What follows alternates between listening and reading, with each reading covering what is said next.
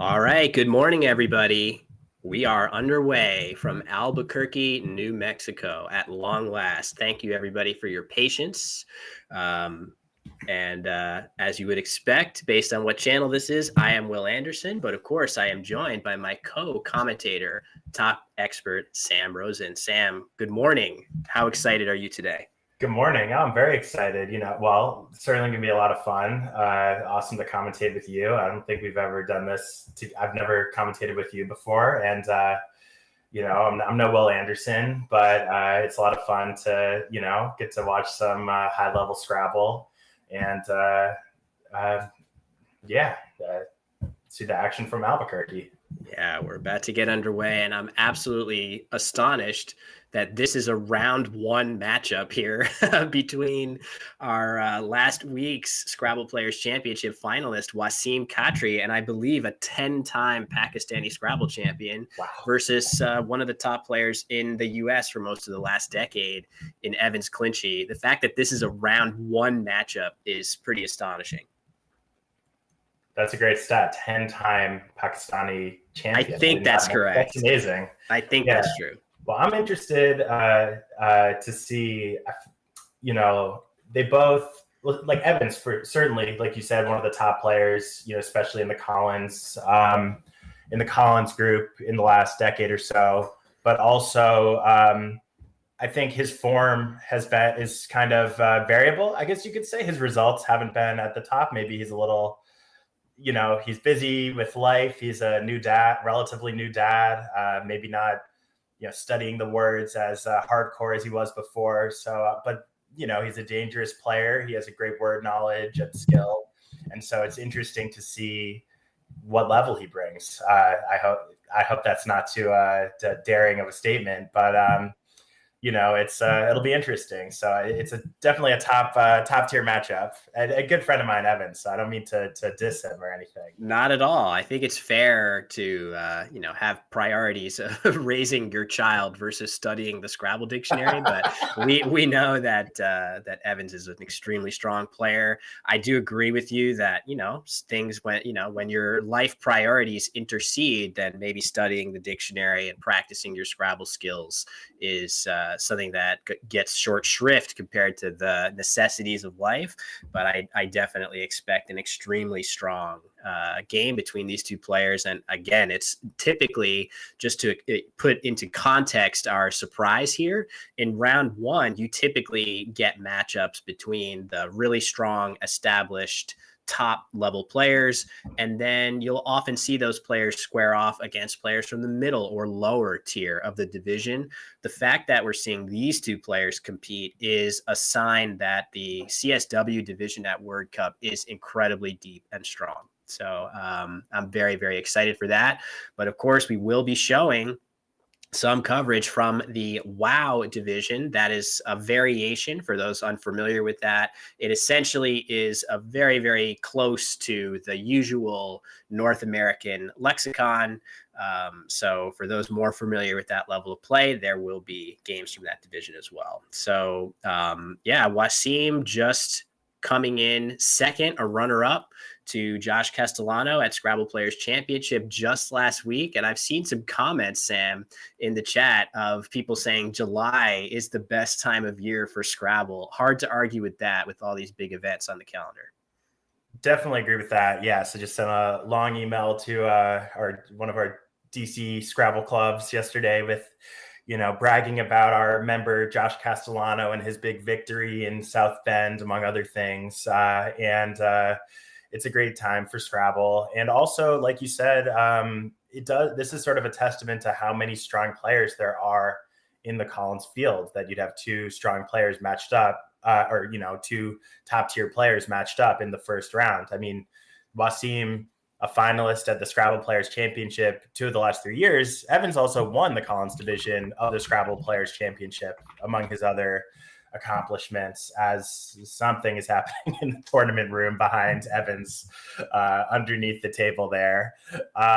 So yeah, two strong players, but you've also got, Dave Wiegand, a 2-time North American champion in the North American lexicon, as well as I think what recognized as one of the strongest Collins players in the world, really.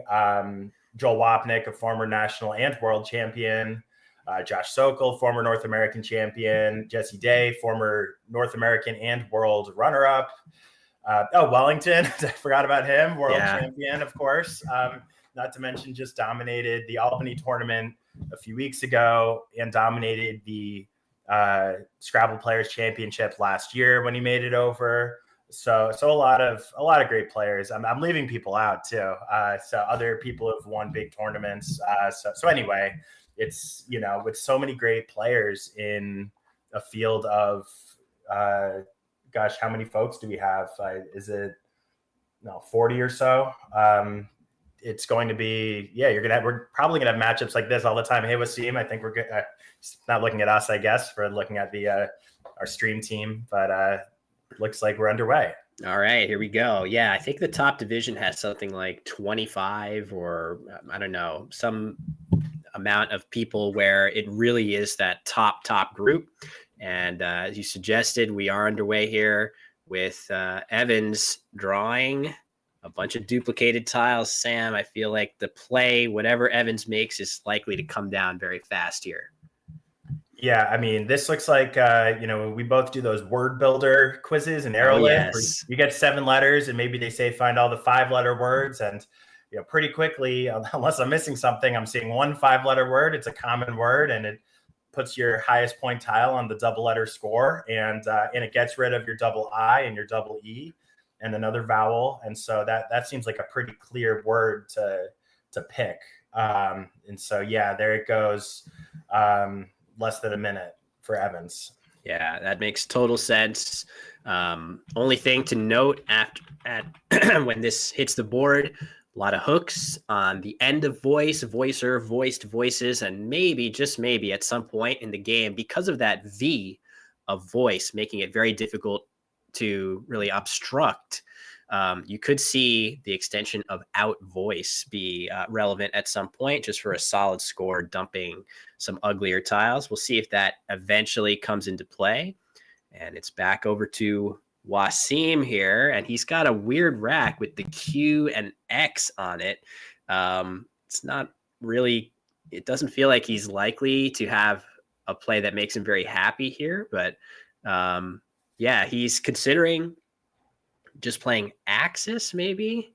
I think he's likely to get, he's likely to get back around to playing his Q, and there it goes, Sam. I like that choice for Wasim. Yeah, you usually want to get rid of the Q. It's seen by pretty much everyone as the worst tile, despite its 10 face points of value, because there's so few words with a Q, especially if you don't have a U. And so unless there was some sort of option that, really set himself up for next turn, which certainly I didn't see. Maybe I think this is a perfectly fine play.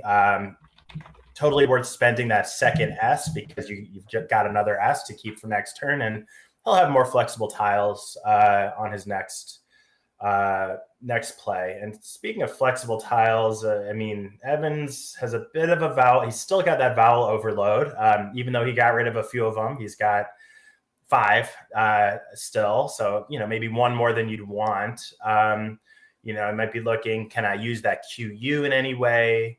Can I dump a few of these vowels somehow? Nothing, for me, nothing immediately pops out, but of course, Will, you probably see something, but of course, folks in the chat, feel free to share your thoughts. And I'd be trying to, if I were Evans right now, just try to dump a couple of these vowels without opening up a big spot for my opponent, and try to maybe set myself up for future turns, unless there's some big scoring play, and he doesn't quite have that O for out voices.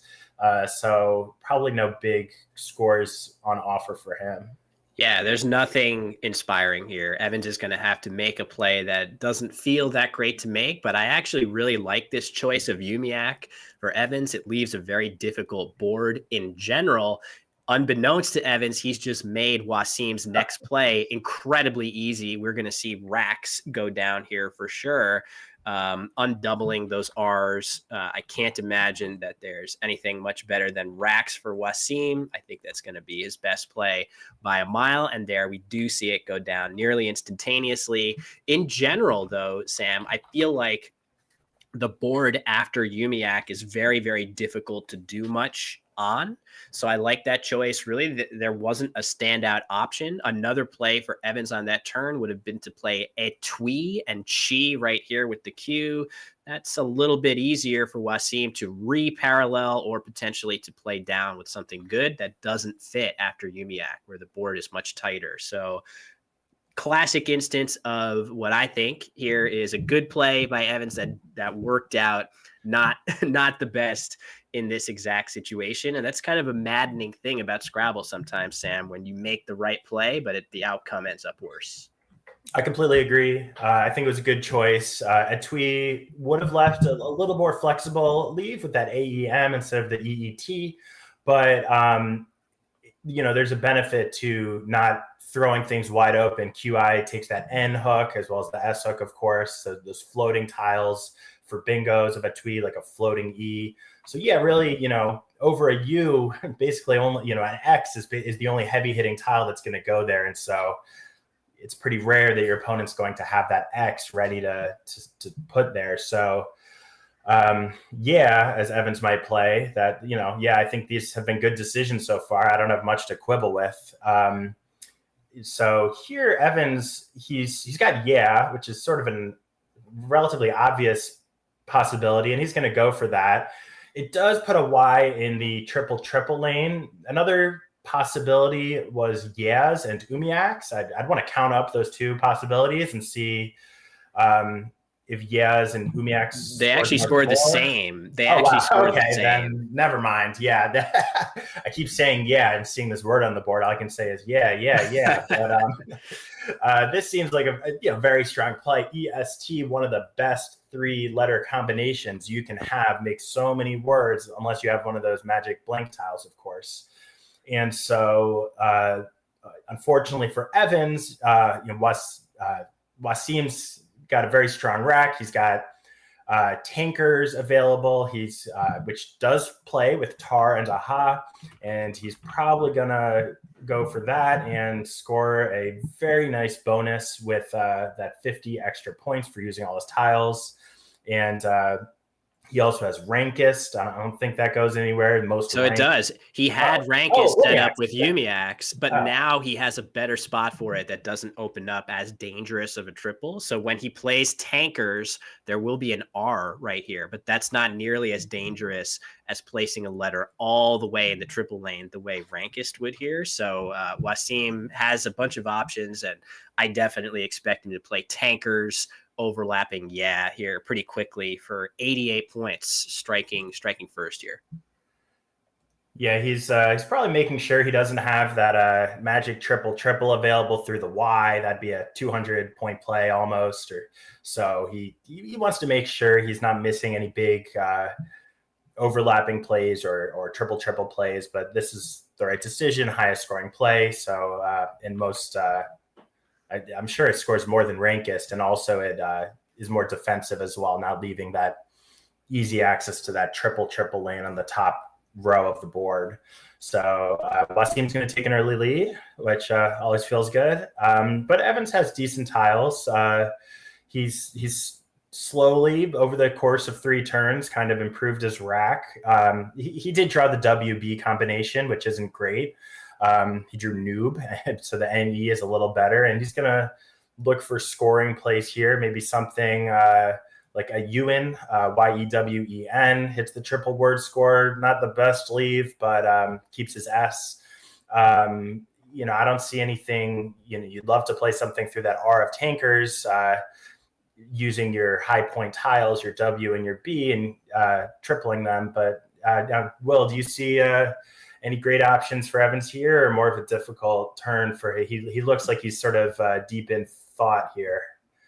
Yeah, it's tough because the play you suggested of Ewan here, which I believe is Colin's only word, meaning it's like one of those tree words. There are a lot of words that just mean, uh, you know, uh, containing or just like made of that tree. And you is a word for a tree. So that word there looks like the most points that he can score. But you mentioned it, Sam. It keeps BST. Ideally, he would love to use both the B and the W, but it doesn't really look like there are any plays worth making that do both of those. I mean, something like Webb through this E just doesn't score anywhere near enough points to be worth it compared to other options. So I think it's really between Ewan and maybe something like Wirt through the R of tankers. That has the benefit of obstructing that open triple, where maybe if Wasim has just the right consonant, he might hit that triple really, really hard if he places something really damaging in that spot. But there really isn't that much there. One of the better letters for that spot, the K, has already been played.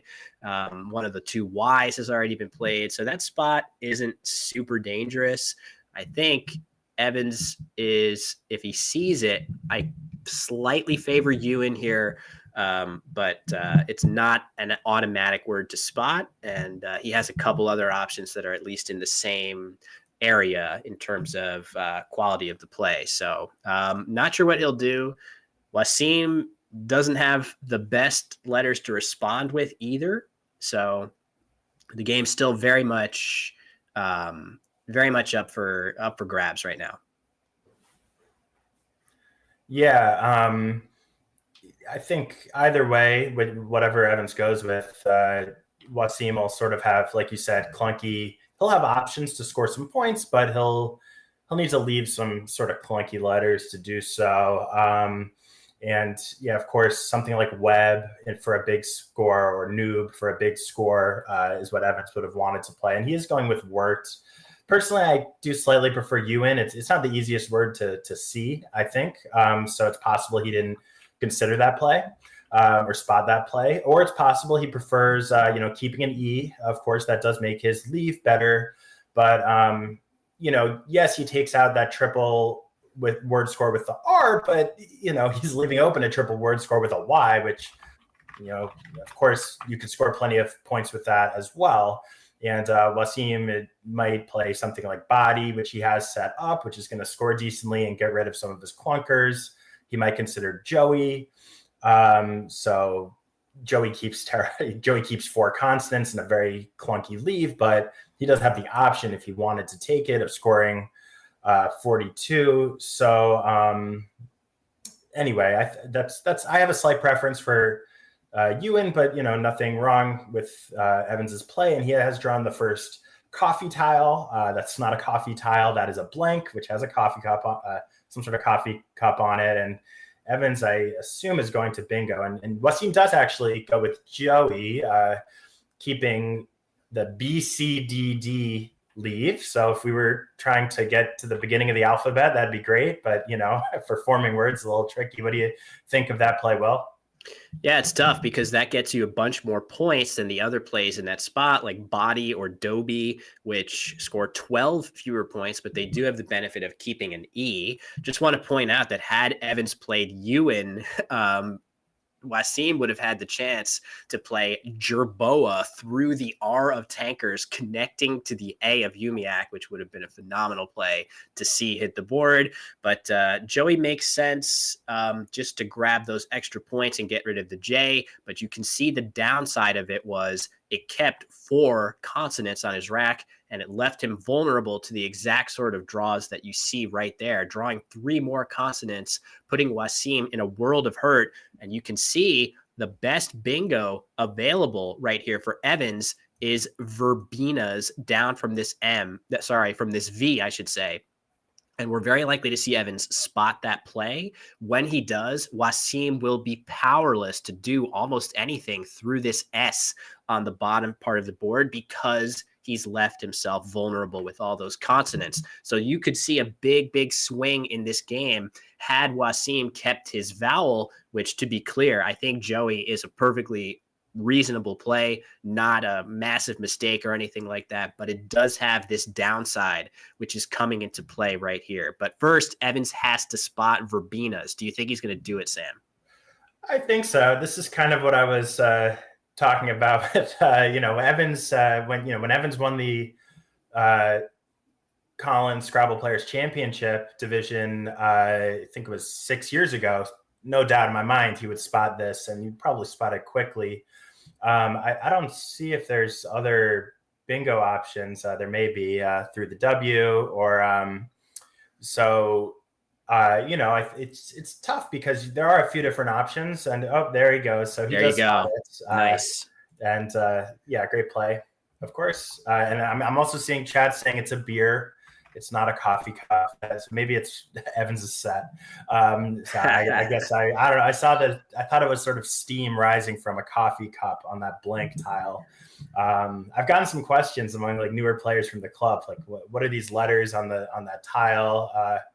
And it looks like Wasim is quickly challenging Verbenas. I guess Verbena could look like maybe it's a plural of some other word, but yeah, this blank was correctly designated as an A, and so this challenge will be unsuccessful, and Evans will gain an extra 5 points for his play, which will send him into the lead, I believe.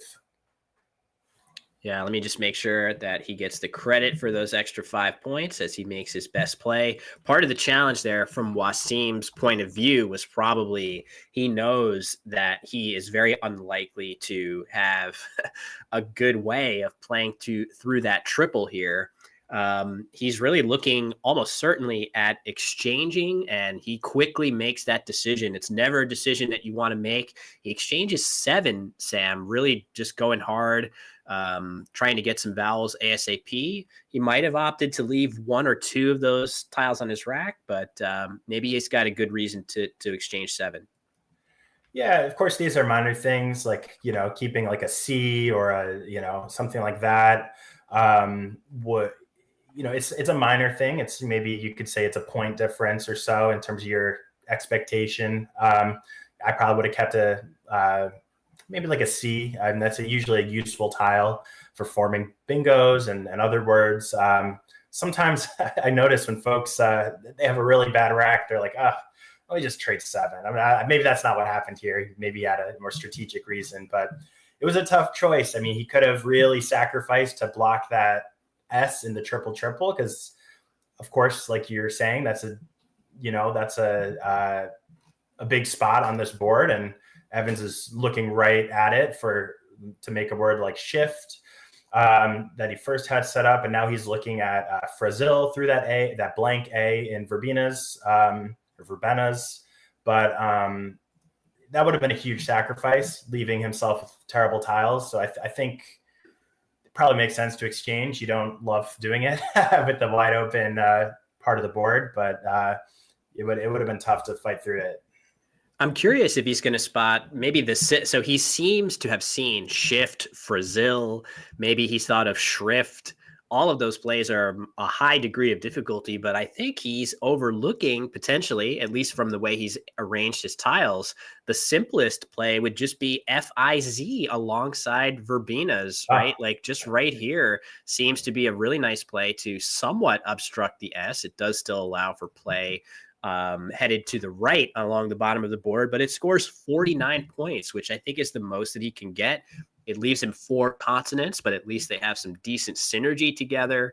So I'm surprised. I will be surprised, but if he doesn't eventually at least consider that play. But all the other plays he has identified will still be pretty solid. I just think Fizz seems like a strong play to me, Sam. Good point. Yeah, I only looked at it briefly, but I didn't notice that yet. But sometimes players have a bit of blank blindness, right? Like maybe you kind of not forget. Of course, he knows it's an A. He just declared it an A, but you don't always look at the blank and think about sort of paralleling it and turning it into a word.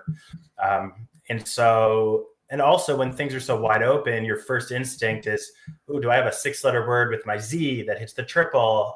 So yeah, this is going to be, I think, an error. It's maybe not a big blunder or anything, but you're right. Fizz would have been a nice way to score more. He would have scored a lot more. His leave would have been constant and heavy, but a little bit flexible with that H. And, maybe he could start a word with SH or something like that. And this kind of opens up. Now, there's only one other S, but, if someone had that S, they could make a pretty big hitting play with Frazils. And when you're taking a lead, you might not want to open up a spot like that when there's just sort of one more tile that can go there. So and he's, the triple word score is still open. And I hope Wasim is not going to play the non-word townage. He has townage lined up on his rack. For those of us who watched the some of the Scrabble Players Championship last week, Wasim obviously played excellently to finish in second place. I know in the finals, he did play a phony word. He played buoyance, like the adjective buoyant with an S on the end, and he sort of had it set up on his rack, and he thought about it for a while, and then he just sort of went for it. So there is the word towage. I guess relating to towing or something. And there's also stowage. So of course he may be sort of conflating those words that have a TOW and then an AGE in them. Or maybe he's just set it up this way just because, just for fun. Towage fitting here. That seems to be a strong play. Townage, I feel like he's staring at this for suspiciously long. I'm starting to get a little worried. He certainly does not need to take a risk like that right now. And then he's just got OW in this upper corner, leaving very nice balanced tiles. Typically the G would be the worst of those, but you've got a chance of drawing some of these I's to go with it. A lot of I's left that if Wasim were to pick one, his bingo chances would spike up very dramatically. So, this is kind of a big swing here. If Wasim takes the risk of playing this word, which it feels like he is right on the precipice of doing, Evans will challenge this word off without question. There's no way Evans is going to let that stay on the board. So this is a big swing. And I would also note that a couple of you in the chat have already pointed out the very big difference on the clock here, even after a long think on this turn, almost 3 minutes for Wasim.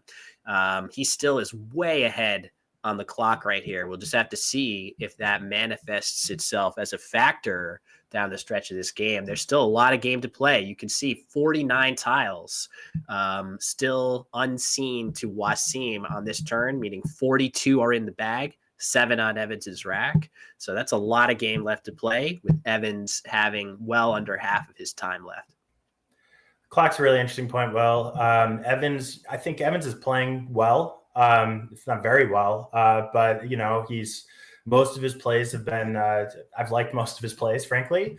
But he's taking a while. He's, and maybe this is sort of that rust. He's not playing as many tournaments. He's directing more, and, his parental life. And so, like his first play, for instance, a play like Voice, but it took 50 seconds when maybe before it might have taken 15 or 20. And Verbina's took a couple minutes, but it might have taken, when he was at his sort of peak, I guess, maybe 30 seconds. So, it's we'll see if that comes into play. I do think it's good that Wasim's using his time here.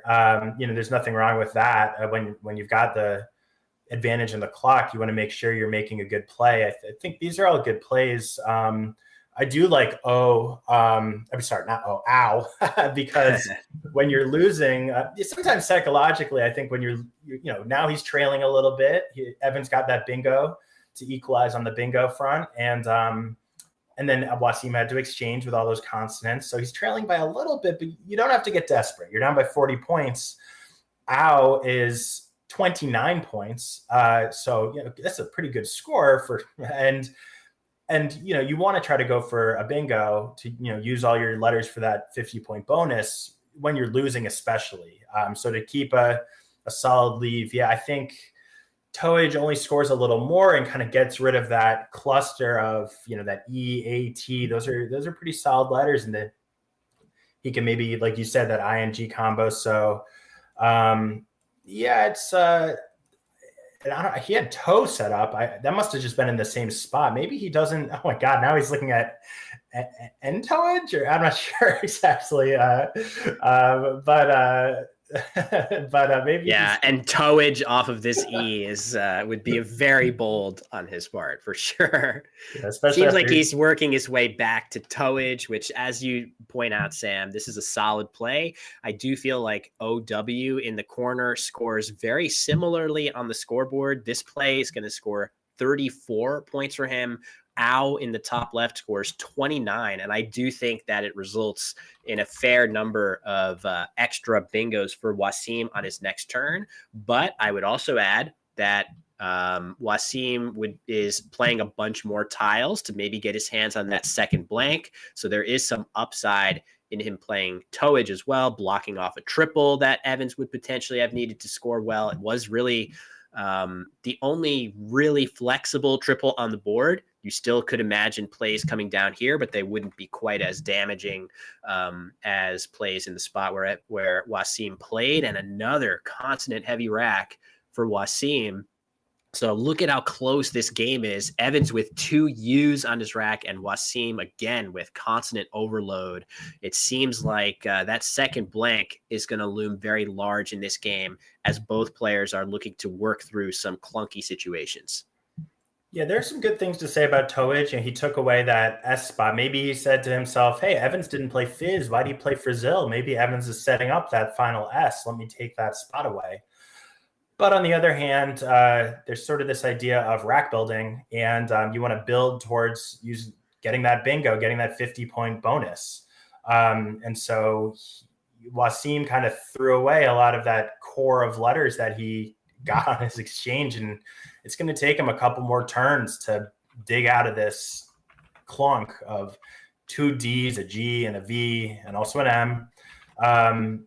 Evan's going with a hod here, which I believe is a verb, so it does take an S. Yeah, I think very aggressive play as he draws into Laureate through this R, which is a huge swing. I would point out, though, there was an amazing play on offer for Evans of Ahuru through the R of Frizzil, which would have left him with an excellent leave as well and potentially scored a lot more points.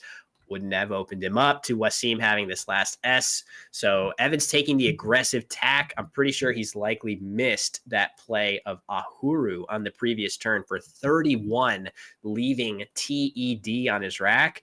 But he is threatening a bingo that's going to give him, at least for the time being, a solid advantage in this game of Laureate through the R of Verbenas. That's the tough thing when you've used a little more than half your clock. You've got around half the game left to play. And so you're sitting with a tough rack like that. You got 2 U's, you got a bunch of vowels, and maybe you don't see an amazing option right away. You don't see that Ahuru, and you say, yeah, gosh, I can't spend another 4 minutes.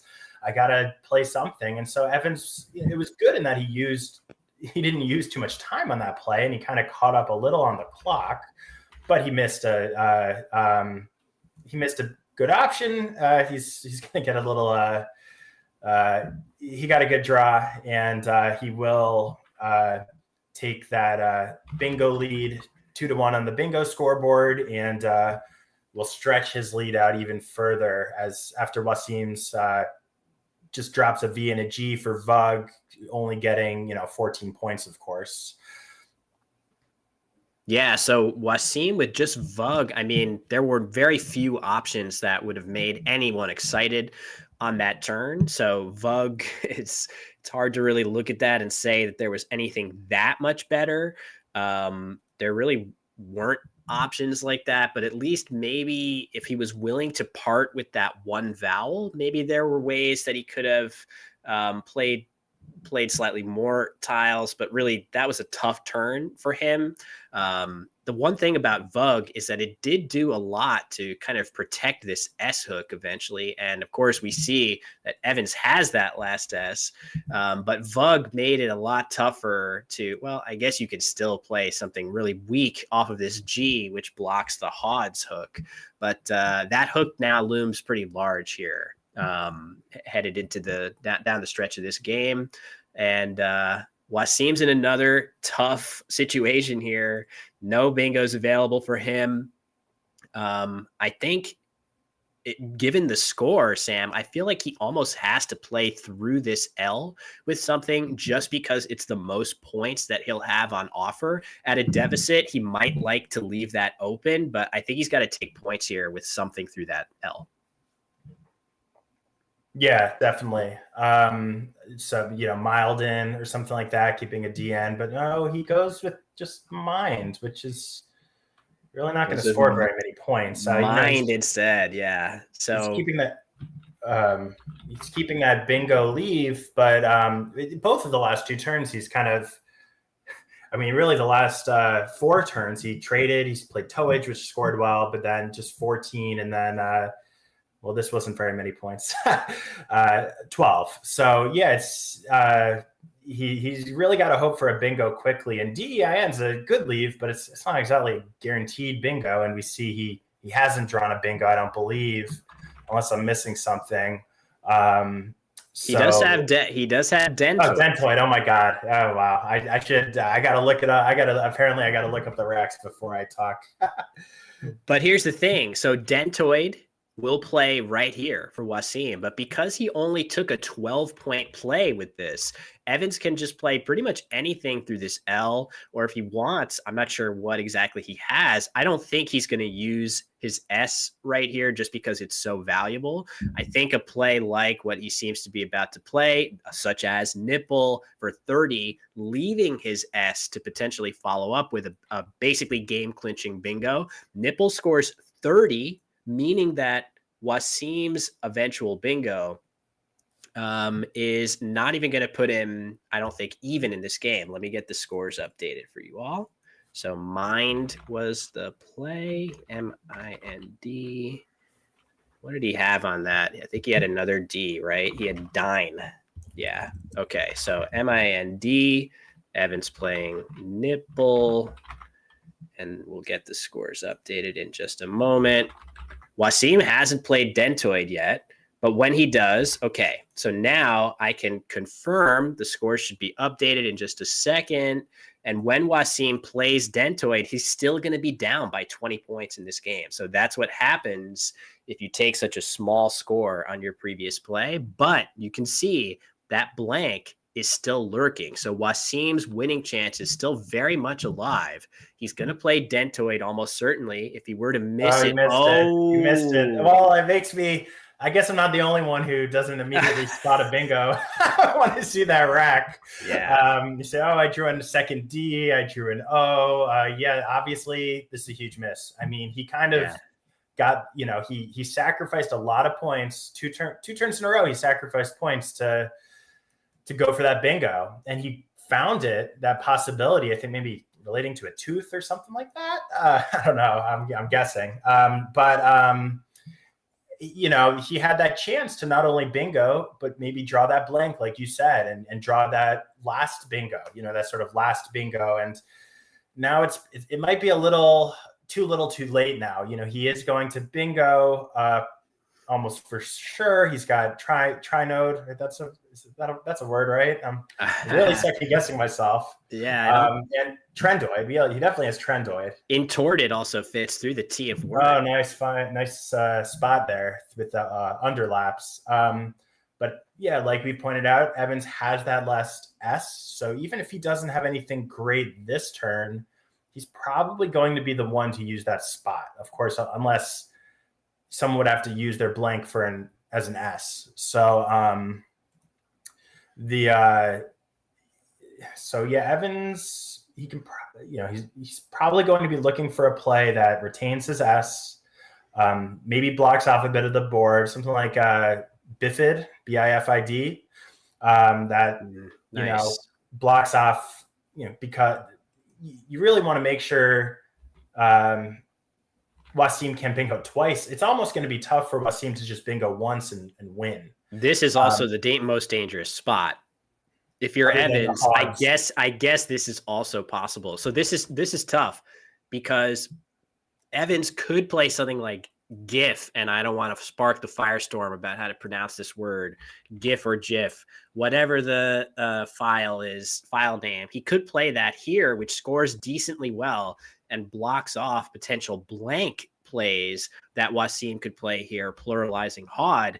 But it feels kind of weird to do that when you have the last S on your rack. So, like, if Evans wanted to save that spot, thinking that he might need it, he could play his F and his I right here. But I do like your idea, Sam, of just playing Bifid, burning through tiles. You never know that, when in a situation like this with that blank still lurking, playing more tiles can be really valuable to try to get your hands on that blank. And in this situation, Evans drawing that second blank is going to be a huge swing for him, knowing as we do that Wasim is going to bingo. And you could see he has set up Entorted on his rack, which is going to score quite well in this spot through the T. So again, that blank is slow to come out of the bag, but it's going to play a huge role here. If Wasim can bingo and grab it, he might be able to snatch this game away from Evans. I do want to just take this opportunity, Will, to apologize to the chat. I realize I've now said, first of all, that Wasim did not have a bingo when he did, when he had the word dentoid. And I have said that he had a word I'm not going to repeat, just a phony 7-letter word that would be an extraordinarily high probability word if it were, I'm thinking of trinodal, an adjective. But so I'm sorry, chat, I let you down. I do play Scrabble. You can look me up on the various ratings websites and things. But anyway, yeah, Evans really burning the time down. He's got that lead, so it's.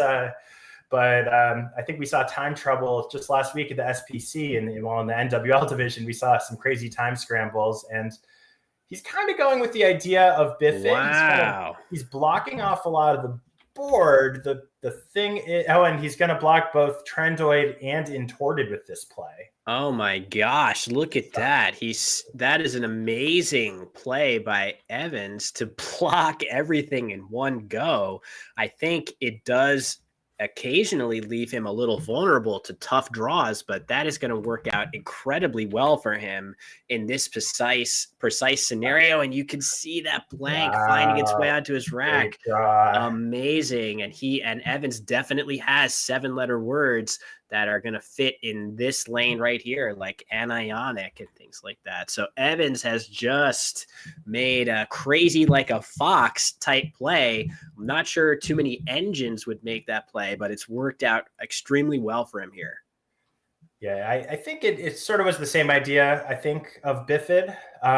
He's basically blocking that line. I think, Bifid would have, I assume it's pronounced Bifid, would have blocked both of those bingos as well. It would have made him a little vulnerable. There was 1A left, so you could make Bifida, and you could go out to the triple word, and that would have been a tough possibility.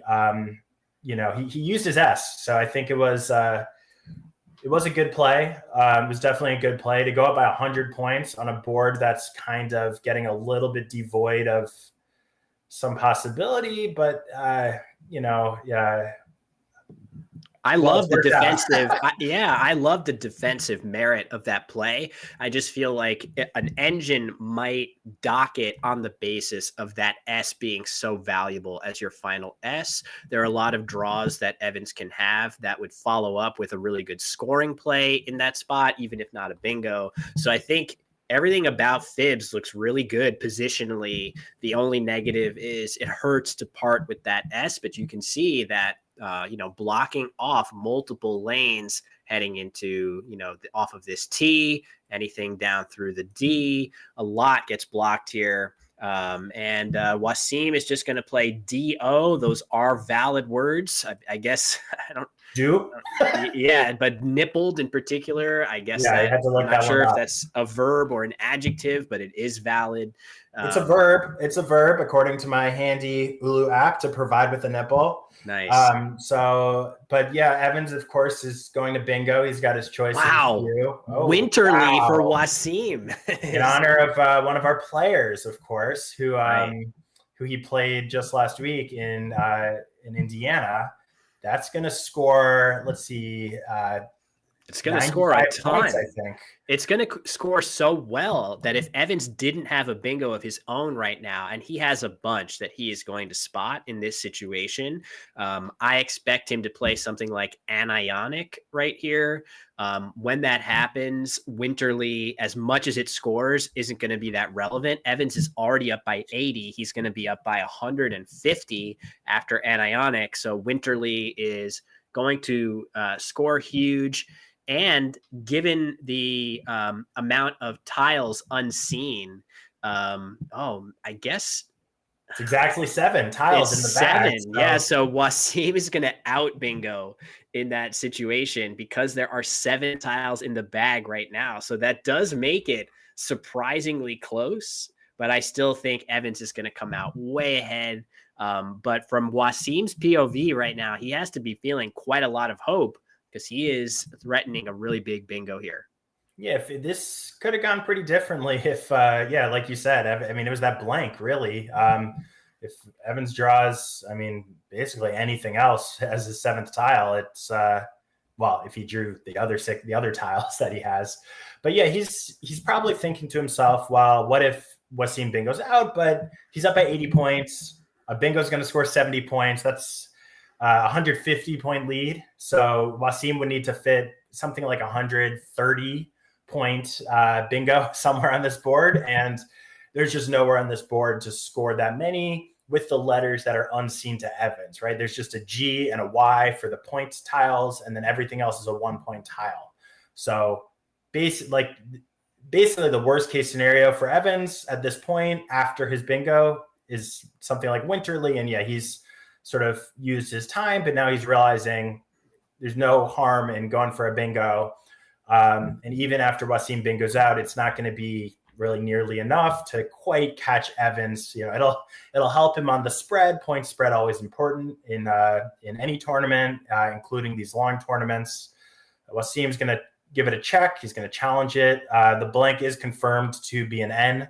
So Evans will get a second 5-point bonus for a challenged bingo. Yeah, let me just make sure he gets those 5 points that he knows he's going to get. It's going to move him up to 447 to 292. Wasim is about to get 95 for this out bingo of Winterly, which we know for sure he sees based on the way his tiles are set up. Makes sense that he would challenge this too. I don't think he can. I mean, he certainly can't win if Anionic stays on the board. He probably can't win even if it's not a word either, that his situation is really dire. But he does go ahead and play Winterly, and Evans doesn't even need to think about his next move, as that is going to end the game. So final score of 447 to 403, Sam. There was a lot to dig into here. It was a good game. I think it was an interesting game. You know, we had some nice bingos, some nice plays from both Evans and Wasim. It was a nice start to the tournament. Certainly for Evans, of course, with the victory. You know, some plays that were, that we had other ideas, we questioned, maybe a couple missed opportunities. Like Ahuru would have been a nice scoring play to ditch some use. But yeah, it was a good game. Do you have any sort of summary thoughts? Yeah, and I reset the score here. So for those that and are just Cat's pointing out Dentoid. I forgot. Yeah, Dentoid was a huge swing. Dentoid was probably the biggest one. So yeah, but that was a big one. Yeah, I don't know. I think there were a bunch of like little plays, but Dentoid probably the biggest. I do like a bunch of the options that were picked here by both players. I think I'm not surprised that we never saw out voices. Evans had those 2 U's, but he never had an O to go with it. But yeah, you could see them talking about the Hod's hook here. I see a very surprised look on Evans's face. They're pointing to that exactly the spot where that S would have pluralized Hod, and Evans made like an O. So maybe Evans thought it was the past tense, because there is a bit of a tricky thing with this word. So this is like some, obsolete, the Collins Dictionary. We love our obsolete, words. So hod is some obsolete word meaning hold, probably Scottish. And the past tense is actually Hudden, Hudden, or Oh. So, and then it can go hodding, Hauding, and hods, of course. So maybe Evans thought this was like the past tense of hold, because like hild, I think Hild is a past tense of hold that doesn't take an S. So anyway, yeah, but I think we might have our table mic set up, our overhead mic. Sure, let's cut to that. They might be done talking, but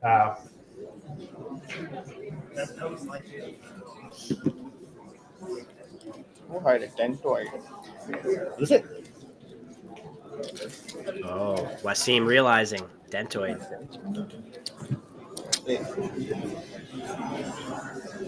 Dentoid. Oh wait, you've played a Dentoid. I missed that. Yeah, when I played. Oh, you played a D and an O twice. Was it this time or was it this time? Oh, did that go somewhere? Yeah, should be here. Oh yeah. Oh.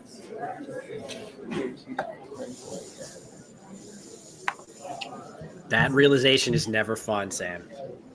Yeah, that's like the worst. This was kind of the thing that held me back from playing in the big summer tournaments, because I just, it's the worst when it's a word that you've studied and of course, Wasim with his results, you're not going to be able to perform that well in tournaments if you don't have a mastery of the sort of high probability bingos. So he has studied that word, he knows that word, but he didn't see it, he didn't remember it. It just didn't occur to him as an anagram of those letters. So yeah, it's tough.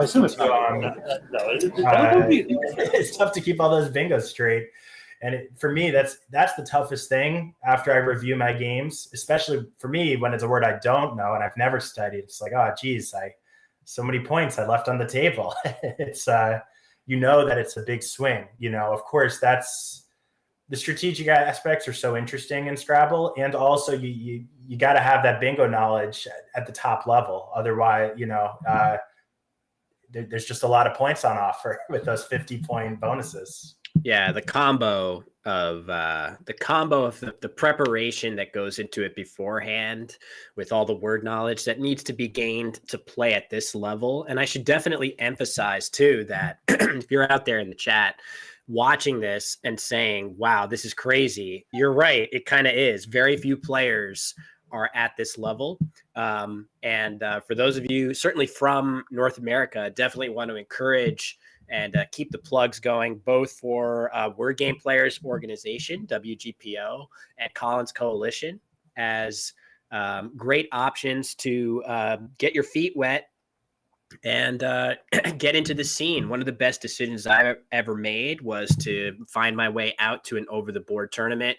You don't go up against these guys when you start out on your journey, but to make it to this level, there is a lot of preparation, a lot of dictionary mastery and learning and effort that goes into it, that you have to pair up with your strategic acumen. So Wasim definitely is going to have seen Dentoid multiple times, many times probably over the course of his study. I think it was partially that he spent a lot of time on his previous move. And when you do that, you sometimes want to hurry up on your next move.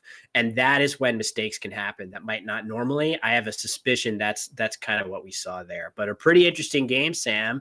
And I would just want to call out, this is crazy this early in an event, but we have an absolute banger on deck for everybody. Former world champion Wellington Jigare against fellow former world champion Joel Wapnick in round 2 coming up. I'm pretty amped for that one, Sam. That's amazing. Of course, thrilled to see them on the stream.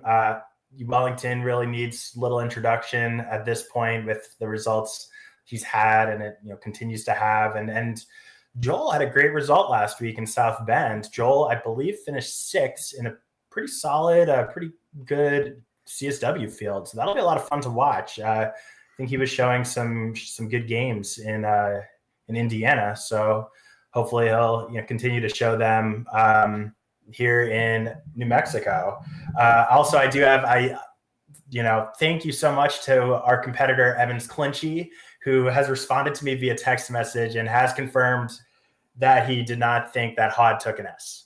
So there we go. I probably shouldn't have bothered him, but inside info. Very nice. Kind of said it. It looked like he was saying it on the stream, and he that I think explains a lot about like that Fibs play, why he was so willing to part with that S. I think that if you think Hods is not an acceptable word, it's much more, I think, defensible or even maybe the best play to part with your S for some extra points and some extra defense. But so kind of explaining that, hey, Wasim, thanks for being with us on stream. So yeah, I'm excited for game 2 as well. So I think we're going to take a quick break as we get set for round 2, but don't go anywhere. We've got 2 world champions coming up in just round 2 of the Word Cup from Albuquerque, New Mexico.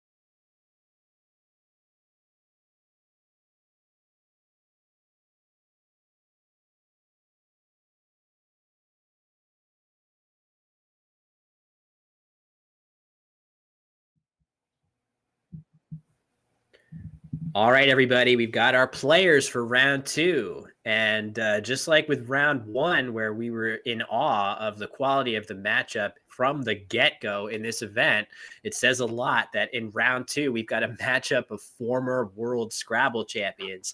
Normally, it takes a while to get to the good stuff like this.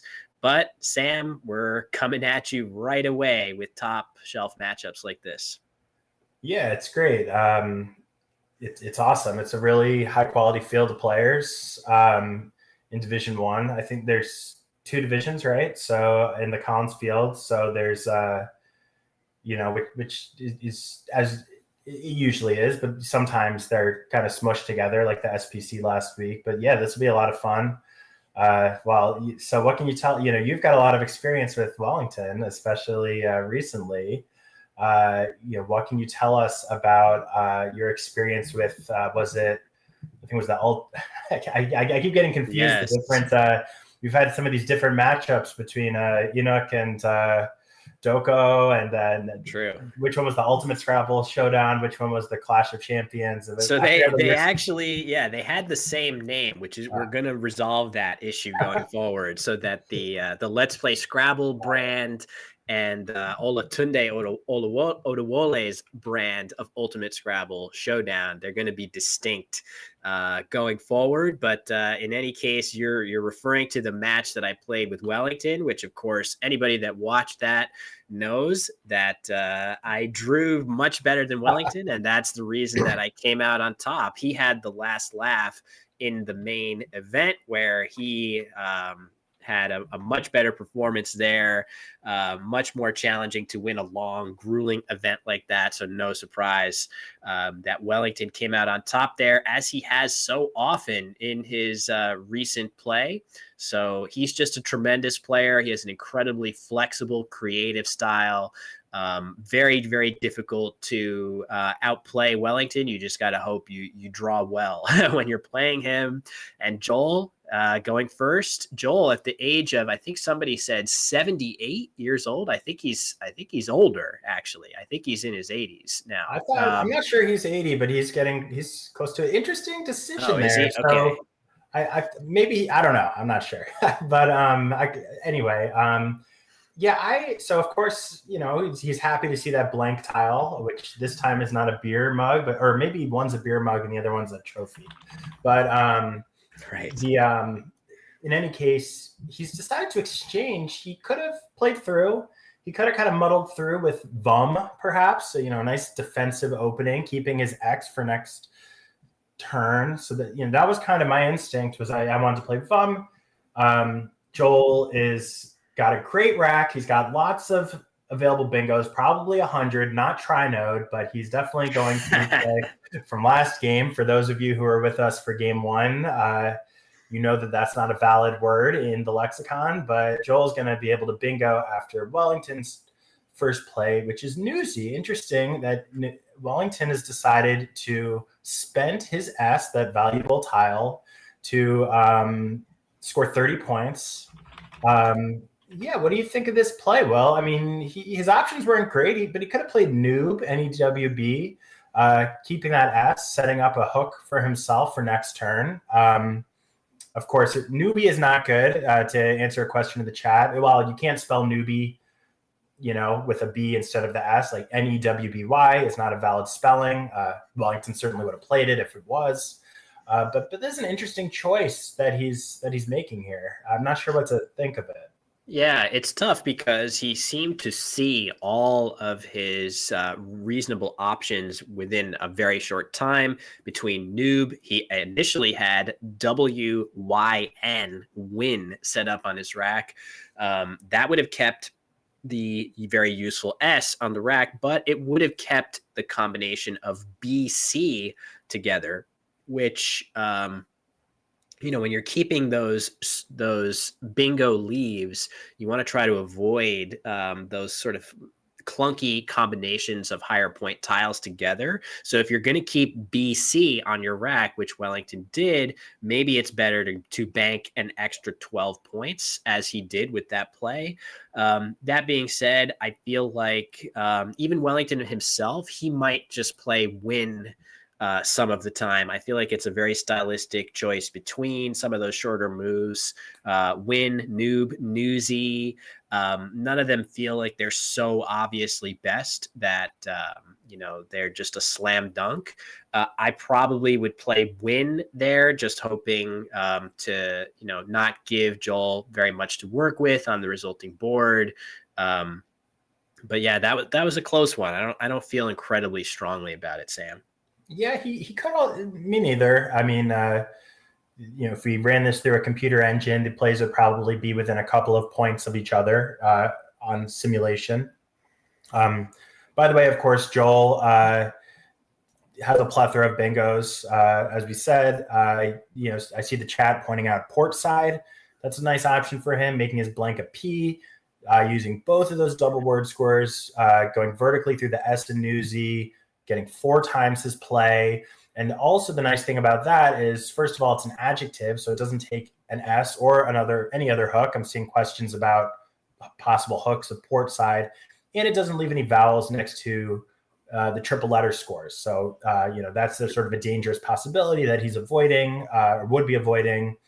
If it were me, I'd also be looking for overlapping plays. Those actually usually score pretty well. So maybe there's a way to, it's a little tough because you've got those 3, you've got that W, those consonants kind of.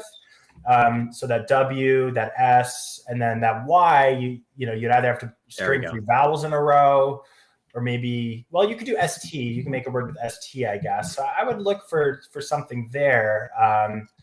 I'm not saying anything immediately, but you kind of have to iterate through. Looks like he's doing riposted. That's going to be his riposte to Newsy. The anagram of port side, maybe you could argue a little bit inferior because, he's stringing that E next to that triple letter. Let's say Wellington has the Z. That'd be a huge play using ze and going down or making whiz or waz or something.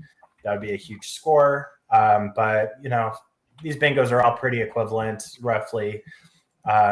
So, the biggest thing is don't burn too much time exactly deciding between your bingos that all score 78 or whatever it scores. I think that 82 or 82. Yeah, they're all. I think they're all 82. Exactly. So yeah, don't spend too much time.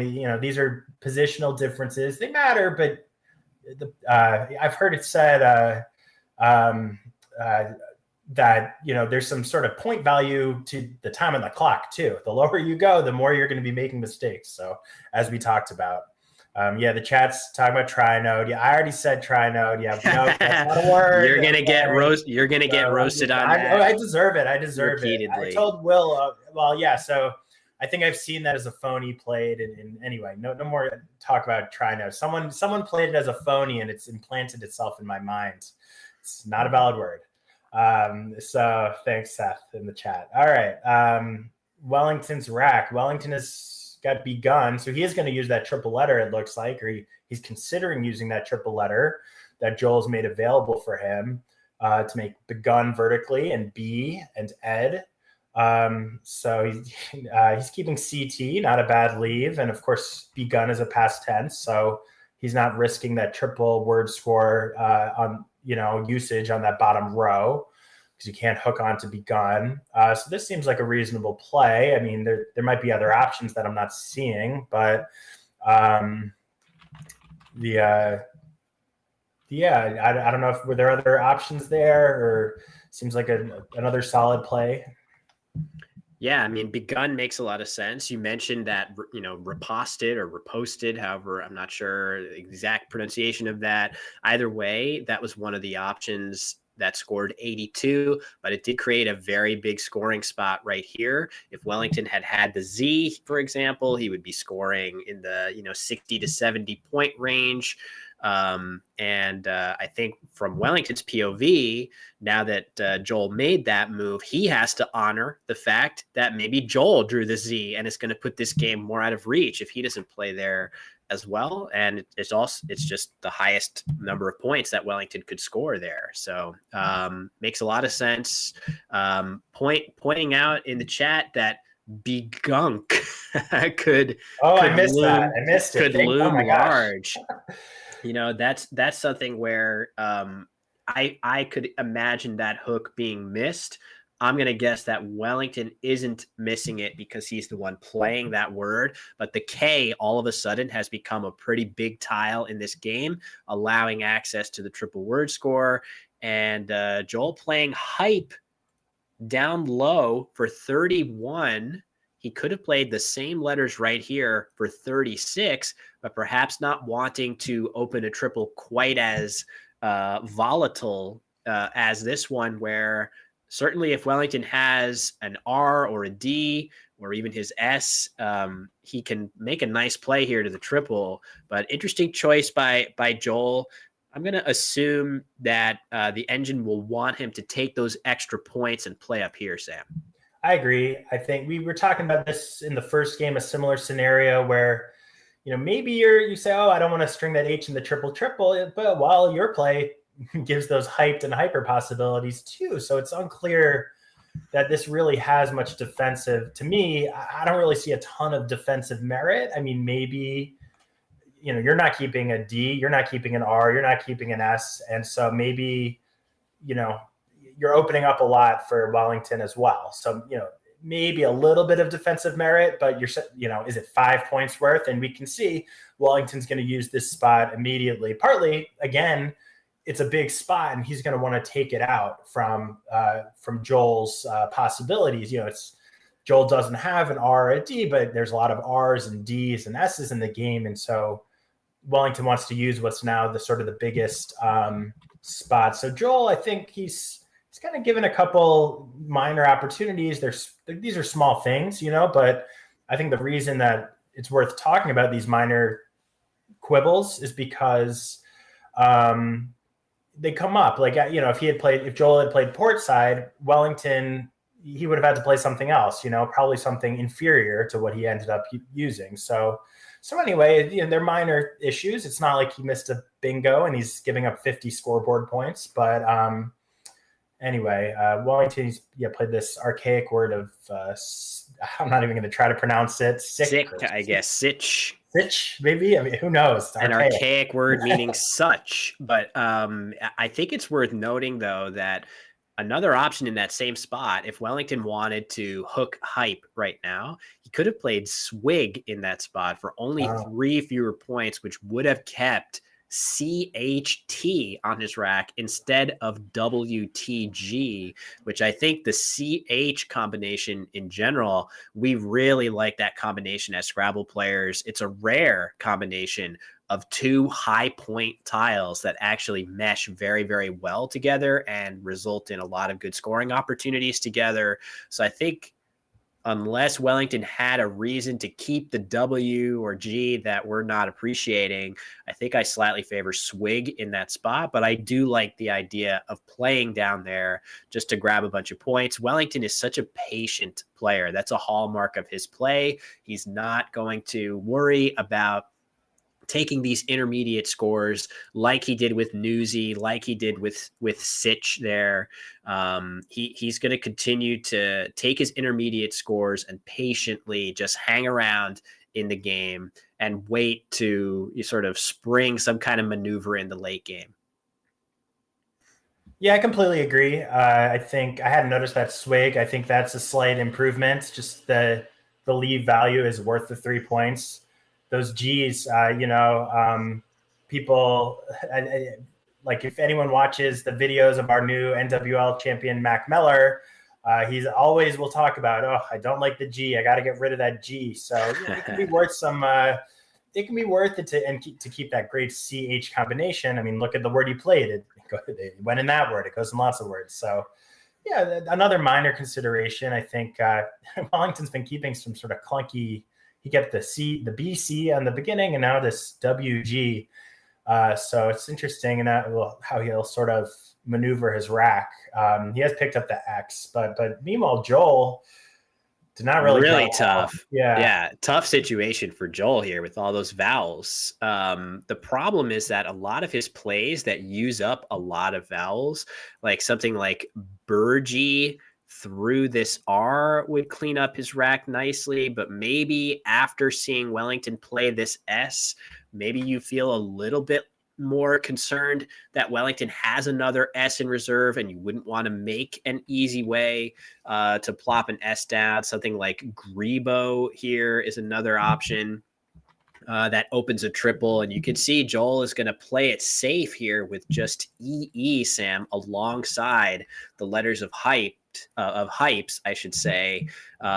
Pretty safe option, but it does leave him open to a series of subpar draws with all those clunky letters on his rack.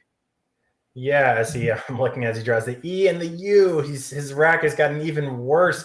Well, I mean, he had 3 E's, but now he has 2 U's, which is really tough. U's do not make that many words.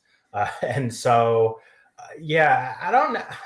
My first instinct, this could be wrong, but, it doesn't look like a bad play to me. It's kind of playing it safe there. You have the lead, but I don't know. I mean, he did leave a really bad leave, so I'm not really sure what to make of that play. Wellington's going to hit back pretty quickly with wax. Wellington we've seen a bunch. I don't know if you felt this in your match with him, but one sort of trend that I noticed is some of the players from Nigeria at the Albany tournament often played much faster than the American players. And we see here on the clock, well, I guess Joel's, I don't know if he's American or Canadian or what, but because I know he lived in Canada for a long time, but the clock differential is already pretty stark. Joel's already used, about 11 of his 25 minutes, and there's only, we're only like a third of the game done. So, now Joel, at least he's got, Bouge or Bogue, I guess, that he could play. I'm not sure where he's planning on playing this, just with probably me. Here. He's probably going to play him here. Somewhere better than that. I guess maybe not. Not really, which is an indictment of how difficult this board and position is for Joel. Wellington sitting with Ragtail on his rack. I don't think it fits anywhere, nor do I think it would fit after Bouge, if I'm not mistaken. But either way, Wellington's clawed his way out from this deficit. And if I had to say which player was favored from here, despite the fact that Joel bingoed for 82 points with his first, move that hit the board of this game, not his exchange, Wellington's fought his way back to being in pretty good shape here. And a lot is going to hinge on this draw for Joel. If he draws a bunch of vowels, he's going to continue to be struggling, whereas Wellington could finally be knocking on the door of potentially playing a bingo here, or he actually has really cool overlapping plays right here, Sam, which are going to score a boatload in that spot. Yeah, Tragic, Agaric, and Garlic, all three even better of those in that spot. So Wellington is, I feel like, in my experience of him, is so good at spotting all those tricky, high degree of difficulty plays. I do expect him to potentially see this, but you can see Joel has drawn the second blank, which is a huge pick for him here. Definitely. He is probably going to bingo. Almost certainly he's got unfair at the very least through that R and riposted, probably other things as well. Wellington's lined up Tragical on his rack that extends 2 tiles off the board there at the bottom. So he'll probably certainly he'll play in that spot ending in C that you've mentioned. It's the best spot, and he's almost certainly already seen it since he has this Tragical lined up. But yeah, huge swing in the game with the blanks, right? When you draw both blanks, I think the statistic among sort of players of about equivalent strength is about 75% of the games are won by the player with 2 blanks. So it's a big, there's that luck component, and that's a big deal. And not only will he have, this is a little tragic, you have to say, because he by playing Tragic instead of Garlic, a pretty clearly better option. I didn't notice it at first, and until you said, I didn't notice it until you said it. But Garlic also makes it more difficult to use that triple word score, because the G only takes Gi and go, G-I-N-G-O, whereas T takes a bunch of letters, including T-E, a spelling of the musical note, I believe. And before I can even get the words out, Joel is going to lay down failure. Ironically, his highest score, his best play, probably ironically his least failed play of the game. He's going to score a lot with that, getting that F. He's getting 24 points for the F alone by doubling it and then tripling the entire word. We do have confirmation that the blank is, of course, an L. And so he's going to take a pretty massive lead. And I don't see a V on the board for Kolarjev, which, of course, I'm sure Wellington is thinking of that beautiful plural of a currency, that one of the very rare words ending in a V. I think there's only maybe 3 or a few more 8-letter words that end in V, but I don't think Wellington's going to bingo. And yeah, he has worked his rack a little better he's maneuvered it well, but Joel's gotten those blanks, and those blanks make it so easy to use all your letters. And he's drawn Matilda as well. Matilda. It's going to play too, probably. Right here. Sorry for my total failure to draw a straight line. Well, they're bored. They've got the board angled, so it's difficult for you. But yeah, that's a huge draw for Joel. Normally in Wellington's shoes, he would be pretty happy. He's got a J play potentially if he wants to play Hole in that spot, or Joel if you want to use the dumb Scrabble player pronunciation. He would be happy, and if you can see, he's got it spelled out there. But Joel, even though this is going to be challenging for me to refer to the play that I think Wellington should make versus the player that is right here, Joel and Joel. But after Wellington's play with 42 points with the J, he's going to be right back on the scoreboard thinking, I'm in good shape with a nice TAR leave. But Joel is very, very likely to spot this bingo and continue on pushing his advantage even further. So Wellington, through really very little fault of his own, I guess you did note that maybe he could have played Garlic here instead of Tragic, which would have saved him a little. But even then, with these tiles, he's still getting hit with something like Refugia ending in IA if Joel sees it. So there's no avoiding getting hit on the triple, no matter what Wellington did there. And now, Sam, it's just a question of Joel seeing Matilda. In fact, there is an even crazier place for him to play it with all these overlaps. Will he spot that? Well, he's had some time to, wow, I didn't notice that. And he's had some time to look at this. So I would think he has. You of course, you want to, when you've got a word like this, you want to look wherever you can look. You want to look at all these spots that it could possibly fit on the board. And of course, there's not that many. So it's a great play. I'm not surprised that he's making it. He has a great word knowledge, word finding, play finding ability, as you would expect from a world champion.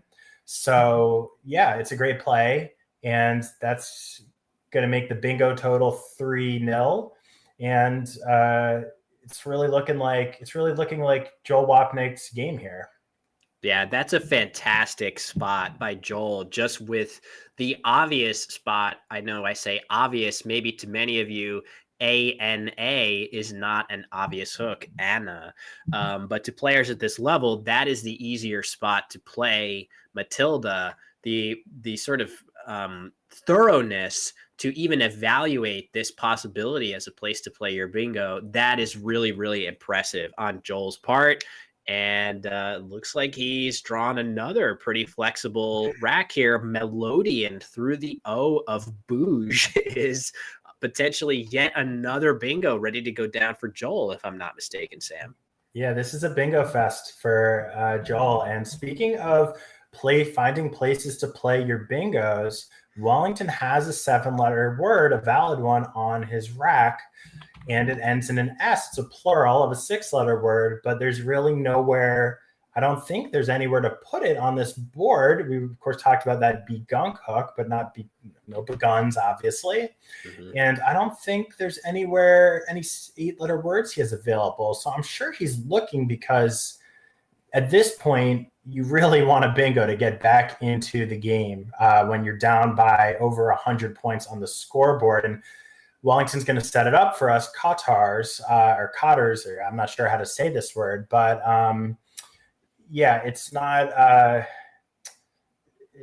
quite happening here. So he might have to just. It's rough. Gosh, I don't know. I mean, I'd almost want to just play. I would hate to do this, but I'd almost want to. Well, I don't know what to play. At first I'm thinking, do I just spend some of my best letters and play jams just to score some points and take away a scoring spot? Do I play something like cat atop newsy to score some points and keep a better lead? I'm not seeing great options here for Wellington. It's tough, it's tough. You kind of want to just stare at your bingo for a minute or two, but I say, oh no, why can't I play I finally drew a bingo, but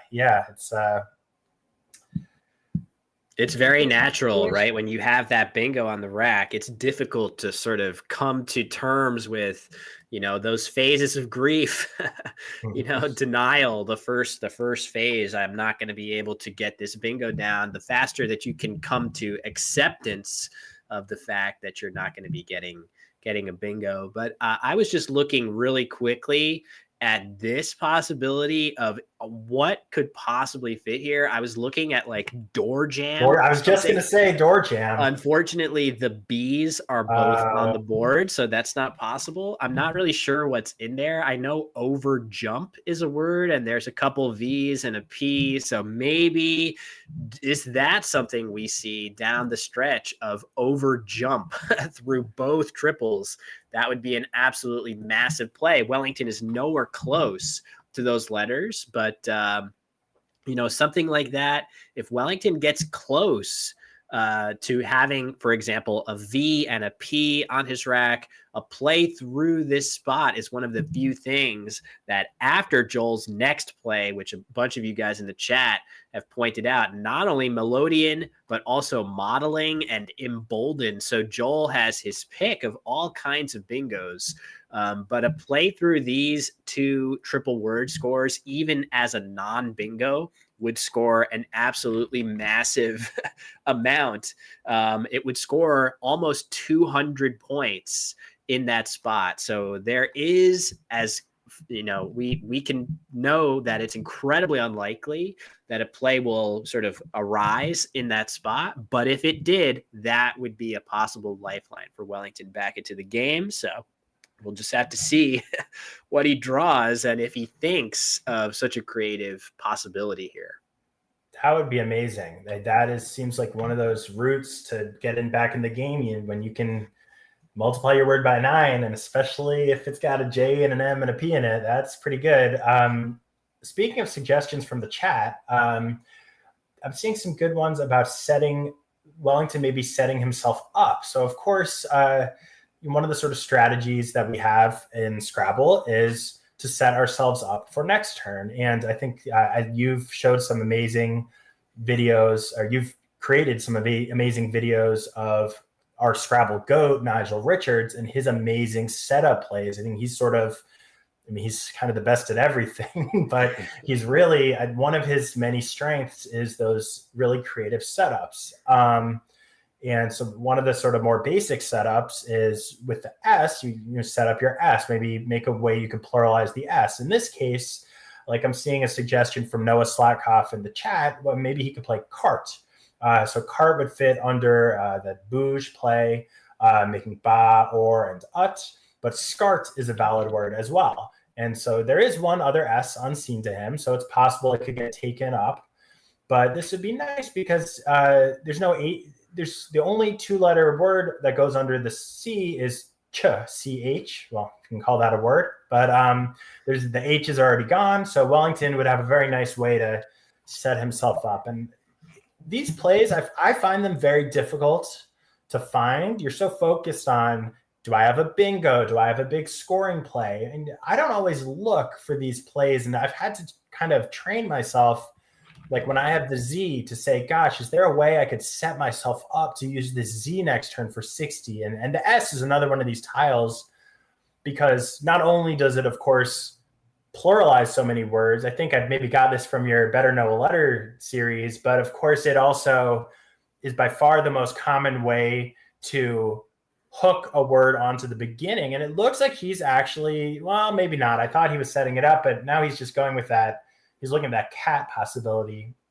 And Wellington has been in the tank, Will. He has now taken more than 7 minutes on this turn. He knows that it's a vital turn for him. You know, this sets him up too. So it's not as, devastating of a setup as Cart. So it does put an S hook on the board for him, and there wasn't really a good one. You're right, Sam, that he spent forever on that turn because it's a very challenging turn. He's down 100. He needs to really think deeply about what his pathway back into the game is. So this does have an S set up to recommend it a little bit.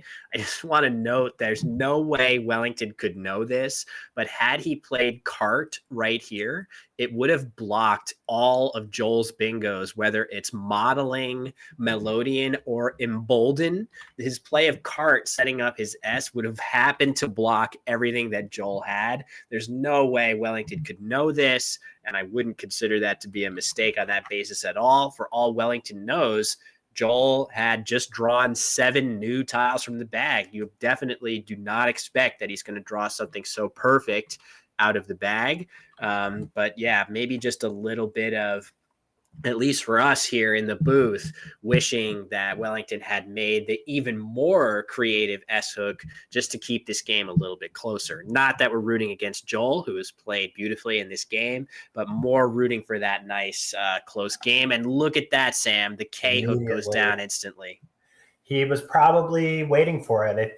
Maybe when he played Begun, he might have thought, a lot of players study the hooks, or you at least kind of look for those hook letters. And so maybe as soon as he played Begun, he was thinking, I know this word only takes a K, or I remember that there's this hook where you can turn Begun into Begunk, or maybe just in the course of the game, he thought of it. So yeah, he saw that obviously instantly. As soon as the K hit his rack, he was ready to seize on that.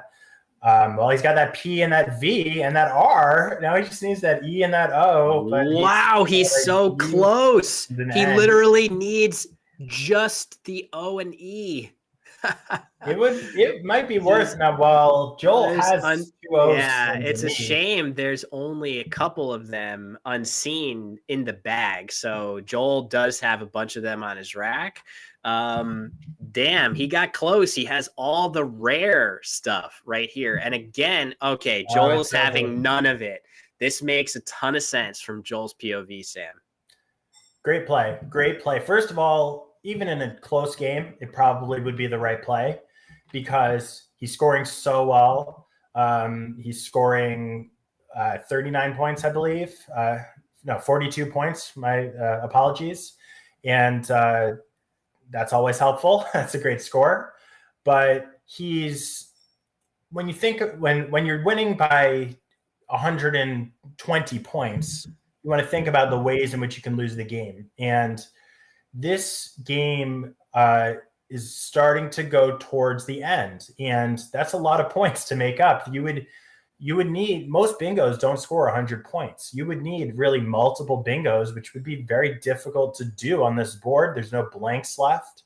So as unlikely as a play like Overjump was, because you need to have exactly those 6 letters, EORUPV, it's actually one of the more I think it's probably one of the more likely ways for Wellington to get back into the game, because it's so many points.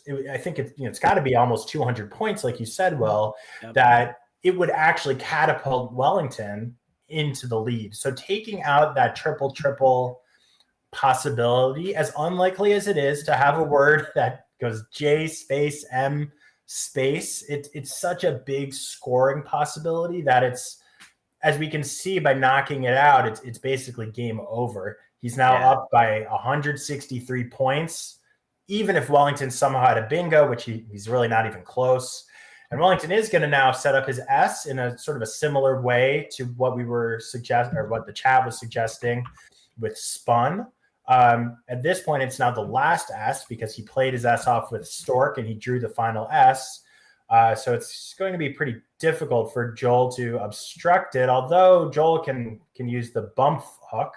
He can hook his F onto bum. I'm not sure if he'll want to play oaf because it kind of strings a letter into the triple, but he's just going to go for it anyway.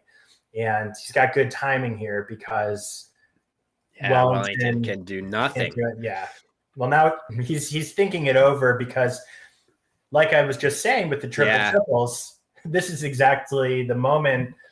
Basically, the one thing I would not want to do is give Wellington the chance for 180, 200 point play because that's so. As long as you don't do, and maybe none of them are available, you can actually look into the pool and try to figure out, is there a word that, hooks the S onto spun and goes through the O into oaf. And he might have just looked back at the unseen letters on his tracking sheet and done that. And maybe he determined, I haven't actually looked into this, whether there are any possibilities unseen to him for triples. In any case, it's obviously a moot point with Wellington's rack. He's drawn Drek.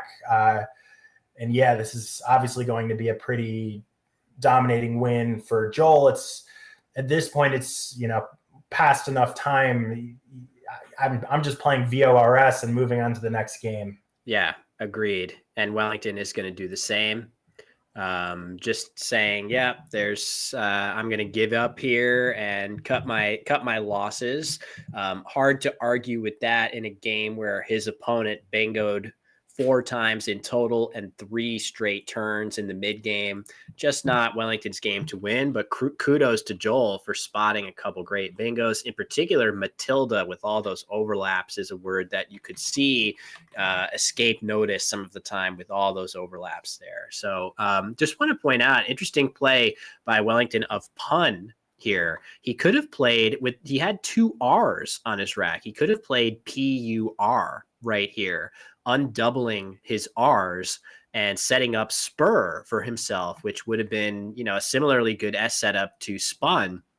But I like his choice of pun because it's so much more difficult for Joel to block it conclusively. Something like purr in this spot would have been pretty easy to block just with an overlapping play, placing a bad letter in this spot where the R of Vors is. So very clever play by Wellington. There's no way he didn't see purr, P-U-R, on his rack there, but he made that choice to create a setup where even if it leads to fewer 7-letter bingos playing, they're more likely to actually fit on the board after Joel's next play. Much more difficult for Joel to block. Great point, Will. The game was basically out of reach, but the game was out of reach at that point, but it was a good play to give himself the chance to make up some spread points. Of course, he got unlucky. He drew 3 more consonants, so he had no vowels, but it forced Joel to play oaf. And, he could have drawn something. He could have drawn a bingo. He could have drawn something like Vizors, V-I-Z-O-R-S, and scored 60 points on the triple word. So it was the right play, I think, to, as far as I can tell, at least, to make up some spread points.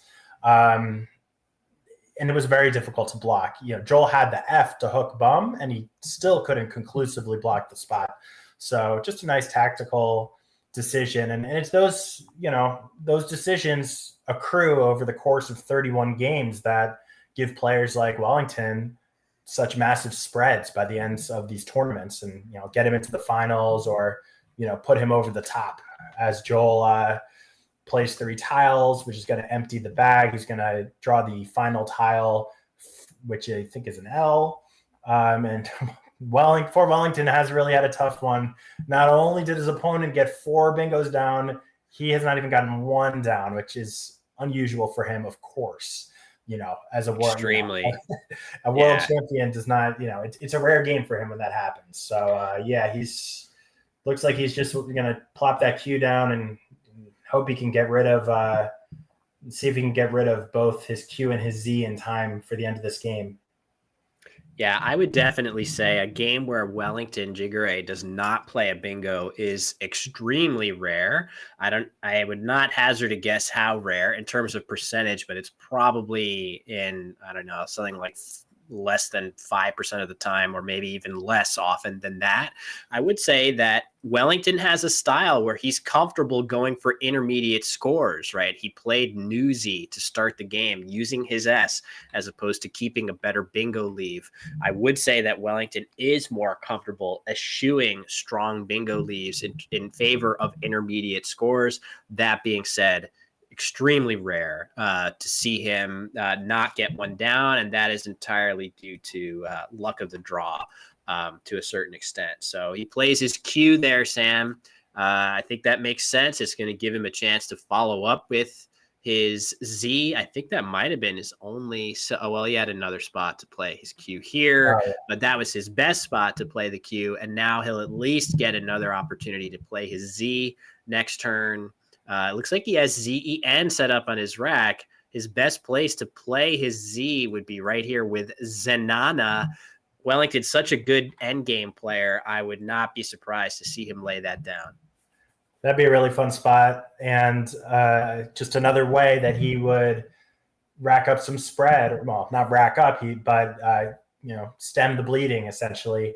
And I'm glad you brought it back to the first play of the game. One of my favorite things to think about is the differences in style between some of the top players. And people don't all play the game the same way, even at the highest level. So obviously, Wellington Jigare, a world Scrabble champion, among many other accolades and accomplishments in his career.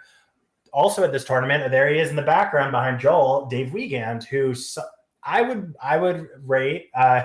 I could be wrong, Will. You probably have I know you have your own opinions, but I would assume. But the best Collins player never to win a world championship.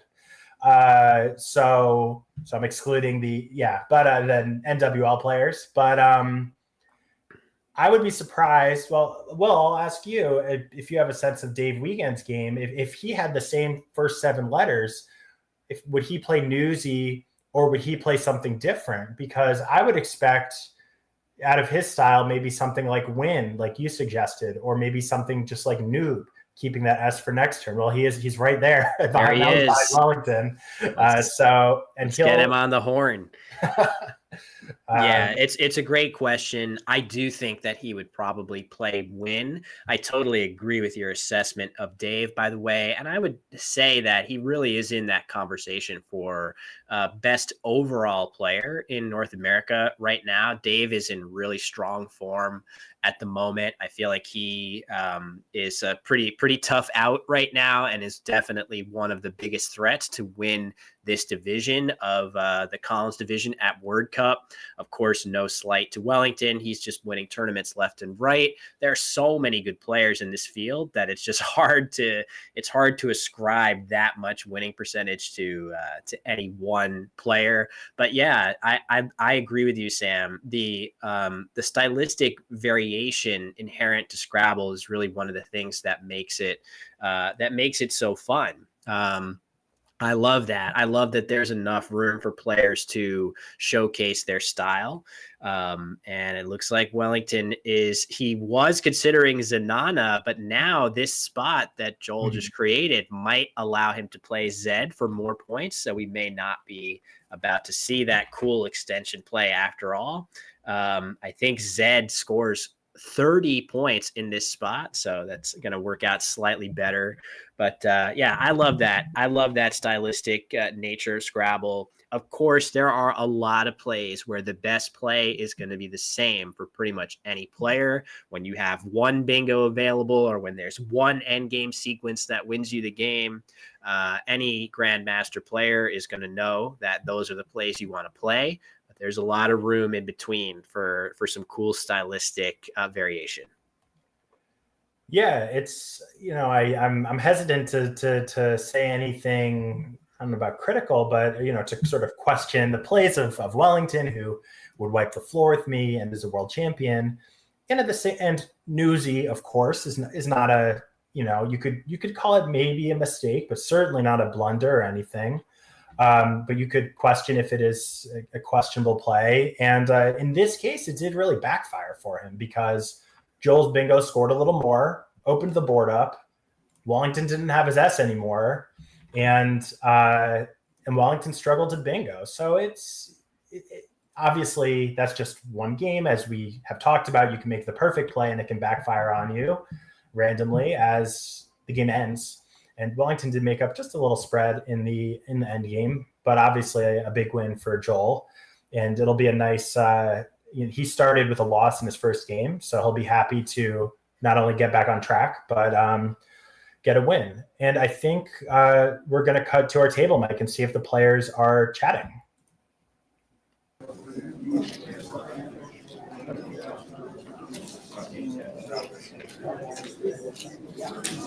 These are two of our less garrulous players potentially. So we'll see if a spirited discussion. Also, the game was kind of a blowout. So we'll see. Yeah, I think I'm talking a lot about this new. We're talking about this newsy play and these decisions, but these are not. Some games there's lots to talk about. And some games, this one I should have not done that.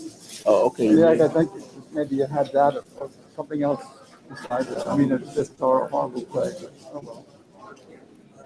The most important thing is to win. Yeah, true. I prefer to play bad and win. Exactly. Winner went first. Okay.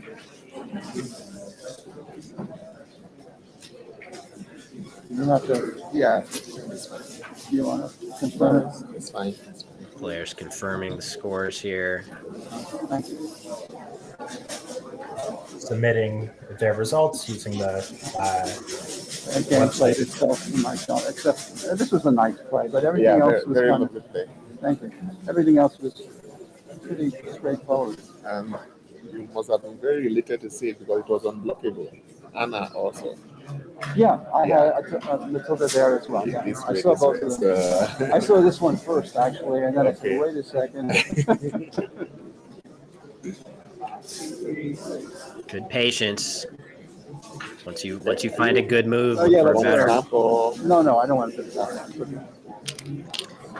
All right. So the players are going to square up their tiles. Maybe we'll cut back to the booth. And I see this question a lot, Sam. Why are the players doing that? And it's, well, I'm not sure what they're doing. Yeah, that's a good.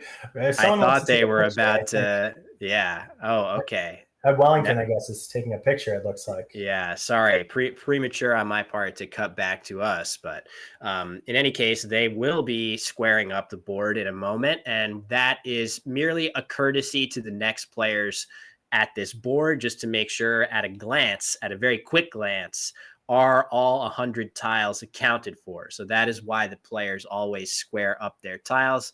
As the next players to this board, it's very nice to be able to just look and see, yes, we're playing with a full set of 100 tiles.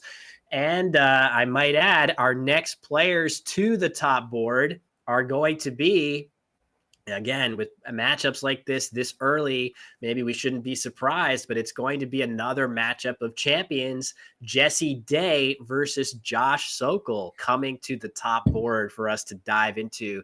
Two of the more creative players that I've ever had the opportunity to watch, Sam. I'm pretty excited for that matchup as well. I'm thrilled. This is a great matchup. I mean, no slight to anyone in the field. I think it'd be fun to watch anyone. But of course, when you get to observe and commentate on some of the best players, and especially ones who have these creative and really unique in some ways styles, I think it's a lot of fun.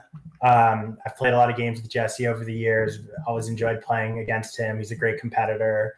I don't think I've ever played against Josh, but of course I've seen his content online and his videos, and he was last year's champion, the U.S. champion in the NWL Scrabble Players Championship. So yeah, some great play. That's a really exciting matchup. And yet again, we're seeing the high quality in this field. So really every round. And Josh also a recent basically I think a convert at this point to the Collins lexicon. He started, as many of us do, with the North American NWL lexicon. And then he won last year the U.S. Nationals, the Scrabble Players Championship, one of the two major North American tournaments. And then after that, he has switched. So I guess it's been about a year, and he's been primarily, if not exclusively, playing Collins. Of course, you know more about that. And he does still play the NWL or the WOW or the North American Lexicon. But so I'm excited. Yeah, for sure. You're right about that he has focused more on the international lexicon. That's sort of that's something that I myself did after winning. In either case, not everybody makes that leap right away, but it depends on, do you aspire to travel overseas to play Scrabble? Do you aspire to play amazing players like Wellington Jigare, or players from other areas in the world, the best players from the UK, Australia, David Eldar, Nigel Richards? If you aspire to play those players, it can be appealing to switch over, but not everybody has those desires and ambitions. So for now, we've got our two lexicons, and this afternoon we will be bringing some play from the more North American focused lexicon. But for now, what I think we will do is take the very, very shortest break. I just saw Josh on one of our screens. He's up and about. So there he is in that right side screen, unmistakable with his 6'8" frame. But we'll take a quick break, and we're going to come back with yet another matchup of former champions, Jesse Day versus Josh Sokol from the 2024 World Cup in Albuquerque, New Mexico.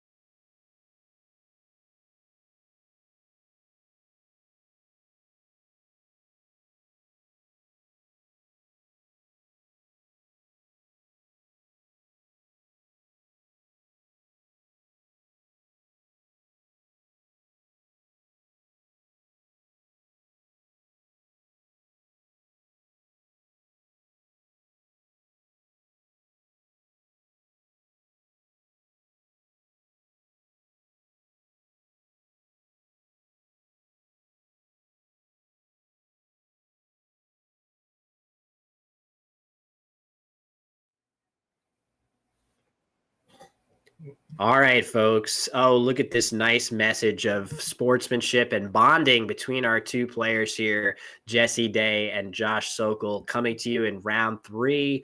Again, it's pretty amazing. We've had 3 matchups of this quality to start the stream in the Collins division, but that is a testament to how uniformly strong the competitors are here.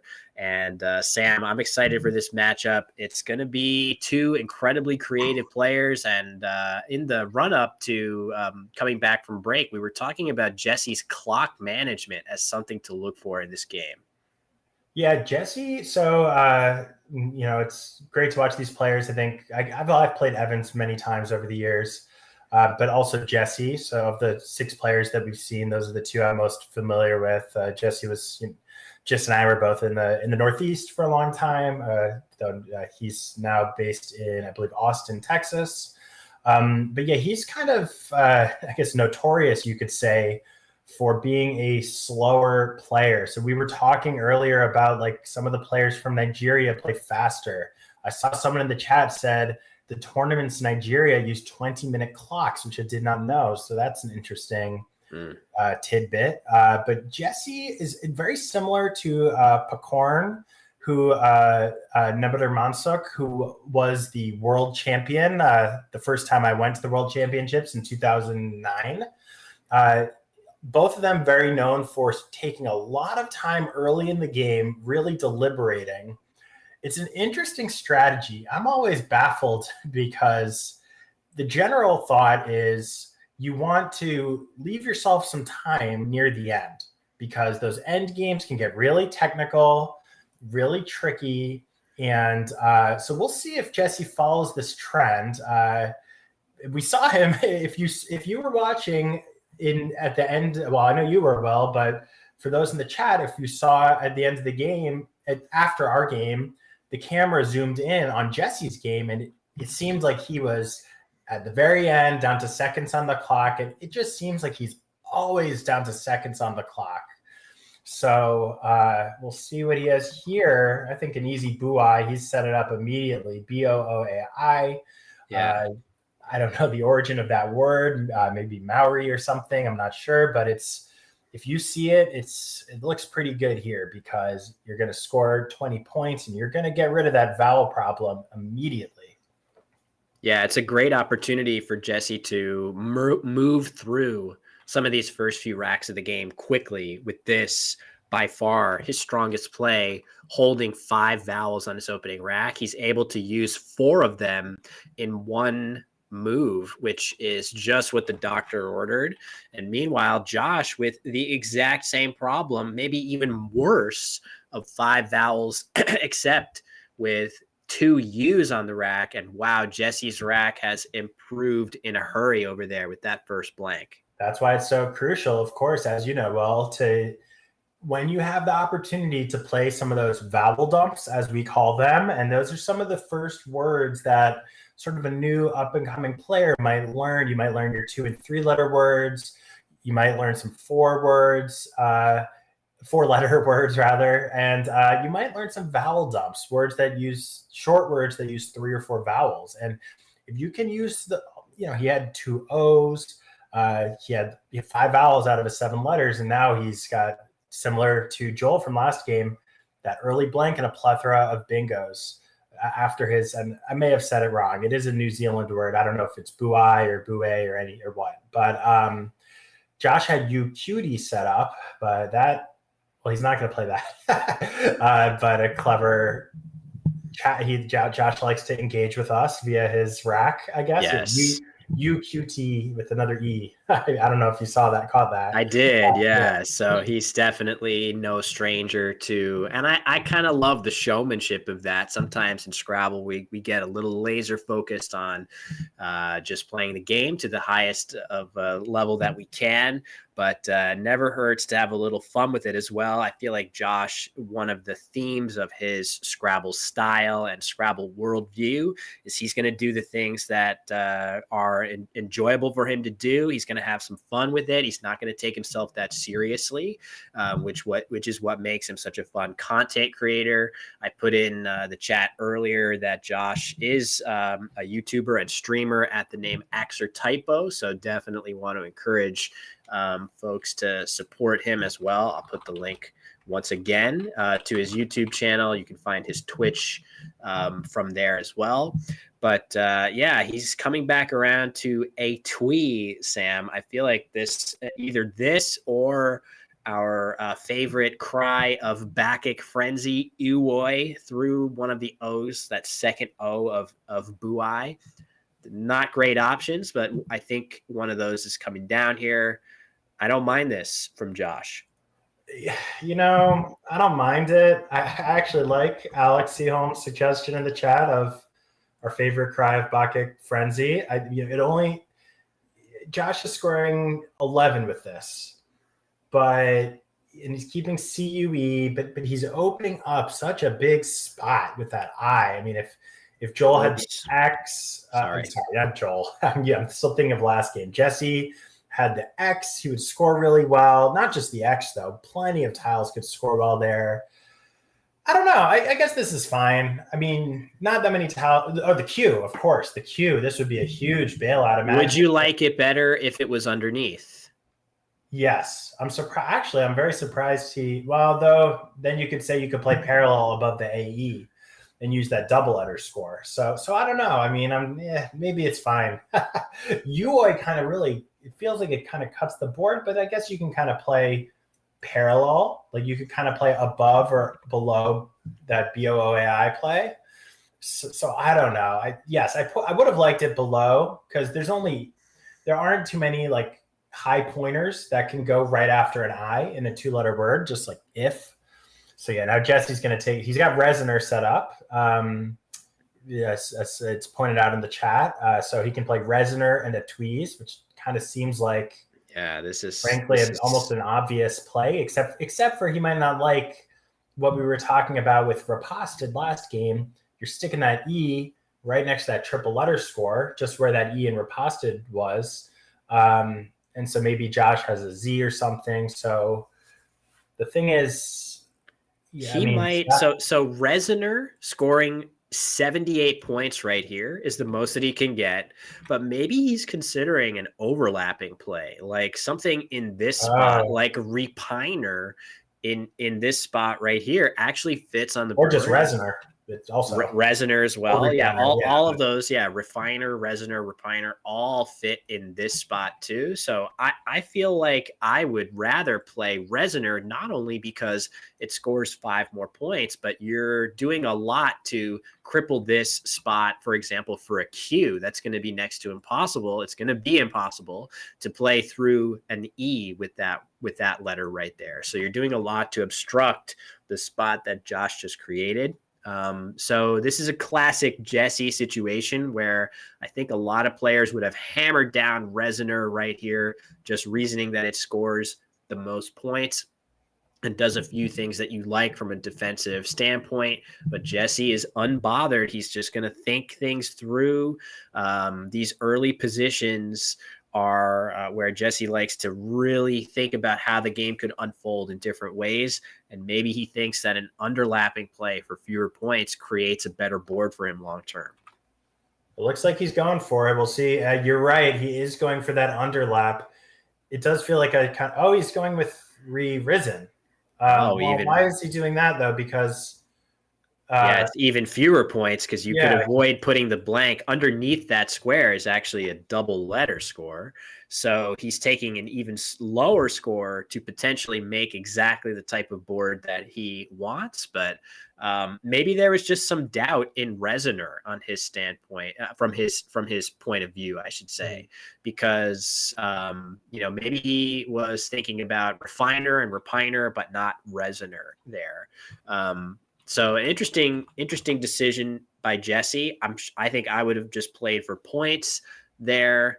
But Sam, I find it hard to second guess Jesse too much. I really like what you're saying. Yeah. Well, yeah, it's a fine play and he's drawn a decent rack.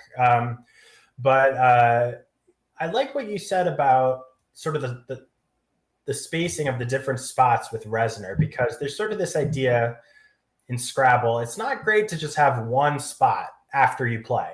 So in this case, because Josh has already opened up that big spot with a tweet, Josh is going to have the first crack at it. Now we see he doesn't have anything great, but even with his sort of drecky letters, he can still play Pew, and I might have said that word wrong, Pew, and he can use the spot. Whereas if he had played Reznor, it would have been kind of difficult to use both of those triple letter scores. It's possible, but more likely there were two spots, and Josh would have gotten first pick, but Jesse still would have had the other one, and they're both pretty good scoring spots. So I think, given that consideration, I kind of do agree with you. I would have wanted to take the points. Now, he is, like you're saying, he does think about the way that the board gets shaped, and this is sort of might make for a more defensive kind of, well, certainly he's taken out some of those letters and made it a little more difficult to play through them, because now you have to play through two letters and not just one. But anyway, we see Josh ditch some of his worst letters. He's got to get rid of that W. He's got to try to clear off his vowel problem. And he's improving his rack slowly. He had those two U's on his rack when he played a twee, and then he drew another one. So he's doing his best to get through the vowels that he's been drawing. It looks like there's some light at the end of the tunnel for him here. There was one more possibility that Alex Seaholm has noticed in the chat. Well, I assume this is a valid word. I should check it. Tindery, because Tindery is a word. Yeah. So this would have played down for Jesse. Yes, right there, exactly. This is a valid word in the Collins lexicon. Tindery does compare, and so that would have been another option for 77, with one fewer than Reznor, but more than Jesse's choice of re-risen. But anyway, Jesse looks like he has the word vor set up, and I'm trying to see where on the board it goes. He's thinking of Bevor. Oh, Bevor. Oh, there it is. So that's, I think, a great play by Jesse to undouble his R's and get that V off of his rack.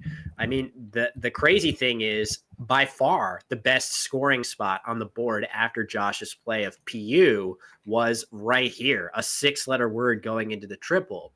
So clearly Jesse does not have a word like that, or else it would have played there and been a significantly better play. So that's something that Josh has to think about a little bit. I don't really know what I would do with that information once I got it, except, just file it away that maybe I'm lucky that he didn't have anything there. But for Josh, he now has to think, do I have a 6-letter word in this spot? Because if not, he too is going to struggle to score. He does. He has two. Yeah. Well, this will be an interesting test of Josh's Collins word knowledge. Oh, yeah. Because, one thing I wanted to say about Josh is, he's clearly an elite player when it comes to the NWL lexicon. He's been top rated, up there with Mac Meller at the number 1 spot. He won, like I said, multiple times now, he won the championship last year at the SPC. But he's only adopted Collins more recently, and he's still learning the words. I mean, I think, I saw him on the stream, I think at the SPC, and he was missing, and maybe it was Albany, missing some of the relatively high probability bingos that are Collins. And he has found one of these, I believe this is a Collins only 6-letter word, which, you don't always study the 6-letter words. You might have known it from the 5, cauda, pluralizing to caudae. It has an anagram, which would be an improvement, which is cadeau, Cadeau. And he could play these with pick, hooking pi to make pick. So these are going to score very well. They're his best option. He doesn't have a bingo, like you said. Well, this is kind of the best spot to score. So we'll see if it kind of looks to me, based on he's very emotive, and it kind of looks to me like he is not sure that this is a valid word. Yeah, maybe he's agonizing. Look at that. Look at that face. Maybe he knows cauda, but he just doesn't know how it pluralizes, which is is fair. I think it might pluralize with an S as well. Now I'm going to check, as the chat points out. I'm not. Oh yeah, it only pluralizes with an e. As the chat points out, I'm trying to make sure I'm only saying valid words. Cadeau also only pluralizes with an x.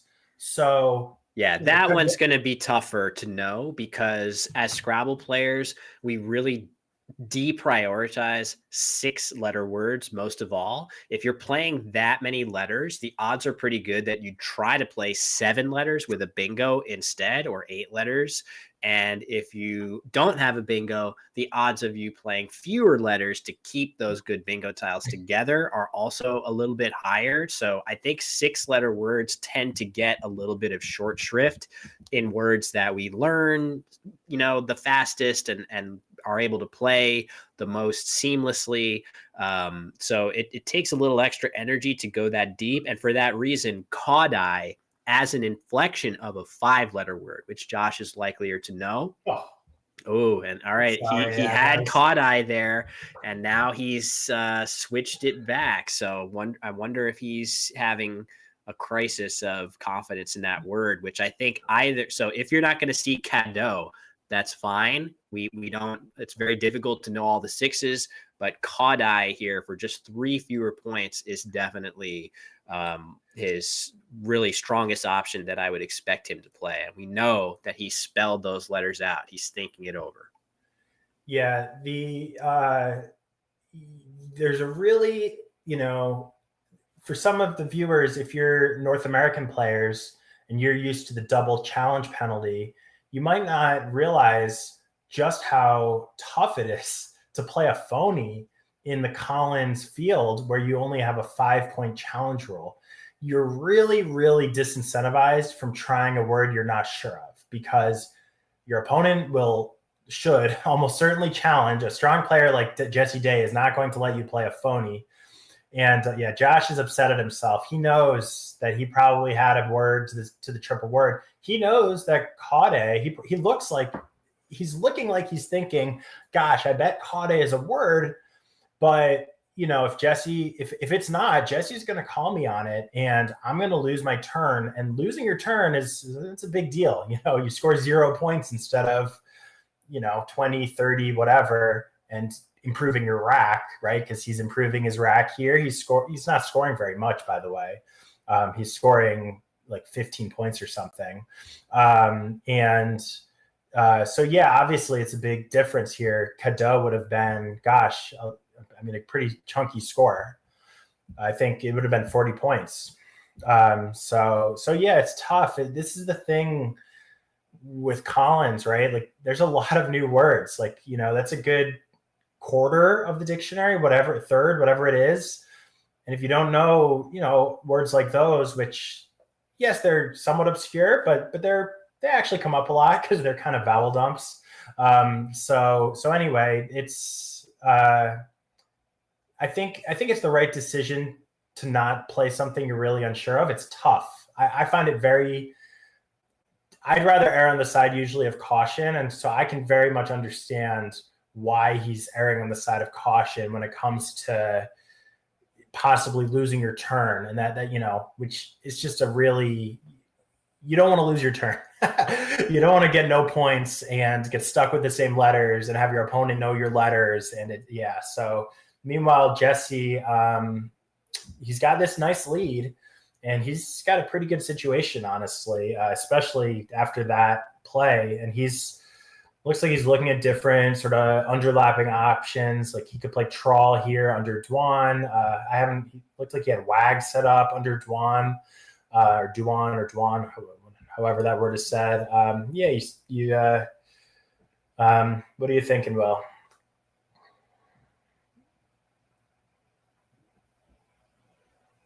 I think you're muted. Thank you very much. My attempt to shield you guys from my nose blows and coughs, I went awry there. But yes, Trawl, as I pointed out there on the board, seems like a reasonable idea for him. Keeping IG, maybe he gets lucky and draws an N. I just feel like it's, the sooner that one of the 2 players has a 6-letter word that they're confident in, Whenever that happens, we're going to see a word get played right here, which is going to create a couple possible lanes to play 8-letter words with. And if Jesse can draw an N here, maybe he gets an ing bingo through a word right there. Also, Trawl just scores about as well as he can get right here. So I like to play. It is worth noting that maybe if he wanted to keep that nice R tile, which is almost always a tile worth keeping on the rack when you have good bingo tiles, he could have played Twal in that same spot, TWAL, but I find it difficult to, quibble too much with this play. Nice job by Jesse. Yeah, it's a good play. I did not notice that alternative of Twal. I do think that's a slight improvement. It was probably an oversight. My guess is he didn't notice that he could have played Twal. It's possible that he saw it and he chose not to play it. Josh is going to pretty quickly underlap. That seems logical. He's scoring pretty well there, actually. This is something for the players who maybe haven't played at a club or a tournament, for the viewers, I should say. I've noticed, it's these parallel plays that folks don't always notice. They can really add up. In this case, he played some obscure stuff. C is the phonetic spelling of the letter C, and nay is the Scottish word, I think. But he's also using some common words, and he's scoring pretty well. He scored 28, and he got rid of his triplicate E problem. He untriplicated it. So yeah. Meanwhile, that was unquestionably his best play on that move. So while we know he saw Cauday and chickened out of it, rightly so. If you're not sure at all, as you were saying, Sam, it's really tough to go ahead, not just because it's a Collins word, but also because of the challenge rule that we use in this division is so much easier for the player to challenge your words, the opposing player, only giving you an extra 5 points if they're wrong and giving you a big fat 0 if you're right. So yeah, it makes sense, but the C was totally the right option for Josh there, scoring really well, leaving him great balance on his rack. And Jesse he drew the ends that we were hoping, but because the board is so shut down, it doesn't really matter. I mean, this is a classic example of a board that we would call a closed board. Jesse has a 7-letter word on his rack of feigning, but a hallmark of a board that's closed is even if you have a 7-letter word or great bingo tiles, there's no room for it to actually fit on the board. So this is very, very closed off, especially without an S. If a player had an S, all of a sudden more possibilities become available between the C's hook and the Trawl's hook. But without an S, things are really closed down, except for this spot for a 6-letter word, which neither player is drawing, Sam. It's kind of a sign of how tricky 6s can be sometimes. Great point about the board shape. I saw a question, I think, last week during the SPC stream about sort of, what are the players thinking about the board shape? So Jesse, and how to speak specifically, how does it relate to the score? So Jesse's probably thinking, well, I'm up by 62 points, and he's going to play and score more points. So he's happy. He's happy to have the board like this. I'd be looking at a play like Foin, Foin, through Bevor. Just keep the board tight. Get rid of my double I, get rid of my double N, that F isn't so helpful for bingos. I can use it to score on a double word. And, Josh, we're waiting, sort of playing possum. And if you're winning, you're happy to play on a closed board, And the one thing I will note, though, is we still have those 4 S's, right? And I think you sort of pointed out, you've got Trawls, you got C's and other letters, of course, that can go in front of that EAS. There's also Bevors, or Bevor, however that word is pronounced. Bevor can take an S at the end. It's a noun. Pew can't, but it can take an M. There's 2 M's. So I think this board might open up a little bit eventually, or like you're saying, Will, with the 6-letter word out extending, hooking pi, going to that triple word. So this board, I think, will kind of spiral outward in a couple different ways eventually. It's not like total lockdown, but anyway, that's the first thing I see. It's obviously you're only scoring 14 points. It's not exactly like, woohoo, I scored 14 points, but exactly. But you continue to be up by a bingo on an extremely close board. I guess the only thing you're worried about if you're Jesse is because of those 4 unseen S's, it's a fair assumption that Josh might have one right now. So if I'm Jesse, I'm a little bit worried that I have this nice bingo leave, but then Josh will do something like play a bingo with trawls that doesn't give me any counterplay. So, wow, he's going to play fungi. He's going even more for the defensive option. He's blocking really effectively the only good scoring spot on the board. It's now way harder. Not only is it harder to actually play through this G most of the time, by placing a letter in that double word score square, you take the sting out of it quite a bit. Imagine if you just left that spot open and Josh played something with the Z there. It would be a 20-point tile multiplied by 3, but this G in the spot really takes the sting out of it. So that is a hyper defensive play by Jesse, Sam. I think it's a really good recognition of the board state right now. I kind of agree. I like this. I mean, I like this. The one downside, well, there's a couple downsides. He didn't score very many points. He only scored 11 points. And his leave was a little less balanced because it kept 2 vowels and 1 consonant. Now, obviously, he got very unlucky. He drew 4 vowels. So that's unlucky. So those are kind of the downsides of that play. But I think you said the upsides very well. The other thing is, even if Josh had a bingo with an S, he probably would have gotten some good counterplay. So if you're hooking trawls, let's say you're ending in, you make a 7-letter word down the board, you're hooking trawls for Josh, and then Jesse could play back on that triple on the rightmost column.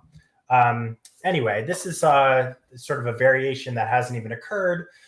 Josh didn't have an S, but Josh did score pretty well with a yod. And not only did he score pretty well, he kept AELT and drew an S. Yes, he did, which is going to help him a lot. And he's setting up that nigh hook NYE. And now Jesse, well, it's kind of backfired. I'm not, it might have been the right play. I mean, Foyne might, that was kind of the first thing that jumped to me, something like that. But, well, he's got a tough rack now. He's probably looking at his vowel dumps. Certainly he has a bunch of them available in the tiles on his rack. There are vowel dumping words, but gosh. Yeah, where to play them, that's not incredibly reckless, right? So there we go. That's the answer, I guess. Airy for 5 points is Jesse's answer to where I'm going to dump all these vowels. I mean, technically this does create sorry, they spun things, but it technically creates a gigantic F hook, which would be devastating if any player had a really good play with an F right now. But the other plays for Jesse would have been something like A-knee in this spot, A-N-I-E-E, something like this. You could play that there. You could play the same word here. Either way, those plays give a huge amount back to Josh, whereas Airy, the only way you get walloped too hard is if Josh has the F, which is not that likely after Yod. So yeah, tricky. This is a really tactical battle, Sam. A lot for us to cut our teeth into. This is like exactly the type of game that I associate these two players with. I think of them as, they're very, elite accomplishments. We haven't even mentioned, I don't think, Jesse, second place in a world championship, at least once, or maybe twice. Was it once or twice? Do you know? I know that I know it was the once, and I know that same year he was the finalist at the King's Cup tournament, very prestigious. And I know in both of those, he had 2 incredibly well contested and exciting matchups with none other than Nigel Richards. He took Nigel Richards to a 7-game finals at the World Championship. I want to do a video about that at some point. It was that electrifying of a match. Jesse, no stranger to the big stage. He's won a huge number of really prestigious tournaments. So one of the stronger resumes of any U.S. player for sure. looks like Josh is getting ready to play waste. So he's going to score a lot here. And the S hook has very quickly kind of dwindled. That trawl hook really got obstructed. NY takes an E, another spelling of nigh. So, the S can also go after NY, but it's not as big of a deal. So with 3 S's out, it's not a waste to use one and score a pretty good, a chunky score with those 5 overlaps. And Josh now has Josh lag on his rack, which he looks very confused about. Yeah, we don't have a great view of the Josh leg, but we assure you they're under there. All right, nice play here by Jesse. This makes sense, getting rid of that ugly VU combination. And for the North American players out there, important to know that EAU actually does take an S in the lexicon they're using. So that greatly increases the strength of this play, setting up an S hook that would not normally be the case. But it makes it extra strong. But, oh, man, the ZX draw. Normally you're happy to see this, but not when you're holding bingo tiles and you really want to get that first bingo of the game down, Sam. Yeah, well, he did have Rerisen. But oh, sorry. Yeah. It has gotten so tactical, and they're you were saying earlier, you pointed out there's nowhere really to play for a big score. There was just that one triple word score, and then Jesse blocked it with fungi. So he'll have to sort of work his way. I mean, maybe he can score pretty well with the Z. So the Z is so flexible, and when you have an S, you want to. And well, Josh is going to keep scoring with his S's. 40 points for that play. I think it makes sense. It's no longer the same board state as it was early, where those good bingo leaves aren't that helpful. There now is a great place to bingo, ending in a whole bunch of suffixes. The S fits here, E, ER, ED, pretty much any bingo containing leave other than ING is going to play in that spot right here. So sorry for my poor arrows drawing, but still this play scoring 40 points is so much better than, for example, Josh could have played just Joe in this spot. His leave would have been marginal, would have been something like GHELS. That's not all that strong. So this play scoring way more points and giving him a narrow lead once I update those scores. I think it makes a lot of sense for him in this particular situation. So this is going to be crazy. Jesse's going to struggle. He's not going to have a good way to get rid of the X and Z on his rack. There still is this gargantuan F hook. If you can manage to find a play ending in F, which is difficult but not impossible. Second blank is lurking. Still a lot to be decided here, Sam. Kind of reminds me of like an NWL game. I think more often in NWL, in the North American lexicon, we see these kind of tactical battles, one bingo. I mean, we're more than halfway through the game. Neither player has hit 200 points. Like it's back and forth. So anyway, it's going to be tough. Jesse's, he was off to such a good start and then kind of slowed down a little bit. Josh has managed to claw his way back just with these, basically these big overlapping plays using the S's. So I don't know what I would do here for Jesse. Man, I'd wish I had a little more time on my clock. Of course, he's already down under 8 minutes, as is, I would say predicted, but it's barely a prediction. I mean, it's kind of just like the way he plays. There's a lot of time, not only are there a lot of tiles left, but there's going to be a lot of turns left in this game because it's going to be tough to make long words just on this board unless you have a bingo, and it's going to be a lot of tight little plays. So I don't know. I want to use that. I want to turn it into zit, but of course that would this spot is so appealing, but it's not really possible. There's only the B goes here, and that doesn't really help you to play across. Normally in this situation, it's appealing to potentially play either Tiz or Tix in this spot, but this wheat, in addition to taking an S, it also takes an E hook, which I expect Josh would know, even though his Collins knowledge is still on the new side from having recently converted. This is a really scary play for Jesse to make. I don't think he's going to feel himself to be in that dire of a situation. Oddly, I feel like potentially the way that Jesse's going to go here is either to drop off his X in that spot and wait for a better opportunity with his Z, or maybe he'll play just sits right here for 30 points, not opening anything back to Josh, scoring decently and hoping for a better opportunity with his X. Other chat also pointing out that maybe Zinc making the obscure C hook.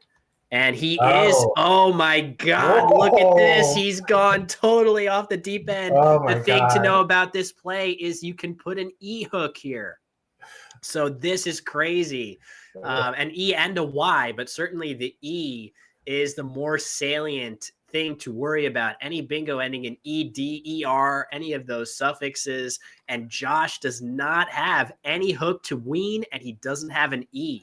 So that creates a brutal, brutal situation. And Jesse draws the F and the second blank, but no vowels to go with it, Sam. I have no idea what's happening right now. This is crazy. That was a crazy play. You know, in poker, they talk about a soul read. Like, oh, I could just tell that these were their cards, right? So maybe it's because this is a play that, you know, I would just really struggle to ever make because there's 3 E's left. You don't have one. You have to think, gosh, if Josh is an E, he's going to hammer the spot. And even without an E, he's going to shut it down, by the way. He's going to play dig, which kind of gives him a bit of a bailout. He has to do that. He has to play dig. He has to honor Jesse's setup. He has to believe there's no way Jesse's playing Knicks without something really strong. In fact, it turns out what we know is that Jesse wasn't all that strong. He didn't even have he didn't have an E of his own. But Josh has to honor that possibility. He cannot simply allow Jesse to score an enormous amount there. So totally makes sense from Josh's POV. I like that choice to block off both of the hooks here. Yeah, I agree. I mean, Jesse could have used his blank and played Zinks for a decent score. Now he's just going to play off, which seems fine. You know, the plays are going to start coming so fast. It's going to be tough to. We're going to try to keep up. Yes, we're going to try. I'll have to, chat. Let us know if they're missing things. But that seems like a good play. You know, yes, he has the fairy hook, but it is, I think a viewer might be wondering why isn't he keeping that F for that fairy? But it's very obviously. Well, the thing is, it's very tough to use that. You have to make a 5-letter word ending in F or a longer word to reach that triple word. So and he had no vowels. Yeah. So he would have had to draw 2 vowels of the exact right composition for him to be able to play a word with fairy, and he can't really afford to be spending multiple turns thinking of fairy when he's just as likely to draw bingo right here, which is equally likely to be a game deciding play. So I do feel like it's a little painful to get rid of that F, but absolutely correct from Jesse's POV not to fixate on it overly much. And here comes Josh getting his J off of the rack here with major. This makes sense to me. I'm curious if, opening this scoring spot might be scary sometimes, but from Josh's POV, he's hoping for a 7-letter word right here, and he won't be that worried about a scoring spot parallel to major. So I think it makes a lot of sense. Yeah, I agree. There's not too many letters. Gomerel. It doesn't. It does fit. It does barely fit with all the overlaps right here. Gomerel, very, very obscure word on Josh's rack. He has Gollum set up. I'm sure that if he takes a moment to think this over, he'll see that he's got a bingo on his rack here. That is an NWL word, so it is one that Josh should be familiar with. Only question is how, if at all, is Jesse going to find a way to block it? I don't think there really is a way. No, well, chat's mentioning Gonk, which would block it. Oh, I don't know wow. why he would play that. To me, it makes a little more sense. Well, I'm also seeing Zach in the I chat, think and Zach is likelier from his Zach, POV. Yeah. if he notices that seems like almost like an insta play. Kaz is also reasonable. I think that makes sense. He really almost only needs one vowel with his STNK. And here comes Gomeril. Wow, this is huge for Josh, but it does make massive overlap, Sam. He is far from out of the woods. Yeah, and now he could still. Oh gosh, see, Jess, this is the problem with Cash as opposed to Zach. It's not a bad play, but you only have 2 tiles to draw, and you better it looks like Jesse might be holding this play. Yeah. Josh hasn't drawn his replacement tiles. And now he's looks like he's neutralizing the clock or maybe they're just rescoring it actually. With all those overlaps, got to make sure you score it correctly. Just as an aside, it's possible that players, have a score different than the score that we have, which is correct based on the computer scoring it. But yeah, Jesse left himself a little vulnerable to drawing 2 constants from the bag, and that's exactly what happened. So I guess he could play he's going to have options, isn't he? Man, he would love to turn that K into a vowel now, right? Like had he played Zach instead of Kaz right here, take that K and turn it into a vowel, and E, something like that, and A in that same spot, and all of a sudden Jesse is scoring a huge amount. He could potentially even burn his blank, which he could do now, by the way. He could play something like Posey in this spot and score 62 points, which is essentially, that's a bingo score. That's why you have your blank, is to score 60 plus points. So that's a tempting option for him here. It would put him narrowly ahead, given that he's only down by a little bit more than 50 here. So it could be tempting for him to do that. But also more than tempting for him to keep it and try to bingo somewhere else. He also has Kai right here with the teak hook that scores extremely well and keeps the blank on his rack. So, it looks like he is going to challenge Gomeril, I'm assuming. So that'll, I guess the lead will be 58 now. Yeah, gives Josh an extra little bit there. The thing is, there's really nowhere to bingo. So let's say Kai looks like, in the middle of the game, on an average game, you say, wow, I'm keeping this great lead and I'm scoring 37 points, but then Josh gets to use that triple word because that's an easy to use. A lot of letters go after GOR, a lot. The A goes after it, the E goes after it. If also Nye is a verb, NYE, so you can do Nide. So Josh can play Josh has he has Haid right here if he wants it for 56. So if you leave that spot open, he's just going to hammer it. Sorry for my chicken scratch, everybody. Got to worry about that. I think you have to take that spot. There's just so many back hooks for Gore. Nye takes the D and the S, or he could play. Could he play down maybe SEA or something? So it just feels like you might want to take that rightmost column because it's so dangerous. Posey keeps that K. You could hook Teak next turn, I guess. It's not ideal. You're only going up a couple points. And so I don't know. Look at Jesse's clock. Oh my God. Yeah. Oh my God. It's at a minute. Wow. I you look away for a couple minutes and this is like vintage Jesse with the clock. Yeah. It's hard to imagine him not going overtime here. Yeah. You got to just play something. And it looks like he's going to play Spunky. Or what is he lining up here? Spunky would be right here. So he is playing Spunky. So this is, I don't know if this is the best way forward here. It's tempting because of his time situation of just wanting to burn through as many tiles as possible to get to the end of the game as fast as possible. But I do feel like leaving that spot open, and I feel like Josh has his ADEH set up there. That is alphabetized, but I do also think he's likely to simply hit that down. The only thing from Josh's POV that he needs to think about is the Q, Sam. The Q is a little bit of a tricky tile here. As soon as you say it, it winds itself up on Jesse's rack. Yeah.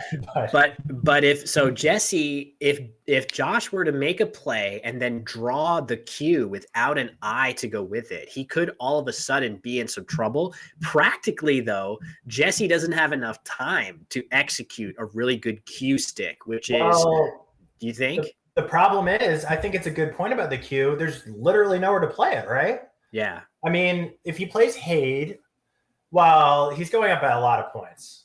So I do think, he will be able to execute a Q stick in the sense that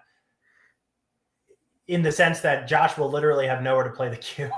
Right? Like, literally, if he plays Hade and draws the Q in one other tile, I don't see a single spot for it. But Jesse might not have enough time to accurately play all of his moves in such a fashion that he's really maximizing his points and overtaking the lead that Josh is about to take. Because if he plays Hade, he will take a sizable lead, which is why. Also, look at Hade, and now look at how impossible. There's no scoring spots. Playing Hade right here closes off this top triple. It's going to be difficult to reopen.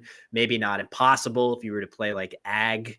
No, even that doesn't do it. There's like no real way to get to this top triple after Josh plays Hade right here. So Josh also, if he played Hade and drew the Q, he would still have a bunch more letters that he could use to keep pace with Jesse's Q stick. Jesse would be trying to play off his points, play off his tiles slowly. He would be trying to play one tile at a time to get the absolute maximum that he could. But Josh would also be able to use the same strategy with a lot more time on his clock. If Jesse were to try to do that, he would probably take a minute or two of overtime penalty. So all that to say, Josh probably can go ahead and play almost whatever he wants in this spot, realizing that if he draws the Q, he's probably still going to squeak out a win. We actually know that the Q is on Jesse's rack and he has absolutely nothing to worry about. In fact, we know he's going to draw ST from the bag, which is like the best possible draw that he can have. But this is definitely what Josh is thinking about right now. Why would he not just plop something down here for a boatload of points, almost immediately winning the game on the spot? He's trying to think about that Q and how it can burn him. Yeah, it's a weird situation because you worry about the Q, but then you kind of realize there's nothing you can do about it. It's like that he made the video about eating the Q. He might have to eat it, but it might be okay. Like in this case, he might not have a choice, really. I mean, he doesn't have an eye. So, and even if he did, there's just like one spot for QI, so which Jesse could block. So, it's this is a tough one, you know. And it's funny, but I'm always amazed. I said this to you offline, but like with Jesse, he's just his results are so elite. I think he even has like a close to winning record against Nigel Richards over like a large number of games relatively, you know. But the way he really, the way he uses his time, it's kind of tough to watch, honestly, because then he gets so low on the clock, and no one can make perfect decisions when you only have, you know, a minute or for a few plays. It's impossible. Even that play with Spunky, I was thinking it might be tough to even see. There's like a lot of possibilities because you could think the Y goes after Gore, but also the S goes after Gore and the P goes after Gore. So maybe you're looking at words that end in SP and you got to figure out what letter to make the blank. And I don't know, there's a lot of possibilities to iterate through. So maybe he saw Posey and passed it up. Maybe he just, you know, you're kind of, at least when I play, when I get low on time, which I do, I just start to panic. And oh, wow, he has played one tile. I can't believe this. What I wonder, is there any? I think that is an attempt to use as few tiles as possible. If the cue is still in the bag, Josh would now have a 50% chance of not drawing it compared to using multiple tiles. You just muted yourself. Well, I think, but I'm Sorry, thank you. I'm kind of worried that he just threw the game with that. Yeah, that's really surprising. I don't know on why. Josh's part. I really don't like that play. It kind of looks like he just threw. Someone in the chat saying, sorry, maybe he wasn't sure of Nide. Maybe he didn't. Oh, sure that could be. That could be. I mean, sorry, throw. I'm using the word throw. It's just a slang term for like he kind of messed up. Like, not like actually like not like colluded. Like just yeah. I mean.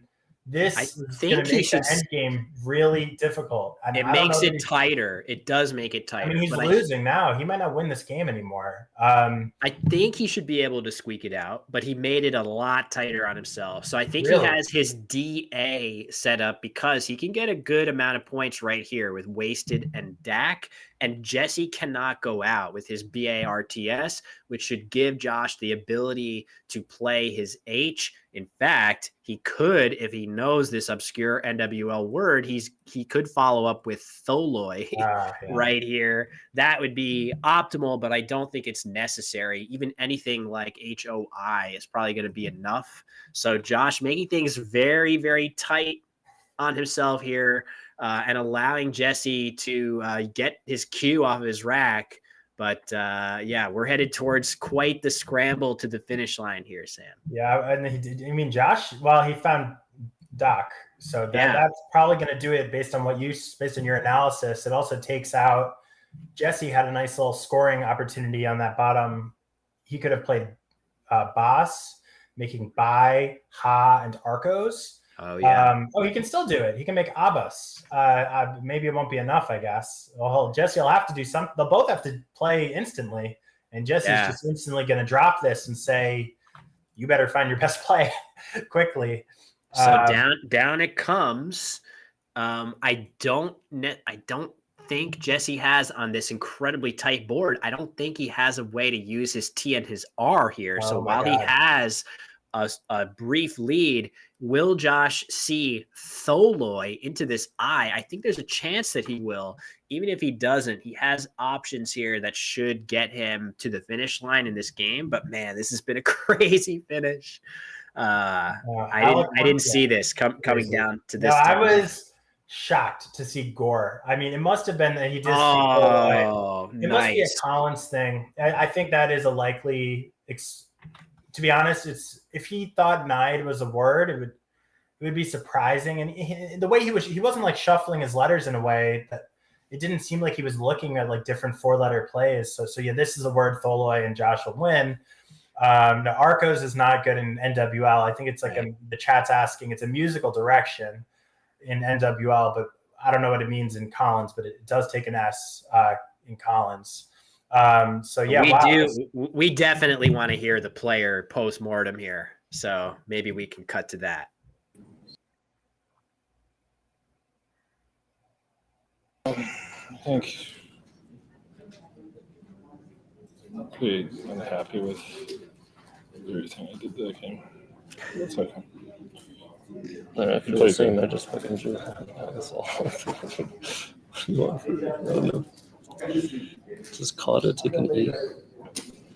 Sorry? Kada. C-A-U-D-A. To take an E. Yes. So I missed a big play when I played Spunky. If I play Posey, I keep the K from here. Probably have a good chance of going there. I'm just so rusty, man. Brutal. I was so close to playing Kada. This is like so much worse. Yeah. It's okay, man. We're both just trying to get better. We're both rusty. So, I'm not allowed to be rusty. Okay. 396 to 372. Yeah. It's just much bad. Yeah, well, good for them. eating food. We had a ridiculous game. So a bunch of it. There's a lot of people who were thinking about Odia alongside Goneril instead of fishing off the tee. Yeah, if I draw the Q, I lose. So why play two? Yeah, I mean, that's kind of I think I just what the win. conversation is. I'm pretty sure I just win. I mean, I don't know if gourd is a word. G-O-R-D. No. Okay. With Nide and Gord idea. Right. Yeah, I wasn't sure of Nide. And also, I figured I just shouldn't even empty the back there. If you see a winning sequence for yourself or a winning pathway, Yeah, I mean, that might beat a Q stick. Like, that's so many points, but that needs no time. Yep. Okay. All right. Well, Yeah, the players are still debriefing here, but maybe we'll cut back to the booth here as they finish up. That was crazy, Sam. I'm not sure. So Josh, you could hear he thought he was going to lose if he drew the Q. I think he probably is up by enough points after Hade, and the board is that closed that I think he's going to be able to pull it out, especially because Hade would have left O's, and I don't think Jesse would have been able to play in this spot very effectively. So Josh is immediately going to be able to plop down 1-0 for 14 points right there, and Jesse literally cannot do anything in that spot. So I think Josh will be able to go tile for tile with him in that end game. But either way, crazy finish to this game. Yeah, I couldn't tell if Josh was. So you think Josh was saying, like, if he saw Hade and he was worried he would lose if he drew the Q? Yeah, I think that's what he said. Yeah, I mean, I think you're right. I think sort of the salient point is, it's even if he draws the Q, we sort of think he will win in like a theoretical end game. Like if we plug this into the strongest engine, that probably he'll still come out ahead. Because if you think just he's going up by 55 or 60 points, it's just gonna be hard for Jesse to outscore him by that much, even playing his tiles slowly. I mean, maybe, but it would have been tough. And even if there are cases where you could theoretically lose if he draws the Q and some other not great tile, Jesse had like 30 seconds.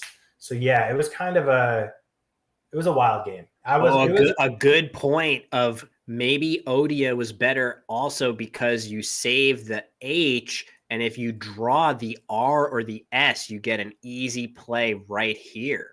So Josh would have left whatever, but there was an R and an S lurking, and we know he would have drawn the S, so he could have played Shays and Cash in addition to the O spot. So maybe Odia actually is better by keeping the H for that spot, which would have been fascinating. It also would score like a lot less, right? Like it would score like, well, maybe not that much less. I would have to count it up. It's not that much less. Yeah. So so Hade scores 56. Odia scores 47, which is still a pretty nice amount. So you're right. Maybe those extra points are helpful. But you do get a nice extra benefit in a lot of those end games. So yeah, if you draw that's wow. Specifically RQ, I guess, or SQ. Exactly. But which is only a little, it's like 18th of the time.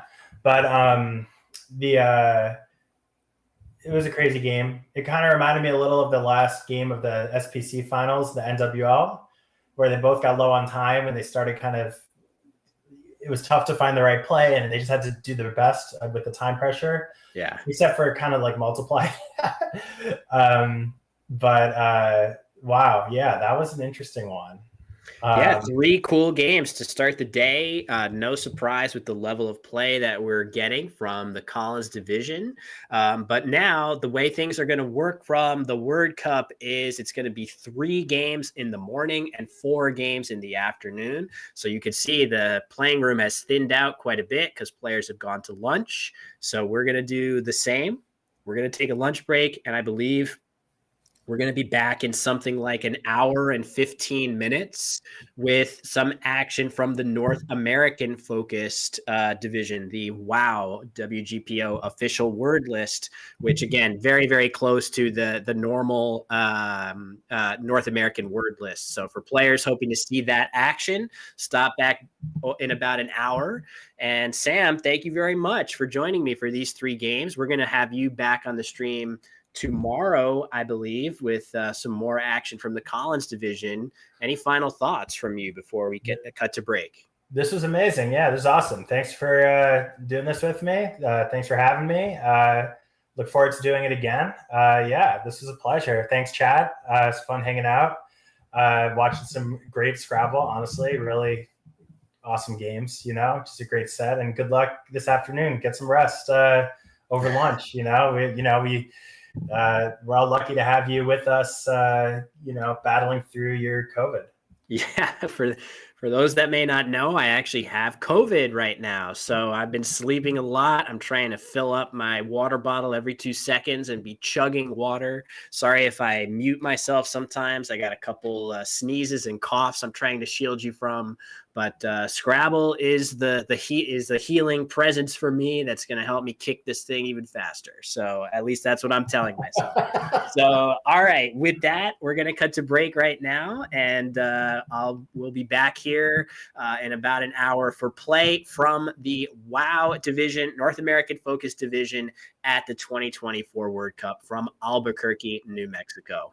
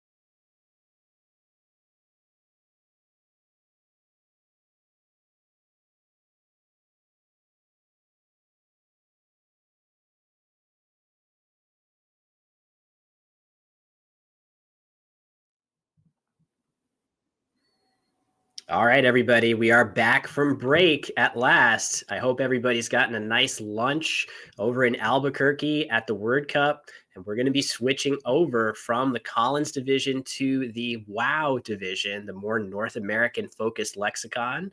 And switching as well is the morning's commentator, Sam Rosen. We have Nitz Chugti here. Thank you so much, Nitz, for hopping aboard. And it's going to be some great matchups coming our way this afternoon.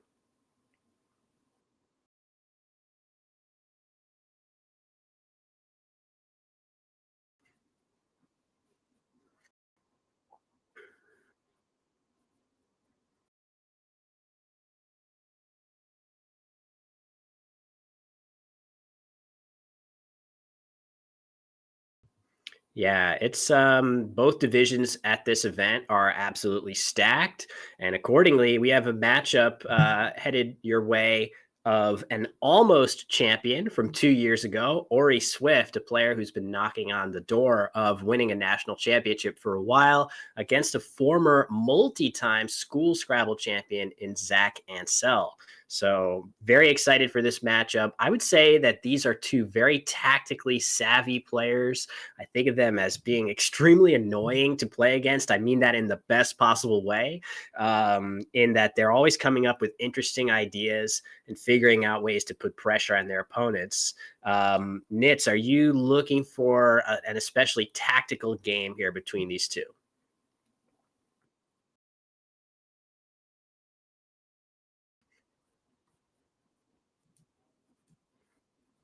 To discount the words of, oh no, am I still muted? Yeah, we'll figure that out. Not sure.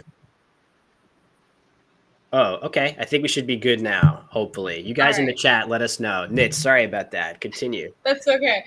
I believe what I was saying was I was expecting a very tactical game over here because of the dictionary, but I wouldn't be surprised with Zach Ansell's knowledge, with Ori Swift being a strong player. We are probably going to see firework at the board. Yeah, and I can hear that the announcements are super loud as well. We're trying to figure that out as well. Okay, I think that's been fixed up. Okay, so you can hear the announcements almost complete as the players get back from lunch.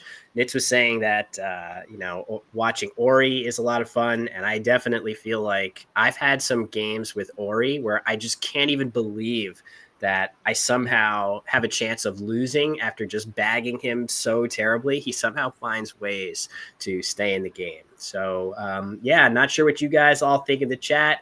Who do you guys think is going to come out on top in this matchup, Ori Swift or Zach Ansell? I think the ratings suggest that Ori is a slight favorite, but definitely would not count Zach out.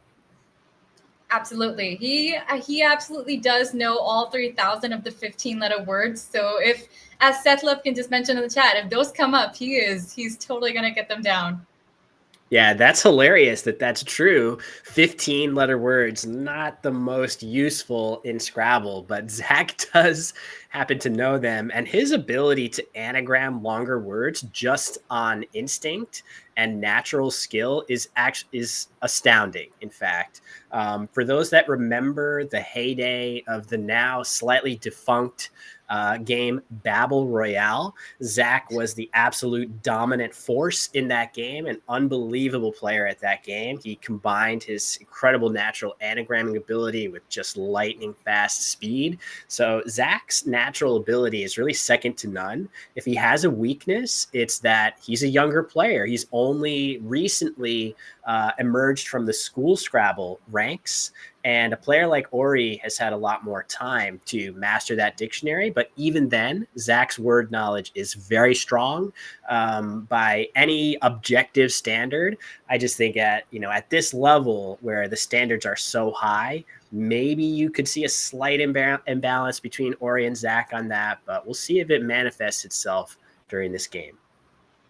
Absolutely. We're here to find out. Yeah, for sure. So not sure if we can cut to the board. I think the players are there waiting for announcements to finish up. I know that was the word, is that our two players were seated and ready. So we should be able to cut to that at some point in the near future. There we go. And there you have it, Ori and Zach. I think these are two players who also have a pretty good sense of humor, Nits. I could see some messages to the chat on YouTube chat here with some funny, non-words arranged on their rack. We saw Josh Sokol arrange Josh Leg on his rack last game. Maybe we'll get something like that in this game as well. I mean, I wouldn't be surprised at all. So I think the players are just waiting for the go-ahead. They're just looking around. I think we should, the game is starting just right about now. Here we go. Ori going first and Zach to respond. So let's see what Ori plucks from the bag. I'm pretty sure, try to get you the records of these players. In the early going, it's almost premature to bring the records for these players because we are at the very start here. This is a 31-game event. So, looking at the scoreboard this early is a good way to lose focus on the task at hand, which is winning each game that's put in front of you. Ooh, I absolutely believe that. You have no idea how the tournament is going to go. And honestly, Ori's word knowledge is nothing to scoff at. I know we were talking about Zach's just right about now, but Ori has picked out what would appear to be very unhappy tiles, but right away, instantly, within 30 seconds, he has Vibist on his rack set up. He's ready to go. That would be a great play. So he's going to see Vibist. That looks like the most points he can get. It is worth considering from his POV. If he wants to play shorter, he could play something like Ivy, scoring many fewer points, but leaving slightly better letters. Oh, wow. And he pulls a fast one on us, Nits. I thought he was going to play Vibist for sure, but Ivy, the play for Ori. Keeping the T for the Tivy hook for later. Very smart. Yeah, that's right. So he's got that T. Ivy also a very difficult play to overlap. That V in the center makes it very difficult to do much with it. It's kind of hard to score. And I'm pretty sure that Zach is either, well, I was going to say he's going to consider playing Joy into the Y of Ivy, but actually it looks like the way he's arranged his tiles, he's thinking of the the more obscure hook of Jivey. That could be a great option for him here. Absolutely. I don't think Zach Ansel was about to miss the J hook to Ivy. I think he's just calculating the odds of like what his lead is, whether this is a good play or not. The thing with having a V on your rack as you start your game is it's likely to, hinder your opponent's plays because they're harder to overlap. It's harder to get points.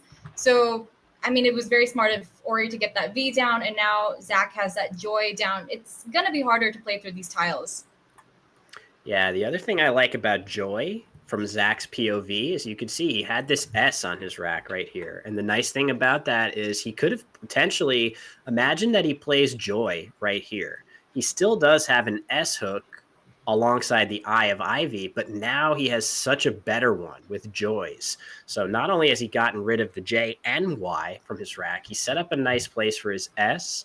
Ori looks like he's potentially getting set just to play Bow right here. That's going to leave him phenomenal tiles for next turn. Absolutely. I think that was very smart on Zach's part. I mean, he couldn't have known that Ori had an S. There was nothing to give that away. So for Zach to play just Joy and keep that S, really smart move. Unfortunately, despite how friendly these tiles look, Ori does not have a playable bingo. So yeah, I do like that. I really do like that play of just Bow. Perhaps he's thinking of Bod instead. Oh, that's interesting. So playing the D, even though it gets him 2 extra points, keeping the D, which is such a nice bingo tile, it does improve his odds of drawing a 7-letter word, but at the same time, it makes it slightly more difficult to have a hook in this spot. So for example, had Ori just played Bow, Zach would be playing something like Chimp right here, making Bop. But now the only hook that Zach has is the S. So if he wants to hook that play, he's going to have to use up his S, which means he's almost certain to not play in that spot. He's going to go a different direction. I don't know, Nits. That seems sensible to me, but I would be so tempted to keep that D. It's a difficult choice now for Zach because even if he does do chimps, if he does use that S there. He's going to put a lot of letters out into space, a lot of floaters for Ori to just play a bingo. We already know he has friendly tiles. So, I mean, I don't mind Bod, but I do think Bo would have been preferable here. Yeah, just imagine that K, instead of a K, is a D. Now, instead of a non-bingo, Ori would be looking at potentially playing Idiots with all these overlaps with a buy. So sometimes those tiny little differences end up mattering a lot. I wonder, is Zach getting set to play Psych through the Y? Ooh, That would be an interesting play. that's nice. It uses the S, and I just wonder if he's going to use the S, I might be tempted to pluralize bods instead of play through that Y. But we'll see. It's an interesting idea. Psych setting up the O hook, which would be a lot of fun to see go down. Oh, that would be fun. The thing with Psych, though, is, I mean, it's a really stylish play, but I'm not sure if it's better than getting the points from Chimps. It's okay. So Chimps is definitely, a little bit more dangerous. It's got the floaters. You don't know what Ori's going to come back with. It could lead to a triple through the C. But I mean, there's a point at which early in the game you kind of just want to get the points and get ahead. What do you think? Yeah, it's a really good point. I don't know. I mean, I would be so the idea that's being suggested here is Chimps right here scoring 37, which is nothing to sneeze at. The thing that worries me is Ori's last play of Bod. This looks kind of strong to me. This looks like he has 4 tiles that he likes, and I would be reluctant to open a triple lane after a play like that. So I don't know exactly what I would pick instead. The crazy thing is there's a nice spot to overlap going down right here, and Zach even has an eye on his rack, but there really isn't a good overlapping play there. Something like Hip, even though it scores 29, it leaves him with CFMS, which is definitely not that likely to become a bingo in short order. So yeah, I don't know. This is a tricky one for Zach. Let us know in the chat what you guys think. Right. Chat, what do you guys think? But in that time, do you guys also think that Posh might be a good play making Joys? Because, well, he does use that S, and he does keep very yucky looking tiles, but he's still scoring pretty well. What do you guys think? That looks like a more responsible way to cash that S than Sykes. Ultimately, Chimps is a pretty solid play. It's actually the play that the engine likes the best. Anytime that Ori doesn't have anything devastating through the C, it probably works out a little bit better just on the basis of scoring 37 points, which is the most that Zach can get here. So even though it's a little bit scary, I definitely feel like that was a really solid play from Zach. It takes a little courage to make it, and Ori is going to have some decent responses to it, but nothing devastating. Absolutely. And coming at this move, I mean, it's very easy to see the C on the board and think, okay, well, I have to put the CK together. They have such great synergy, but Ori's not going to fall for that. He's already identified his highest, I think one of his higher scoring moves. What he's lined up is Kithe, Kithe, through the H in Chimps, and that's going to score him 44 points and keep AES. That's a really good move right here. Yeah, it looks like he spotted it very quickly. For those pointing out FICOs in the chat, I don't think that's valid in the North American dictionary, just for the record. I thought that only takes an S in the Collins dictionary, so I don't think that was an option for Zach. I like this play a lot for Ori. He sets up his S hook, and if he can dodge Zach having a really nice hook to this, like a D, because this is a verb, then he's going to come out really well with 44 points and a very good S hook on the board that Zach can't really do much about. So nice play by Ori for sure. And back over to Zach. He's drawn the UW combination. It's not something we ever want to see. Oof.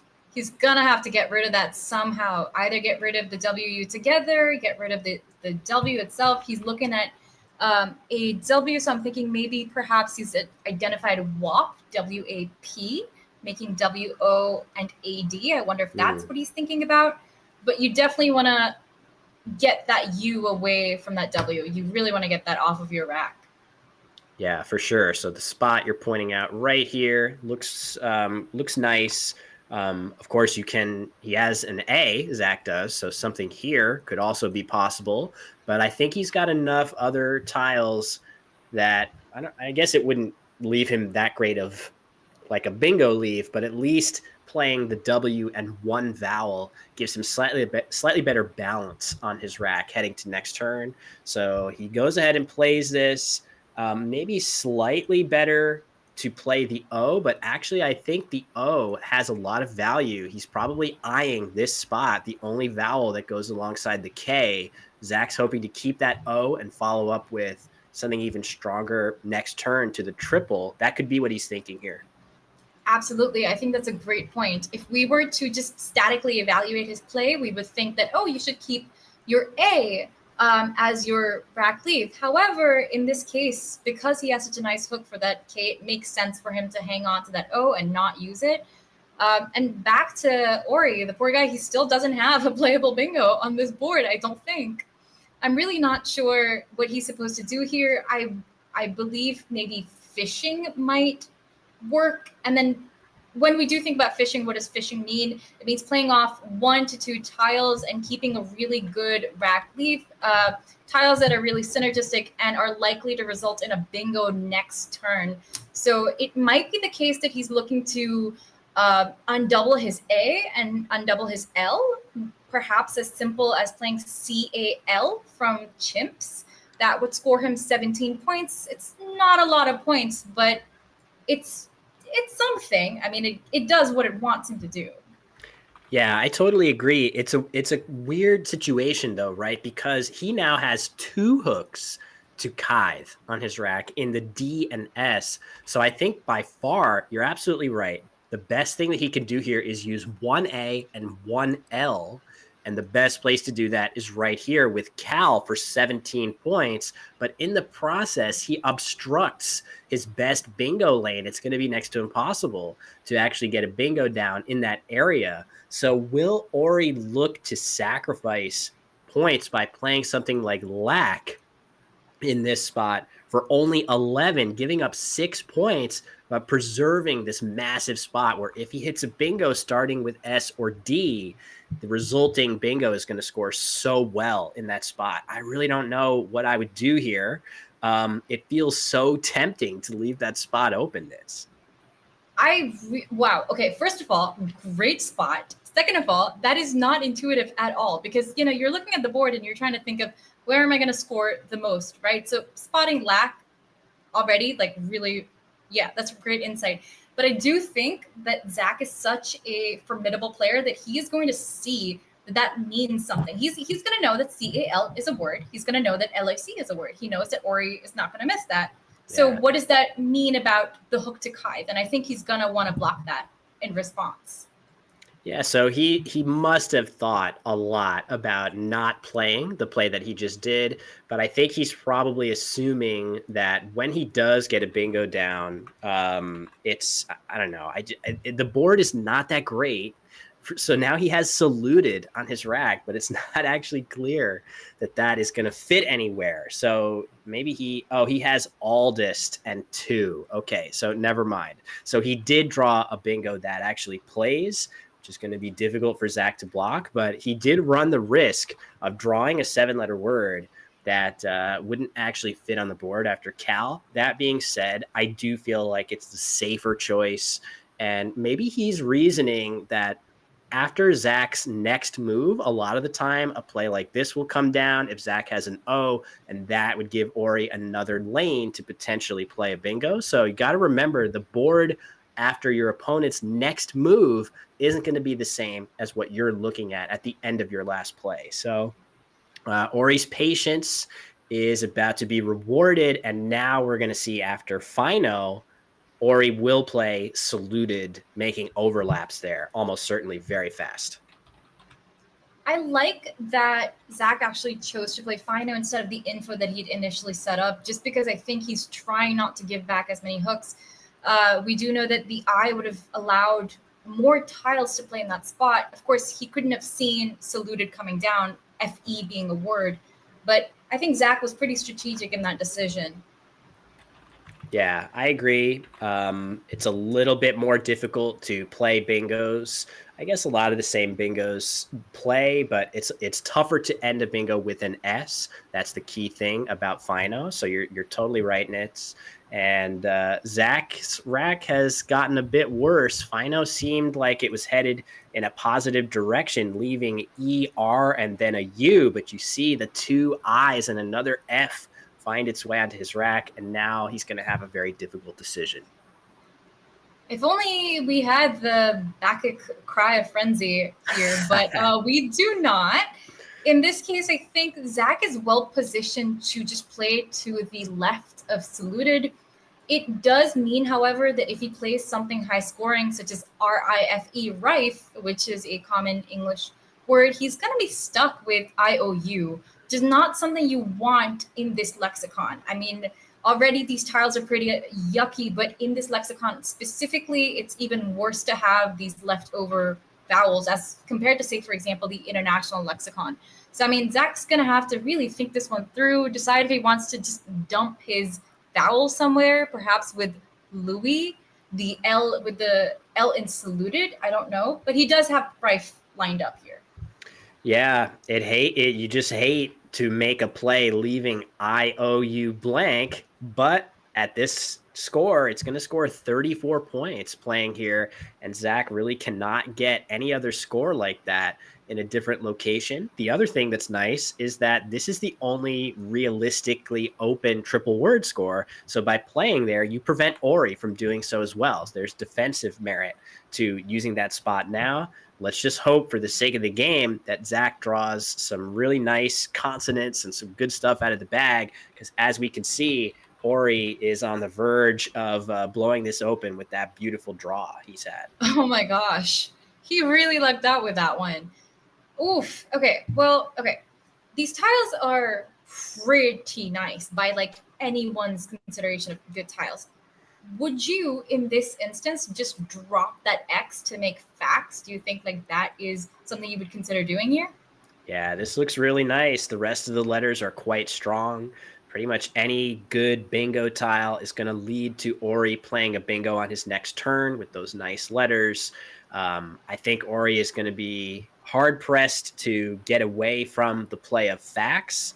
I'm not even sure what he would do if not for that. The only other plays that look at all reasonable to get rid of the X are plays right here, which don't really, they kind of needlessly open up the triple to Zach. Not that it's that easy to hit your X, but more importantly, they score 6 fewer points and use up an extra good bingo tile. So facts definitely seems warranted for Ori. You can see the way he's holding his tile. I think that is what we're likely to see here. There he goes, Nitz. Yeah. I mean, the chat has brought up an interesting issue here, which is that possibly there's not a lot of places to bingo on this board. So does Ori actually draw into and then play a bingo on this board? And that is a good question, because in that, like in that vein of thought, we could actually see Ori doing something kind of crazy and playing BY and BI just to like open a lane for himself. But I don't think that lane would ever stay open. So even though he has these nice tiles, like we can just hope that he's going to continue scoring even if he can't bingo. Yeah, note too that among all of the tiles that Ori can draw, which now you're seeing this, I believe, from Zach's POV, but there's a lot of stuff. Ori drew an A. He can now play abrasive through this V. If Ori draws an E, he can play verbiage. If he draws a T, he can play vibrate. Again, he just drew an A, so imagine that this isn't here, right? So a lot of his draws give him a bingo through some of the tiles on this board.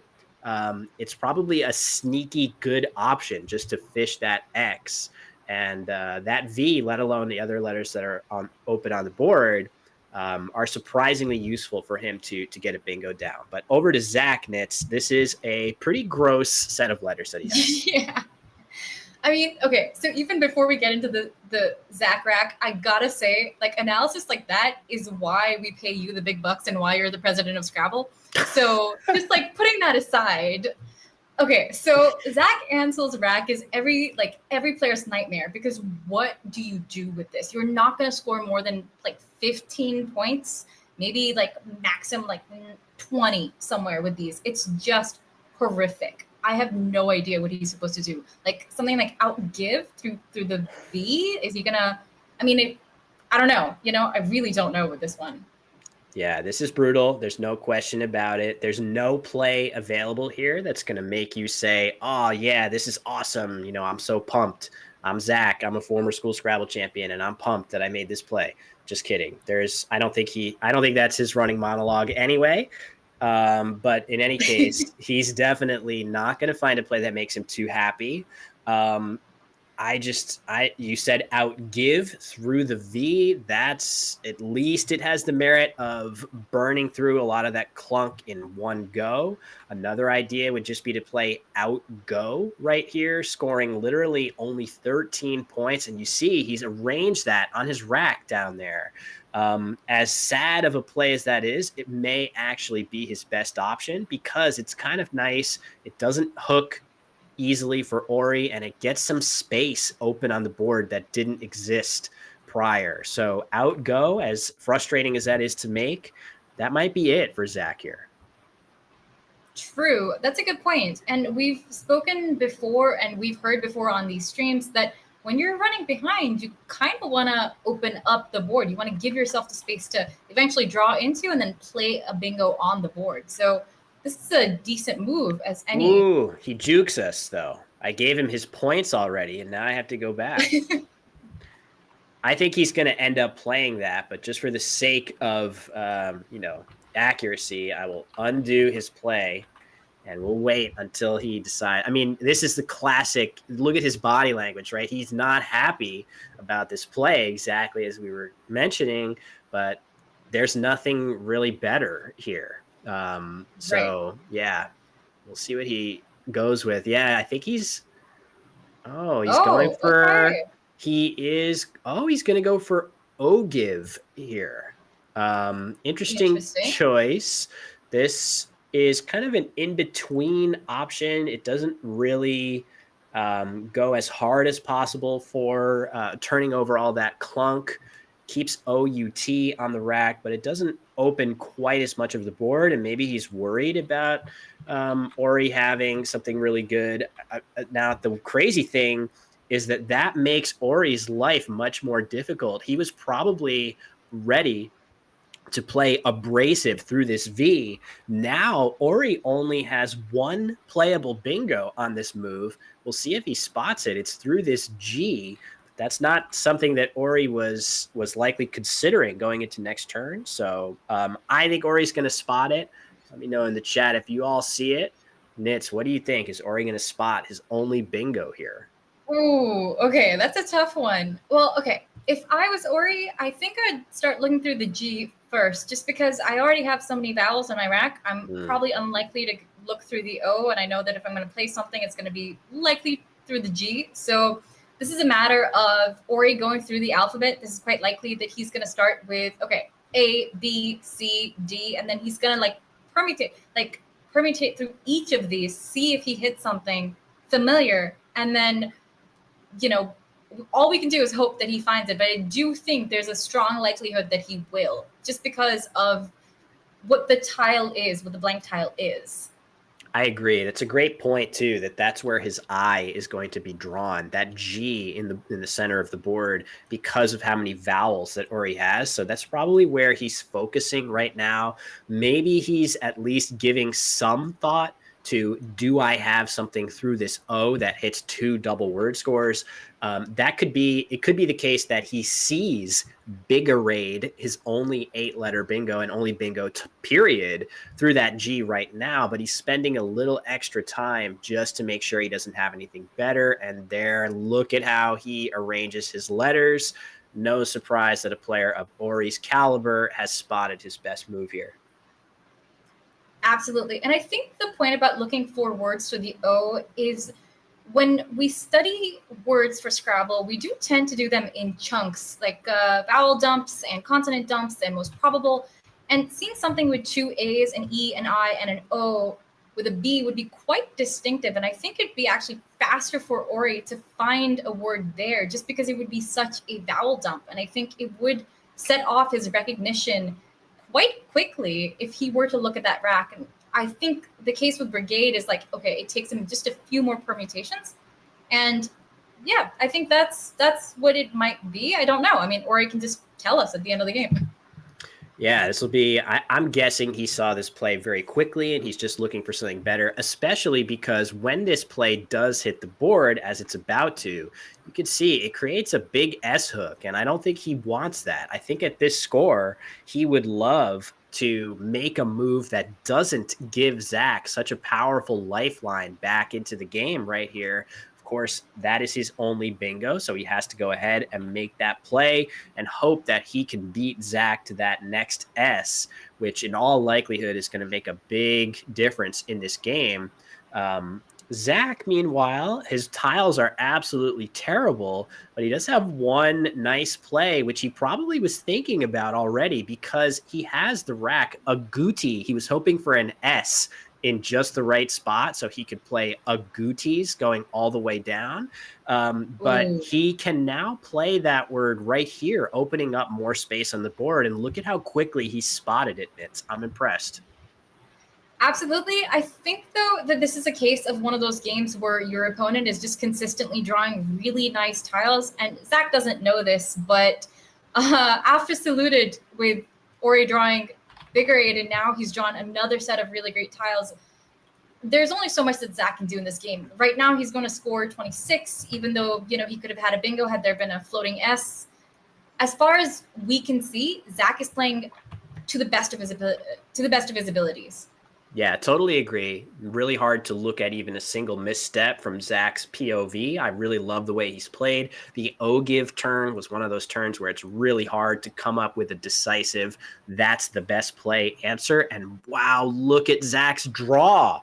This is a huge swing. So right when it looked like Ori might be able to deliver a knockout blow in this game with one more good draw, Zach has drawn beautifully with that S and blank, and he's going to be playing something with bigger aids almost certainly. I can't imagine how Ori is going to block it here unless maybe he'll opt to play something like Aper in this spot, really crippling the hook as much as possible. But even then, I think Zach should be able to figure out a bingo that plays in that spot. Ooh, I really like Aper because, I mean, it does give Ori a chance to just take away these floaters that he obviously could have been worried about. He set it up in his rack. I think we're going to see it down coming on the board pretty quickly now. And he does keep a really nice leave of CEN. We know that more 8-letter words start with C than any other tile. So this is, I mean, I think this is a really great move to put on the board. Yeah, it makes sense, really limiting the damage that an S can do. Note, too, that there are a lot of plays that Zach can have with an S that aren't even bingos that would hit really hard, right? Something with a Z and an S here, any play that goes down like that is going to score just like a bingo. So Aper really does a good job cutting those off. We know that Zach's tiles are so good that there is no stopping him, really. He can play something like Sordine or Secondi in this spot. So no matter what Ori does, he's going to get hit, and a lot is going to hinge on Zach's next draw after he bingos. Is Ori going to draw terribly? Maybe he'll draw the Q with no U, and will Zach draw something good? He could find a way back into this game faster than any of us really expected. Okay, so this is the part of Scrabble that I enjoy the most, which is the volatility of it. You really can't call a game early. I mean, you can try, but you really never know what the opponent is going to do. You never know when a triple is going to come down. You never know what the tile gods are going to do to you. You could be completely reigning, and then you could just lose. And Ori is going to have to, contend with the bingo coming down, and who knows what his draw is going to be. Absolutely. Yeah, I mean, he's definitely, I think he's really strongly considering Aper here. The thing about it is, if he's willing, so for us, this looks totally sensible because you're trying to limit the damage of this S, but keep in mind that a play like Taupe in this spot is really strong from Ori's POV. He keeps 2 even better bingo tiles behind, the R and the A. He would be holding on to those instead of using them, which greatly increases his odds of getting a bingo on his next turn. So we know that Zach is going to bingo on his next turn no matter what. But if Ori chooses to play less defensively and more aggressively, he might increase his odds of getting a bingo on his next turn that allows him to stay one step ahead of Zach. So that's likely what Ori is thinking here. And his clock is starting to dwindle down into a bit of a dangerous zone, Nitz, with this much game left to play. Ooh, that's a good point. I mean, he's already spent about 4 minutes on this turn. He's getting ready to put Aper down, but I do wonder if he's going to pivot and go with Taupe, because it's hard to deny how great the tiles CRANE are, which is what he would be keeping if he played Taupe. So I mean, I can't fault him for playing Aper. It's a really good move. Yeah, I mean, it's really stylistic. Ori, I do think of as being a very risk-averse player, which makes a lot of sense because he is so strategically savvy that he knows that he can beat most of his opponents on very tight boards, on closed boards, as long as he can remove that volatility from the board, which he's trying to do with Aper here. But Zach is very likely to have spotted all different types of options. I think it would be very surprising to not see him play one of his 7-letter bingos starting with S. He's going to at least think of which one of those he wants to play. You can see he is down by 100. Even though he's going to score 85, he can expect to be down a solid amount on Ori's next move. And wow, entrance at least getting set to go down for Ori through this A. I'm not sure if there's anything better, but a great draw for Ori, picking up another R after using one with Aper there. That is crazy. He's really going to bingo bongo his way out of this game. So, I mean, okay, so if either Sordine or Second D were going down, which one would you prefer? Because the way that I see it is if you put Sordine down, it's still got the S hook, I imagine, in this dictionary, but it also puts the I right next to the triple letter score. And, you can put a Q there. You could put a QI there for 60 points. Or you could do Second D, which is a lot more defensive. What would you do here? Man, great point. So playing Sordine right here, as you're saying, that places the I in this incredibly dangerous spot.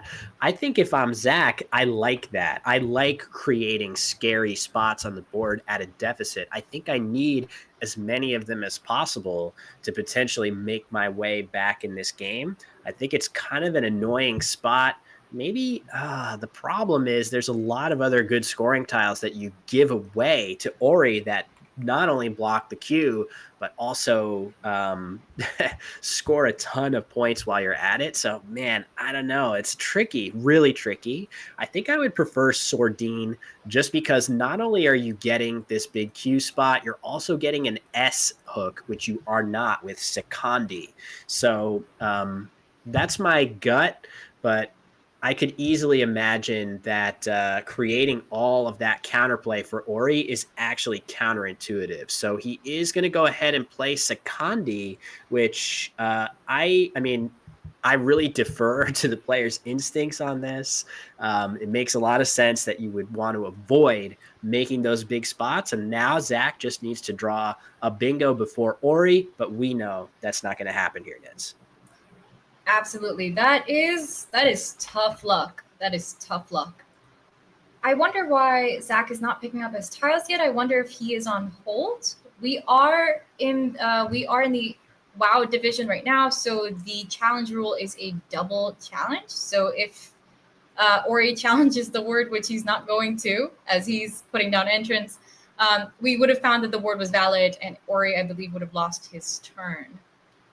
Yeah, for sure. So that makes sense. Not wanting to risk playing anything you're not absolutely sure of. Let's see what Zach draws here. So far, so good. Love to see that Z and, some other decent stuff to go with it, but I'm not 100% sure where the Z is going to go down for a great score on this board. Maybe he'll figure out a way to make something happen with that Z. But yeah, this is tough. Yeah, let's see if the Q finds its way onto Ori's rack. It's still lurking in there. Oh man, good letters for Ori to start. Ooh, okay. Ooh, all right. The W back again. Things went south for him there. The Q is still lurking, so it could definitely play a role here down the stretch of the game.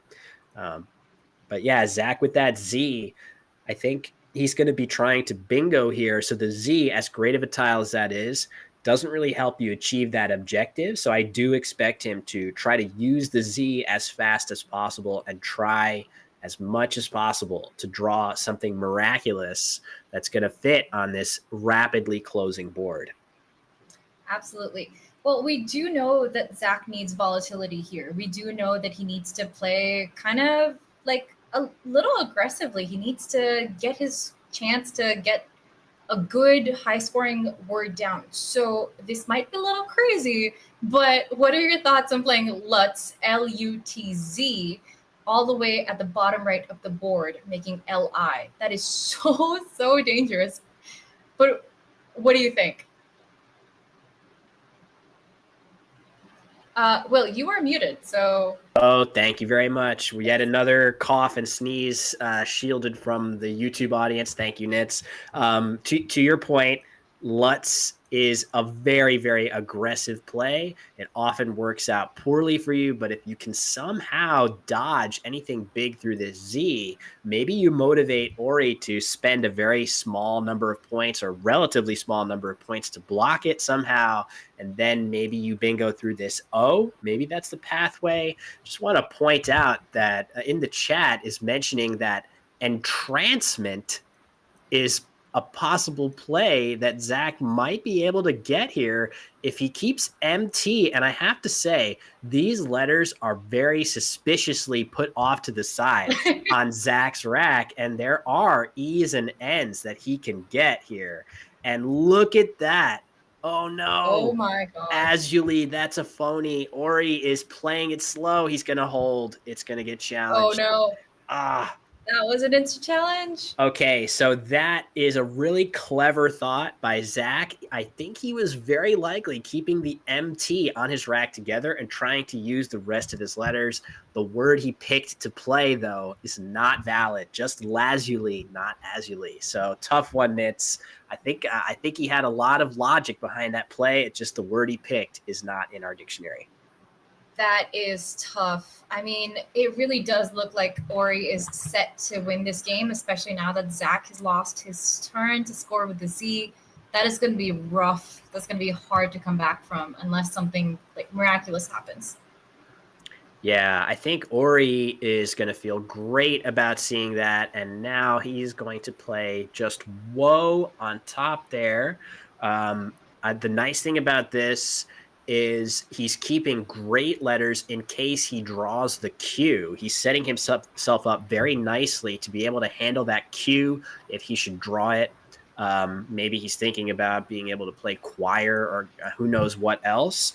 But I wonder if he just missed playing Owie right here, O-W-I-E. That scores a little bit better, and it keeps some of the good tiles for your Q still.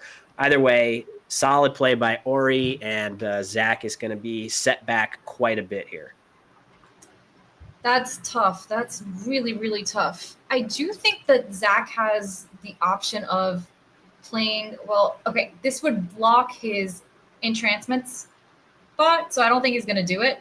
But if he were to do Lutz underneath entrance instead, making E-L, I don't think there's a possibility of him doing that right now. Because entrancement would be awesome if it came down. Yeah, I mean, I think the best play that keeps that stuff would be kind of weird. I mean, playing something like Czar here is a play that keeps your chance of entrancement alive.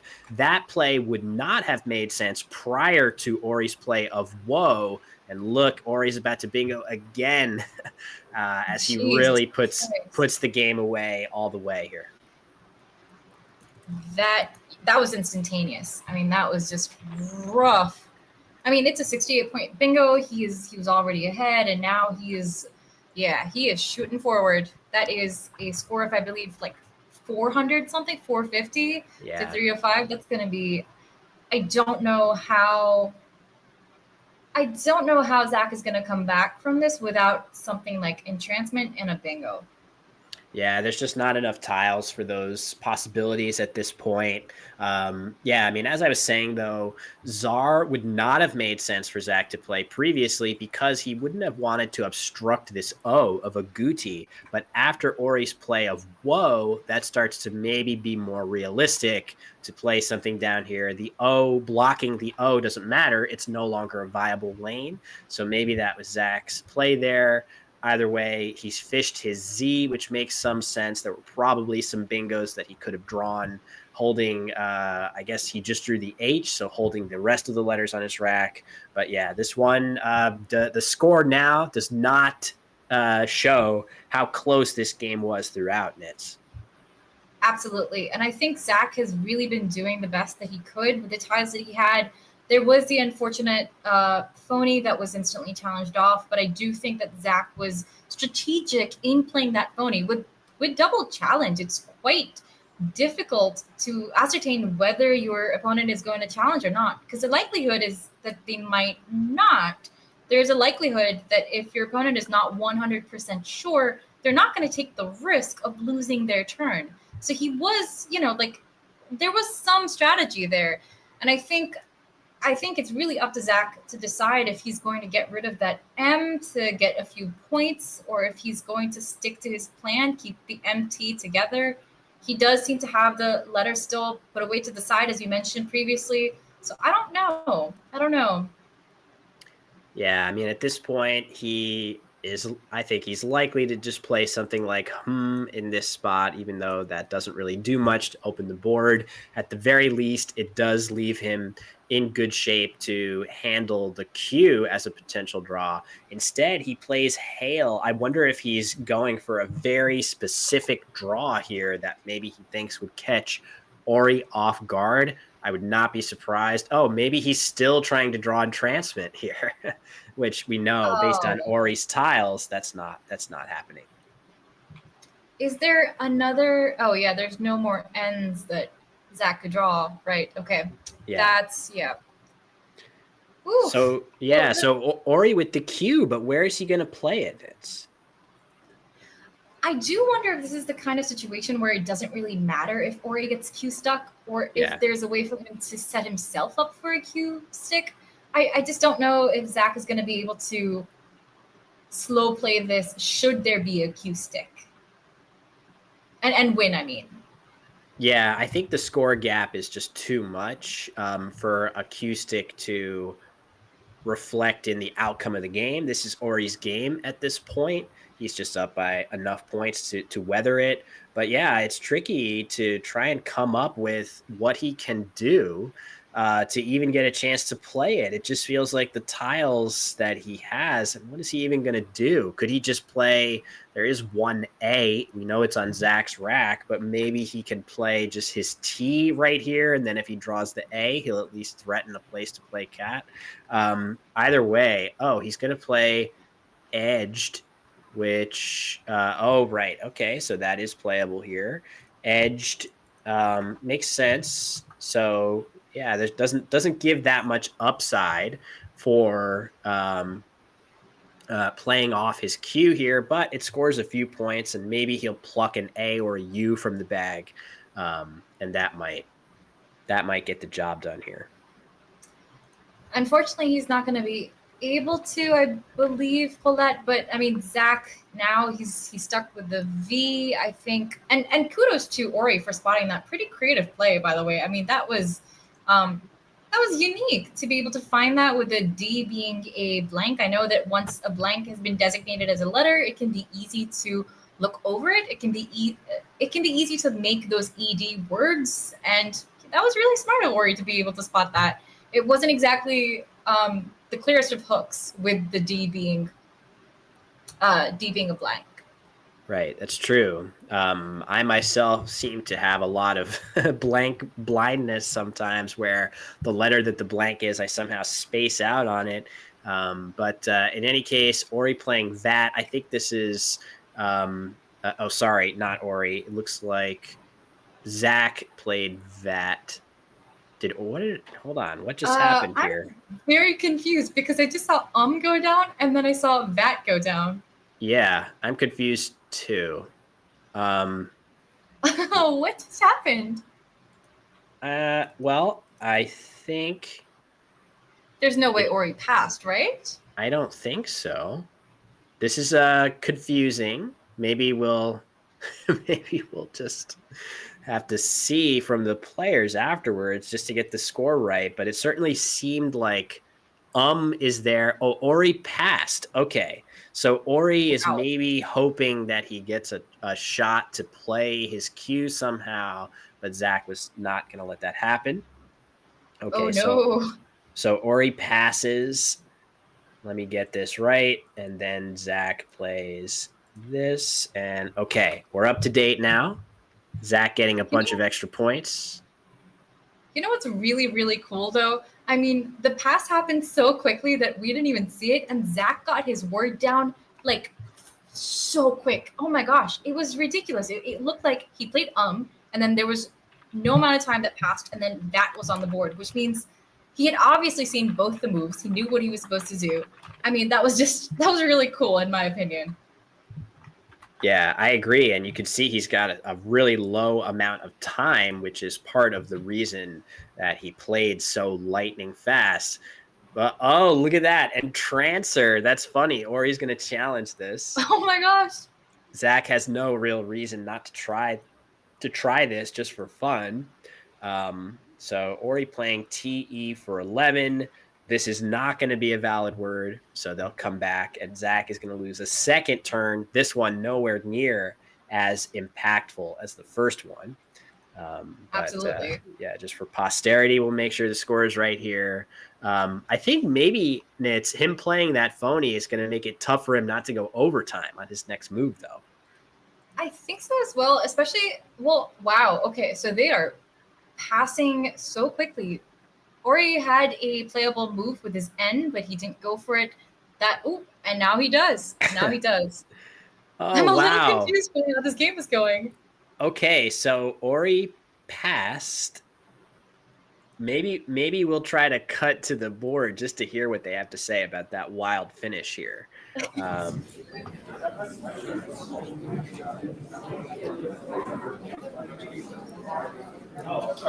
I got you 336 plus 19, 355. That's not what I have.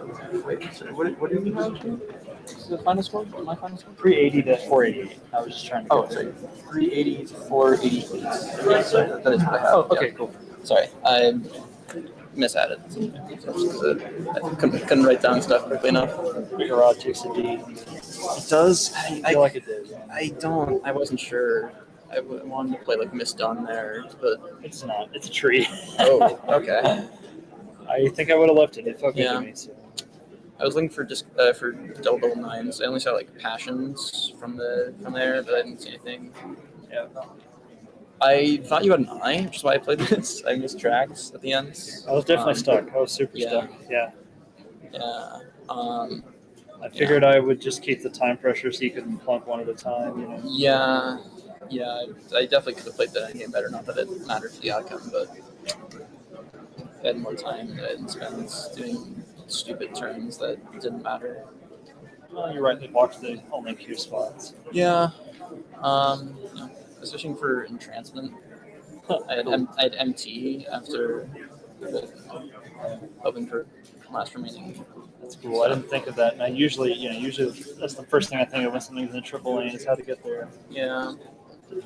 Yeah, I definitely. I don't know. I was thinking of Azuli. I could have left this open, but it was just too big. Does that take an R? No, but it takes a D and an S. And I had D and S. I had deals, DEALS, but I couldn't just leave it another turn. You probably cover it. So. I mean, yeah, I'll probably have played like E-Crew if that was still open. And it turns out, you gave me a bingo and it would have been here, but I actually had Aldist to the Yeah. So Yeah. Yeah, I have so many turns. I think I just played poorly this game. if you played Outgo, I've got Abricia. It's Yeah. just a lot of stuff. Yeah, I have no, what you I did, have was no gonna- idea what to do on the two. GUYOT is good. Sorry. GUYOT is Yes. good. Yeah. That was another one of the options I was considering, but like I just didn't like moving 3 vowels.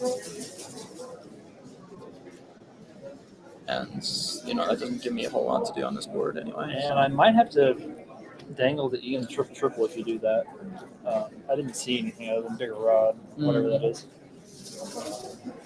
I saw sevens, bigger. Yeah. Matthew just messaged me and he said bigger rod with the star. Thanks, dude. Yeah.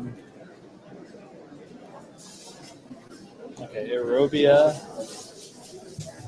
Let's see. Yeah. Airbase didn't go, and I saw Airvise, so nothing through the O. And then that was my only bingo, I think. Yeah, it's good on you for finding it. I didn't know it, so I didn't know if it took an S or a D or anything. But yeah, for some reason I just thought that was a verb, but it's just not. Yeah. Yeah, I need to go back and watch the stream, see what they think, because I know they're gonna hate what I do. I won't say it. I had Vibist. Not true, Zach. Not true. Keeping a Y for 30, but this kept BITS, so I kept my T for Tybee, and of course you punished me, so. Yeah. I mean, that was the perfect thing for me. I leave. Yeah, I gave up points CI to get punished, and I was like, oh, this is bad. I mean, I leave like CIMS, and like I'm like, okay, yeah, that seems pretty damn good. Set the M, set up the S, set up whatever else. Yeah. I had no idea to do this turn either. I left an F. Those were good tiles. I was like, Yeah. I was pretty happy to see that come down. Like, not to mention you gave me more back for not so great. I was considering just playing like Psych here for 30. Where? Oh, SYKE? PSYCH. SYCH. Let's see. I had a good rack. It was Ekiest, so this is SEA. Yeah. And so Psych would. It doesn't give you anything, no, Doesn't but give like, you anything. or it gets you Psyche stuff. Yeah, which is still, Psyche yeah. and Psycho are It gives back too much. Yeah, so I didn't want to do that. It drops your ass. Yeah. I mean, this drops my ass too. And this is still 30. Like, Yeah, Chimps seems fine. yeah. You can play like Kosh or something. Yeah, I looked at that, but like the stuff that leaves me are not the synergistic vowels. I have to use the H. I have to use probably the M or the P. It's like, I definitely had some tough turns. I mean, this was. I was wondering what happened. That was there. Braxy's was my. Ooh. Yeah, it was crazy good, but it included a blank, so BAI. Exurbia ER too in blank there as well. So I'm like, yeah, I just gotta do that. Yeah, that seems reasonable. And you just blocked abrasive. So, yeah, pretty much every turn I was just like bingoing anyway. Yeah, so it's pretty tough. There are plenty of people that have played this game much better than I did. That's all I'll say. Yeah, you flashed me the entire rest Yeah, of your ride I there, know. so I I was didn't like, wanna okay, do it's that. got out. I didn't want to do that, but like I just didn't. Just couldn't- Outgo was just just couldn't terrible. go. Yeah. Like, and so is Ojive, but like still, like I don't know. Yeah, that's a tough turn. Yeah, I need to go back and rewatch this and Blackwood and whatever. Well, maybe we'll cut back to the booth now and just let Zach know that he actually played this game extremely well throughout. He just had some really, really tough decisions. The fact that he saw entrancement, I think, was super, super impressive. And really, Ori just drew a lot of good tiles. It was always going to be a difficult road for Zach with the tiles that Ori drew, Nitz. Absolutely. I completely agree with that. I think the Thony being a hiccup down the road, but up until then, Zach was playing extremely well. I think it was just a case of some confusion when he did play Azalai instead of the real word there, which is Lazuli, the gem. But it could really happen to anyone. These words are, a little weird. There's a reason why we have people in the chat asking, hey, what does that mean? Yeah, for sure. So anyway, you could see our next game maybe about to get started soon after that very informative post-game discussion by these two players. It seems like they literally saw pretty much every relevant option in that game. And when they chose something different than what we expected, they had a pretty good rationale for doing so. I love that about the post-game analysis because it really does give you an insight into what they were already thinking, what they already knew, and then we get to see them interact and kind of just break down the game as they were thinking of it. Like with Ori being like, oh, I wonder if I would have had a bingo if you did play Psych, or, you know, like you kind of flashed me your entire rack when you did this. And I love the camaraderie. I love how chill they are. I love how they just talk about the game as if, well, I mean, it's not a heartbreak, you know, it's kind of just like oh, fun. You're my friend and I get to play a game that I really enjoy. Yeah, for sure. And I also think that a lot of the time, players are mostly competing against themselves to play the best that they can. Of course, you want to be responding to your opponent and making adjustments when necessary, but I think Zach and Ori both are just doing their best to make sure that they played that game to the best of their ability. So in any case, that was a great game, a lot for us to dive into there, but we've got an amazing one coming up in round 5 between, you see him seated right there, Joey Krafchick on the left going first against two-time defending World Cup champion Jackson Smiley. He's about to sit down, but we need just a moment to reset the nameplates and a couple of the other things on the board. So just a real quick break, and then we'll be right back with round 5 between these two top experts.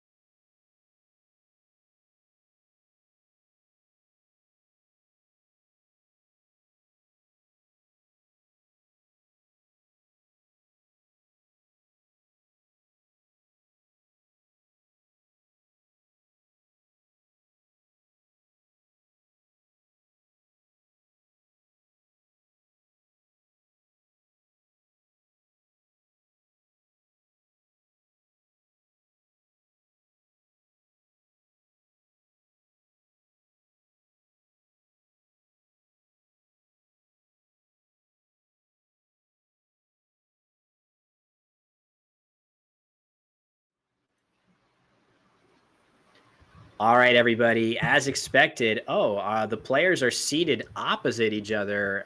So maybe we actually need to adjust those nameplates again. Oh, that was fast. Wow. Producer Christian is absolutely on his game. As the second I said that, the nameplates were switched, but it looks like I assume Jackson going first in this game. And Nitz, these really are two of the strongest players in North America. Oh, no doubt about it. And I think one of the things that makes them really strong is not just their word knowledge, which is impeccable and out of this world, but also the way that they approach the game. I think that they're not just equity bots. They're not just thinking, okay, well, statically, this leave is better than this. These tiles are better than these. They're thinking about the board as it moves, how they construct it, and how it will develop over different moves. And I think that really sets them apart. Yeah, I totally agree. Two players that are among the most aware. Oh, was there a fit? There we go. The handshake. I was a little worried that we were about to see a major faux pas right there of a rejected handshake, but in fact, we did see the sportsmanship after all. These two players, well known to each other. There's no bad blood between them whatsoever. As Jackson going first here, and he's drawing some decent tiles. Wow. But Okay. the WU combination is really the only thing that's getting in the way. But Nitz, I feel like WUZ looks like a great option for Jackson here. Oh, absolutely. I also wonder if he might be considering, well, okay, so yes, you absolutely want to start out playing short words because that's better. You don't give back as many floaters to your opponent, but I wonder if there's any merit to playing something like Unmew as well, just turn over more tiles. But I don't think there's any reason to in this case. Is just fine. Yeah, the nice thing about it, it doesn't, you can't put an S on there. So there's no really easy way to, oops, sorry about that. I'm going to make sure my arrow is in the right spot. You can't put an S on here. That's not possible. Doesn't give very good tiles to play through for 8-letter words. The W, U, and Z are all probably bottom third or fourth tiles in the alphabet. Maybe the U is a little bit better, but the W and Z, very, very difficult to play through. Of course, for Joey, he's got that Q, and he's almost certainly going to be considering a play through the U that gets rid of the Q. The problem is that really his best way of doing so is Quiver, which that is really scary, not only because there are a bunch of extensions that go across here, but also the A hook for a Quiver. And we can see Jackson would definitely be using that. Well, maybe not. Quiver here, he's probably going to play Famines right here. So Joey is potentially going to play Vireo instead, which would be kind of a cool play on his part. Very patient on his part if he elects to hold on to the Q when he can play it here. I like that. It's pretty defensive. But the other thing is, I wonder if Joey should just exchange down to ER. And I know it's like not something players usually want to do because you do get a 0 for that turn. But perhaps not giving anything back to Jackson here is not a bad idea. Like it's going to be annoying for Jackson to play through this. He's going to have to do something with these tiles that he's put on the board. I wonder if in this case, maybe ER, just keeping ER, just getting rid of everything else is not the worst idea. Interesting. He's going to go ahead and play Vireo, which I think there is a rationale for this play. I do kind of I really feel scared to play Quiver, making all those beautiful hooks. And I do feel like the problem with exchanging down to ER, which I really do like as an option, the only problem is that you're playing Jackson Smiley, who is very, very clever, and he's going to know how to respond to that in a really defensive way. We know that Jackson is going to play a bingo here no matter what. So he was going to play Famines alongside Was, but in cases where Jackson did not have a bingo, I could easily imagine him playing something really defensive to make Joey's next move even more difficult. So in any case, the play of Vireo giving Jackson only one playable bingo in response nits, it is a pretty normal word. That's true. He has made this difficult for Jackson, but not impossible. We do see his bingo coming down quite quickly. Yeah. I think it's up to Joey now to just use his blank for the powers of good. Not that Jackson is not a power of good himself. He is a dominant force in this game, always has been and will continue to be. Well, the power of good would be, in this case, for Jackson to get to bingo with that blank as fast as possible, to give us as exciting of a game as possible to watch. What we don't want is for Joey to languish with that blank on his rack for many, many turns while Jackson races out to an even bigger lead. We always want as close of a game as possible. And I do think that Joey should be able to dump that Q now. He's got a couple options.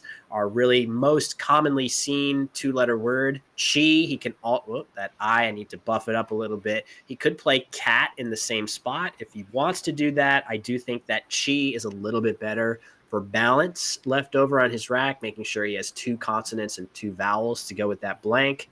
But yeah, I think Joey is a turn away, one good draw after dumping his Q away, whereas Jackson now has 2 U's on his rack to work through. Absolutely. I think QI is pretty much it's a pretty obvious play, and Joey's not going to waste too much time making it. So good on him for doing that. If only Jackson had like a D for upturned or something, but he's going to have to struggle with those 2 U's and figure out what to do here.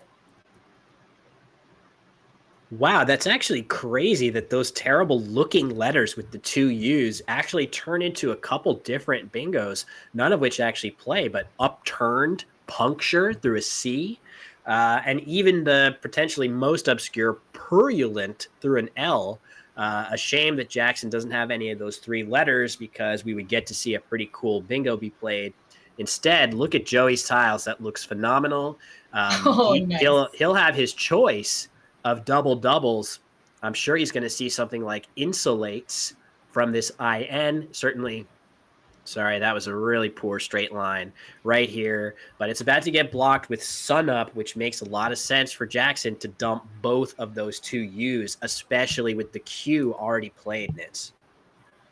Also, it's probably the easiest double-double to block at this point. I mean, not that he's necessarily only considering that, but it's a nice advantage to playing that and getting rid of his 2 U's. Yeah, so it's over to Joey. I think he has a great chance of seeing his highest scoring play here of Insolates going down from IN, if we could get that board flipped again. There we go. So yeah, that it's an 82 pointer right here. That's the best that he has. I wonder if he's going to hesitate just a little bit at does Insolate take an S or a D hook. Maybe he's debating whether it does. I would accept. Okay, there you go. He's got the letters lined up. I fully expect him to play his 82-point double-double here and get right back in the game. But wow, Nitz, Jackson's draw is phenomenal. We might be seeing an absolutely amazing follow-up play from him. Absolutely. Now, I don't know about you, about how you feel with the blanks coming out so early in the game, knowing that there's not much volatility left in terms of drawing the blank left in the later part of the game. I'm not super surprised to see Jackson in like a great position. He's already up ahead, and I think he's just going to play Pyrex maybe next turn. I think it would be a really great scoring play. It's not going to get blocked. It's up to Joey to find his bingo now. Pyrex is interesting because he gets rid of some of his highest scoring letters. It's worth noting that he has a 7-letter bingo on his rack that the chat is pointing out. I'm not 1,000% sure. And you see, there it is. He's pointed it out. Apteryx, he has it rather lined up on his rack, but Pyrex is sorely tempting as well, scoring a boatload of points and keeping the blank for next turn. So there'll be a modest decision to make here, and Joey is about to, we're going to see what he makes this blank. Is it an S or a D? It can be either one. Looks like a D by my vision there. We'll get confirmation of that shortly. Yeah, it is a blank D for Insolated. And now Jackson with a really tough call. Does he make the bingo for 89, which is by far the flashier play, or does he play Pyrex for an incredible 63, the way you pointed out, Nitz? Well, I like Pyrex because of how we think about static equity. The way that we think about it is the blank being worth around 25 points. So if he is to play Pyrex for 63, he does keep that blank, gives him another, like, think about it as like another 25 points. That's like 88, right? I mean, I wouldn't mind playing Pyrex. I wouldn't mind securing myself those 63 points now and knowing that there's a strong capacity for me to bingo like right after. Yeah, the other nice thing is that, you're on stream. If you're Jackson, we all know for a fact that he sees Apteryx. So you can rest easy and know, all right, the whole world knows that I saw Apteryx. I'm going to go ahead and play this correct strategic play, but everybody knows I saw the cool play as well. So that's one little hidden benefit of being on the stream like this. Just kidding. I don't think he's wasting any time thinking about stuff like that. But yeah, for Joey, I don't think Joey has any reason to appreciate how strong Jackson's tiles are. Pyrex is a play that you would make with almost any combination of letters there, 63 points. So Joey can't know that Jackson had the blank. So he probably thinks that after like Hemic or something alongside Insolates, that he's actually in a little bit better of a shape than he is. And he sees it. He is ready to play that. And it's his highest scoring move, I believe. So go for it, Joey. Nice. Nice play. Very nice. Archive also on the radar, as some of you are pointing out. That's a solid play, leaving just an M. But Hemic gets you an extra 10 points on the scoreboard, which is hard to say no to. So nicely done by Joey. As predicted, Jackson has picked up a bingo. I mean, this is not to say that it was he was compulsorily going to pick up a bingo. He did play quite a few tiles, but he's happy where he is right now. He's got a bingo that is going to play on this board. Yeah, so Adapter, this is kind of funny because Adapter scores 72, but it does open up the base of the board. Another option, he's got a couple that play through this R and E, one of which is a regular word, well, I don't know about that. Let's not stretch it. Tapadero through the E. Another is a word I've literally never seen before. I guess it's a new word, paleo art. Is that a new word? Can anybody confirm this? Why am I seeing this being suggested? That's a really cool word. I mean, I have a minor in art history. Like my field is in art history, but I have never seen paleo art before in my life. Not even like common English. Yeah, that's pretty crazy. Either of those plays through these letters is significantly more defensive. That being said, 9 points is a lot. So we'll just have to see what Jackson ends up going with. I don't think you can tell too much from Joey's last play of Hemmick. Again, that is a play that Joey would make with almost any set of tiles. So I wouldn't say from Jackson's perspective, I wouldn't say Joey is especially strong or weak holding just 2 tiles that could be anything. So maybe that's the time to take the 9 extra points here. That being said, I could easily see Jackson sacrificing points. And the nice thing too about Tapadero is if you actually think about how it fits on the board right here, if I write it out, the nice thing, Nitz, is it creates 2 scoring spots. And if Jackson draws decently, he should get his crack at one of them. That's a really good point, because if he does play Adapter, there's the 1 triple that Joey can hit. However, with Tapadero, as you just pointed out, there's two things he can do. I do like it that when you're going to make an opening, you make 2 just in case your opponent takes the other one. I wonder if Jackson is feeling is going to choose to give up those 9 points. I probably wouldn't. I mean, I feel like those 9 points are going to add up. The score is close enough as it is, and every point is going to count at this point. Yeah, I totally agree. He's thinking a while, but both players have been playing fast enough that they can afford to take a good think about moves like this. Jackson's still with over 18 minutes on his clock. He's still totally fine. We're getting close. After this play, it's going to be roughly the halfway point of the game. So players both doing fine on the clock. I do associate both of these 2 players as being very comfortable with playing at a high pace, at a fast speed. So I would be surprised to see time pressure come into play for either one of them. Well, do you think this might be a good time for foregoing a bingo? Like, think about the word pat, just P-A-T, making OP and insulate, LA and hat.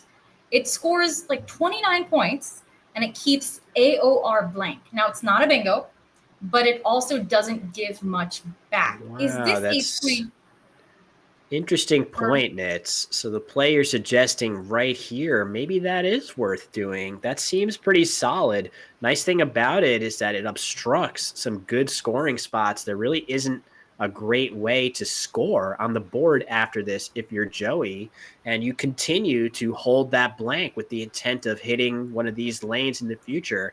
That's really interesting. I'm starting to come around to maybe that is as good of an option as any of the bingos here. I like it.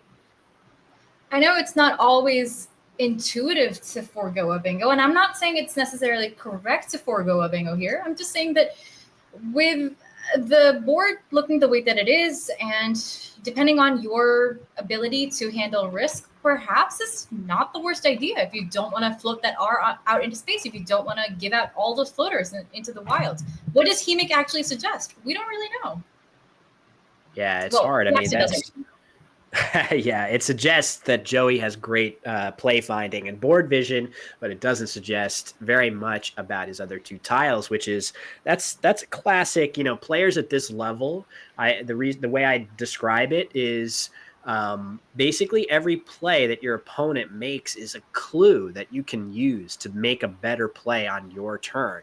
So sometimes the clue isn't very useful, or there isn't really an actionable clue at all. But sometimes your opponent's move is a huge clue how to proceed. So ultimately, Jackson is going to go with his highest scoring play of Adapter and hope that Joey does not have any real ability to hammer the spot. And you can see, thanks to his 3 A's, he is not really going to be able to crush that spot. Absolutely. He did have Pat lined up on the side. He did consider it. He was thinking about it, but he did eventually go with Adapter. And I think, I mean, it's a bingo. It's a lot of points. Go for it, you know? Yeah, so he's considering playing Larvae, which would be a great way of shedding 2 of the 3 A's that Joey has on his rack. And, oh, man, Jackson with a pretty solid draw there. I'm not sure what he has, but he's close. It's possible that with one more fishing play for Jackson, he might be able to get his rack into bingo shape in a hurry. So Joey, this is going to be a big deal. Nitz, you mentioned it before. Both blanks are already out. There's no blanks to come to the rescue for Joey here as he trails in this game. He's going to have to find some very precise natural bingos. Ooh, look at this. Oh my gosh. He goes a totally different direction. Laved for 38. This is a pretty reasonable play as well. 8 extra points and leaving the board open to continue, I should say, his comeback. What an interesting choice by him. Keeping 2 A's, and I don't know how I feel about that, but it's definitely, I mean, it's a high scoring play. He does what he wants the board to do, and now he just has to cross his fingers and hope that Jackson can't hammer that spot, which we know he's not going to be able to. But wow, that is a risk and a half. Yeah, it might be a risk that's worth taking just because of the, oh my God, and look at that. He's drawn Caliphate to the E. So Jackson is basically never blocking this E, and Joey is going to get a bingo down that immediately revitalizes his winning chances in this game. I just don't see how Jackson's ever blocking that with a triple lane open at the base of the board. I mean, the normal plays that Jackson might make to balance his rack might be something like Zag and Ged or something like that. But given the lead that Jackson has, he definitely should be making a play exactly as he did, like Gender, and Joey is going to respond instantly. Very nice, Nitz. What a good job by Joey. Beautifully done. Beautifully done. That was, yeah. These games are a pleasure to watch. Yeah. And look at that. It blocks retorted through that same E. So Joey getting to that E just in time to prevent Jackson from playing in that same spot. And that's going to make Jackson's next move much, much more difficult. Jackson, without a playable bingo, his decision would have been so easy if that E stayed open. Now it got a lot tougher in a hurry. What do you even do here? I mean, the score is tied. It is literally tied. Oof. Yeah, that's crazy. Didn't see this game knotting up so quickly. Really, it had nothing to do with Jackson's choice of Adapter, as he benefited from his own play. He got to hit the triple that he opened there. It was really Joey's play of Laved, which left this open, that sort of distracted from this open E. And of course, Joey with just the right draw to play there. So we got a game, folks. Wow. Beautiful. And those 2 A's like leading to a bingo, an 80-point bingo, that is fantastic. Now, Jackson did spot the word Doter, D-O-T-E-R, to the side of Caliphate. He doesn't hit the triple word, but it does score 22 points. It's pretty high scoring.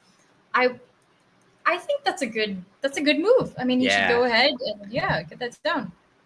Yeah, so the point of this, not only does it undouble all of Jackson's duplicated tiles, Jackson had no good way to use the C on the triple. So Doter at least scores decently well, and it prevents Joey from using that C potentially in a much more damaging way. There's definitely tiles that could have really hurt. The J, for example, has a lot of things that can play through the C here. So I definitely appreciate Jackson's desire to block that C before he got hammered. And now he does continue to hold on to a lead, albeit a narrow one. Joey has a couple of options that use his O and Y. He's probably looking at Foy right here, scoring 32. Maybe, I don't know if he would consider playing those same letters here for a lower score. I'm not sure why he would do that. I do expect him to play Foy here. I do like that, and he's going to be in the lead by 10 points after this move. He spotted it pretty much instantly. I think right now, get the points, move on. It's a great strategy. Go for it, you know? Yeah, and pointing out that Jackson's draw, far from ideal here, leaving RT. Yes, he did draw the S, which he loves to see, but IIUW is absolutely not what you almost ever want to see. That is going to set Jackson back. It's a big, big setback for him as Joey draws very good scoring tiles in that J and the 2 Bs. You could easily see Joey begin to put scoring pressure on Jackson here. Jackson might start to feel like he needs to be thinking about a bingo or he's going to fall behind. Absolutely. It's interesting, though, how many times we've started seeing the WU combination on this stream. I think it's been like 3 or 4 times now today already. For the W to only exist like 2 tiles and the U to only be like 4 of them in the bag, they come up so often and it's so annoying. And this, folks, is why you learn your unhappy looking words. That's why you learn how to get out of these situations.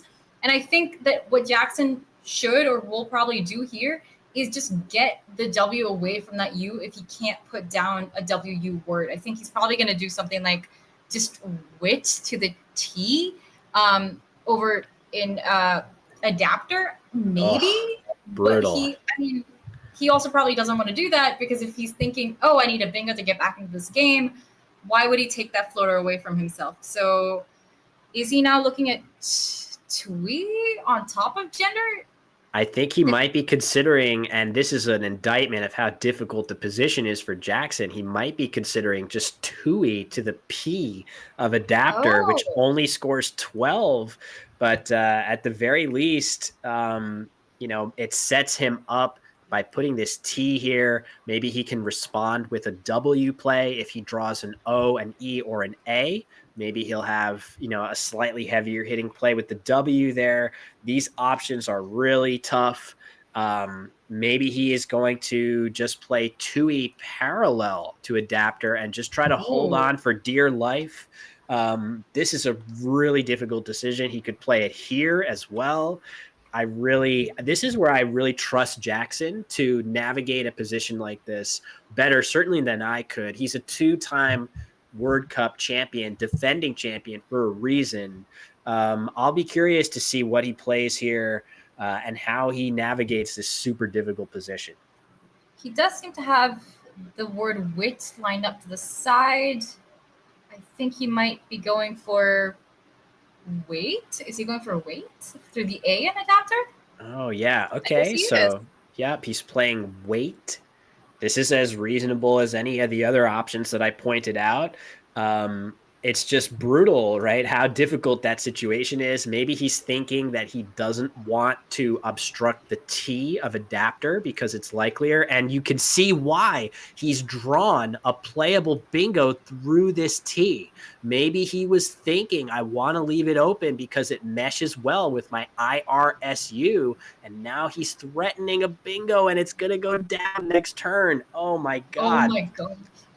What an insane swing, Nitz. Oof. This is, Joey's not going to like this coming down. You never see your opponent bingoing, but at this point in the game, you really don't like it. The game has been tied in the last few turns, and now the board's exhausted. What is Joey to do? What is he going to do with these clunky tiles? That's crazy. I can't believe that Jackson just navigated that successfully.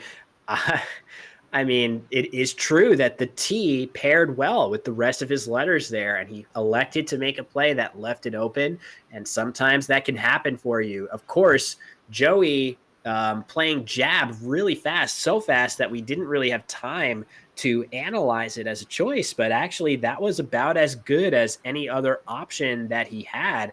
I'm not sure what else he would try to do, except maybe he could play ribbon or something like that down from this R, setting up his J to go across. Maybe that's the only other thing that he could find a way to get to there.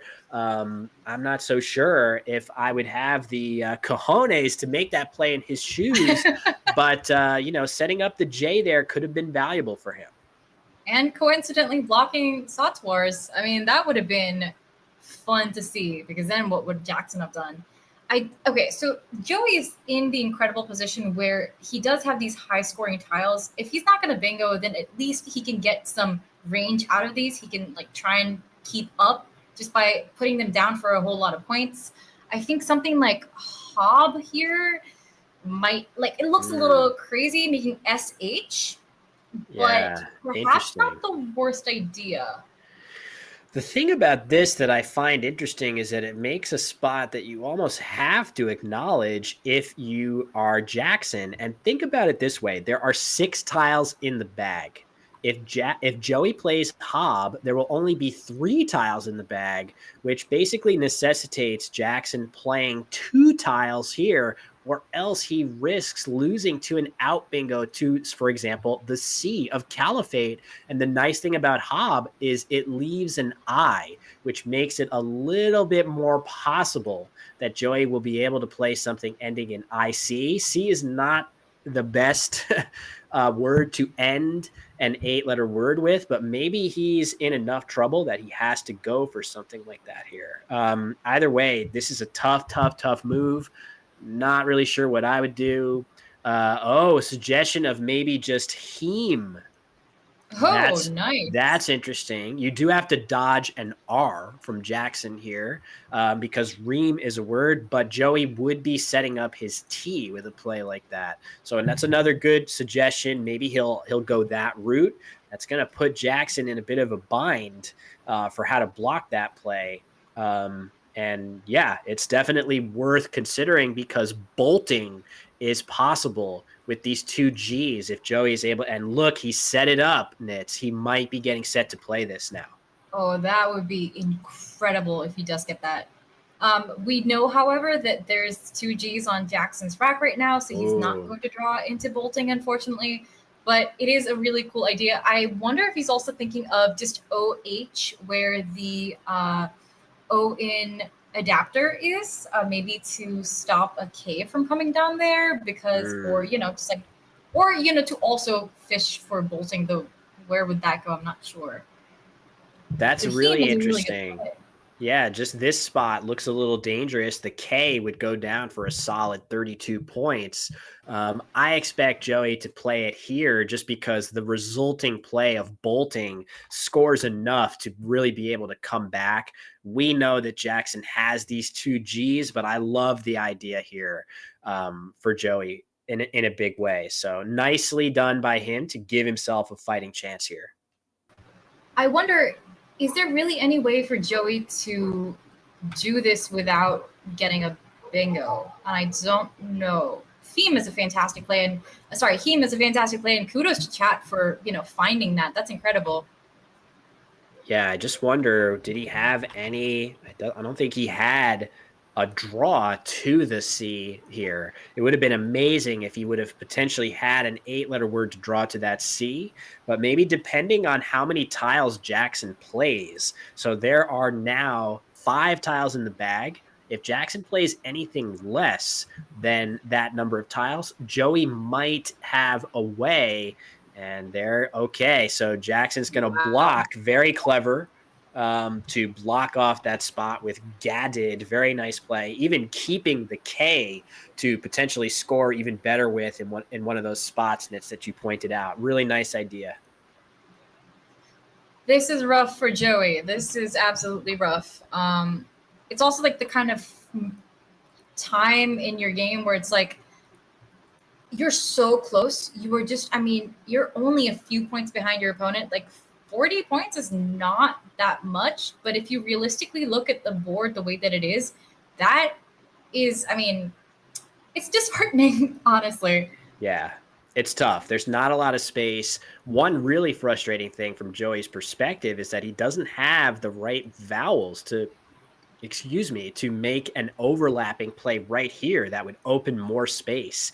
He almost has nothing useful at all. Like, what's he going to play? Ill or something like that? That's really weak.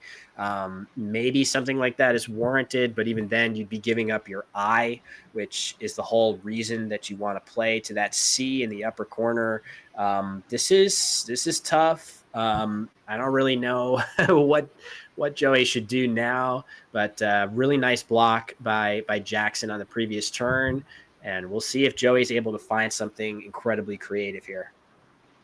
Yeah, great recognition on Jackson's part. Also keeping that K for later, fantastic. He's just got this tough move ahead of him. I mean, I guess he could do something like, I don't even know, like nothing looks great. I mean, would he do like Halo with the HA that's on the board with Heem and Gadded? Like, is that what you do? Do you do like Brew from the R and Soft Wars? He's not going to score a lot. And yeah, not sure if we lost Nitz for a second to internet. Hopefully you guys can hear me okay. But the reason that you... Oh, there we go. Sorry, Nitz. Maybe it's my connection. I lost you for just a sec, but now you're back.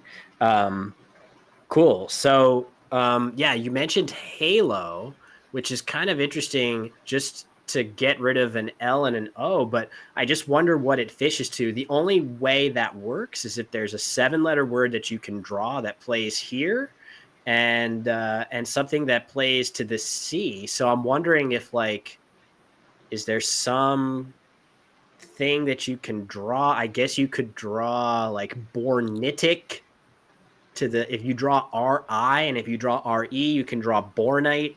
Maybe you create an impossible situation for Jackson where he cannot block both of those options and he doesn't know which you're likelier to have. So maybe that's the idea behind Halo here, is that you're just not blocking either of these two spots and hoping to draw something there. There really is no space on the board to open anything new. So if you're Joey, you probably have to try to draw something in ideally both of these two spots. But if you can't find anything, at least one of the two, and hope that Jackson is forced into an impossible choice, trying to block one or the other, but not both. Right. That's as good as I got. I don't know if anybody else sees anything better. I mean, that was a really good analysis. I mean, also, Joey is on his own out there. He doesn't have, the aids that we do. He doesn't have Zizavat open, and, he doesn't have Quackle to tell him, hey, this sim's better than this. He's just going to have to do what, he can figure out. And playing off BO, he's getting some points. He's doing his best. He's honestly just doing his best. Yeah, and he has a 7-letter word on his rack of Toladin. The only problem is that does not fit on the board anywhere, so it's a small consolation to him there. Had he drawn one of the E's, you can see 3 of them on Jackson's rack. Maybe he could be threatening a play right here, and maybe he had some other draws that he could get ending in the C. But unfortunately for him, even though he's gotten pretty close on the scoreboard, this is pretty close. But Jackson with that K has more than enough scoring power to stay ahead of Joey headed into the end game here. So absolutely. Also keeping those 3 E's, which go right by the L. It's the only thing that's left that could have hooked with the L. I mean, Joey just really needed to draw those E's. He didn't know that they were on Jackson's rack. This is as good as it gets. And Jackson's going to come down with that K any second, I believe. He's going to score 32 points, and he's going to be unreachable. Yeah, I think Jackson, I assume that his tracking is correct, and he can look at these tiles, 1 tile in the bag, the other 7 of which are on Joey's rack. He should be able to look at these tiles and quickly ascertain that there are no vowels that play here at all. So he just has to look at this C pretty much. Maybe he should be considering 9-letter words here briefly. I don't I wouldn't know if there are any words like that or not. It really is all about the C with these unseen tiles, no vowels that play here. And he should quickly ascertain that there is no real threat that Joey can have. So liking Jackson's chances here to suss that out and just grab a few points with the K if he wants it. If he has any doubts, he could make a blocking play holding the K and maintain his advantage in the end game. So Absolutely. very, very. Yeah. I think we were about to say the same thing, which is that this is a very, very fascinating game, Nitz. Was that what you were going there? Yes, absolutely. The tactics really come out with this. They really do, because it's not just the word knowledge we've been testing them on here. They've had to figure out where they need to play, with Jackson putting down weight, with Joey putting down lives, with these considerations on the board, forming it to the point that it's come to. I mean, Pyrex instead of Apteryx. These are the moves that really make the game what it is, and that's what distinguishes these players from everyone else. I think these minute considerations of what actually do they need to do to formulate the board the way they want it to develop. Yeah, for sure. We saw that quite a bit in this game with players making really savvy decisions to shape the board in their preferred direction. I just think the pivotal play in this game was, I really felt like Jackson was in a world of hurt when he played weight, and he was able to find a play that gave him a chance to draw this follow-up bingo. That was the big difference in the game. If not for that, I think Joey was on the verge of outscoring him in this game, as long as neither player played a bingo from that point on. Joey was in great shape with the J and the 2 Bs, but Jackson made a play keeping that T open, and it was the real difference here. Nicely done. Absolutely. And if Ribbon had come down instead of Jab, we would have seen a completely different game. We would have seen Jackson struggling with those low-scoring 1-point tiles and nowhere to get a bingo down. Yeah, so the question of what to do in the end game for Joey, it looks like he's getting ready to play Glint down to the triple. That seems like a reasonable choice. And for Jackson, he doesn't really have very high scoring tiles, but it doesn't matter. He's going to be up by more than enough points. And I guess with the remaining tiles on Joey's rack of the O, D, and I, he can play Odic up here. Sorry for my D. That looks like another O. But yeah, nice job by Joey. Potentially slightly better for him would have been Haloid in that spot, as I'm too slow. The board spun. But either way, pretty accurate end game by Joey. We'll see that Jackson about to play his top play of Reneg here. And on we go to the end of the game. A pretty fascinating one, Nitz. Beautifully done on both ends. I mean, at one point, the game was literally tied. It could have gone either way. And look at the players. They're laughing. They've been friends for a long time. They've played each other multiple times. Many times, I'm sure. Yeah. This is just yet another day for them. Yeah, there goes Joey's follow-up play of Odic. Nicely done. And we are at a final score of 462 to 412. As you pointed out, Nitz, the game was tied pretty far along into the game. And look at that, 50 points, the difference on the scoreboard. Wouldn't you know that the 50 extra points for this bingo right here literally was the decider in this match. So very, very, very impressive. And a great game to sink our teeth into. Maybe we'll see what the players have to say now. Xenolith, it's hard to block. Right. You could fish with it a few times. Yeah, I mean, it would have been a no-brainer if I didn't have the KT, obviously. But there was one R in the back, which you clearly didn't think of it. Reem? Have a Reem? Sorry, what's the word? Reem? Best played game, right? Is that good? Yes. It's not a bad place, though, but I think you might want to go for Reem with that. Because an R, you just die. Yeah, totally worth that. Oh, here's why. That's why, because I thought I crossed it out first, then I realized. I fixed it later, but I think I might have connected the dots there. Yeah. I'm happy to drop a case E because that was dead. There's still stuff you could hit before bow, but after bow, it was like 4 minutes. It was like So if I had fished off the B, I would have drawn the E. That's what would have happened, right? Which way? Yeah, well, on tournaments in Philip. Yeah, I don't know. Adapter, I didn't love. Abadiro. I don't know. I consider just Pat for 29. I just figured like I could outrun a lot. These things open, but it kind of bit me in the ass.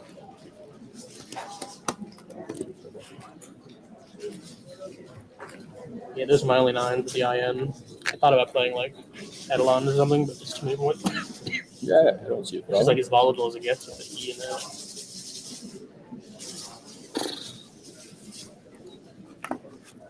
I need that submission. What do you miss? Like You don't need the actual QR code. You can just pull it up. I see. All right, looks like the players are getting ready to Well, submit I'm that sure the score. stream had a good. They had a couple words exchanged about the Heem play. It seemed that either Joey didn't know or wasn't thinking of the R hook, but Nitz, I think it was still a really strong play by Joey. I don't think in that situation he had any other realistic choice except to play that and draw the G, even though we saw Jackson had both of those tiles. So didn't end up mattering that he didn't think of Ream. And yeah, just a pretty interesting one for us there. Absolutely. I mean, isn't it the case that Joey at the time kept a T, I believe? He did, or yeah. he eventually, yeah. So I mean, even if he didn't know Ream, he still had Beam. You know, it's a really good idea at the end of the day. Yeah, totally agree. So as these players wind down their round 5 game, just want to remind everybody we've got 2 more games to go, both from the North American focused WoW Lexicon division. And next up we have, if you watch my YouTube videos, a player that you may recognize, Jerry Lerman. He's been on there a number of times doing incredible Scrabble feats one way or another against Nigel, no relation, not Nigel Richards, but Nigel Peltier, who has an incredible streak and a penchant for cashing in these big events, these championship level events, one of the most consistent performers over the last decade. So no surprise that we would have another great matchup that's coming up in round 6. Absolutely. And we never know when one of these streams turn into a video for you later. We have seen some incredible things happening on these commentated streams. And who knows, with Jerry Lerman and Nigel up against each other, this might be one for the books. Yeah, Jerry does have a knack for doing pretty epic things. So let's hope that he gives us more fodder for the YouTube channel. Not that I have any shortage. There's pretty much a steady flow of incredible content coming in July. The Albany tournament to start the month, of course, the Scrabble Players Championship just last week, and now the Word Cup, WGPO, and Collins Coalition from Albuquerque, New Mexico. So I think what we're going to do right now is take the shortest break, and we're going to reset and be back with that matchup between Jerry Lerman and Nigel Peltier in just a minute.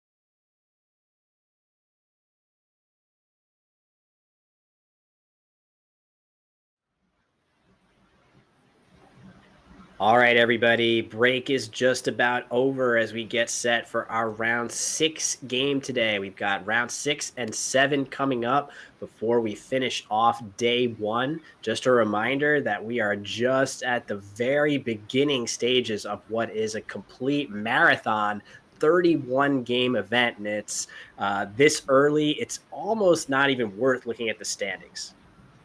Absolutely not. But that said, Jackson Smiley has risen to the top as expected, and he has won the World Cup, I think, twice now. I wouldn't be surprised to see him in the top 2, top 5 at the end of this tournament. But that's not to say that a whole lot of things won't happen in the middle. We have so many games to view, so many games to talk about as this happens. It's going to be fantastic.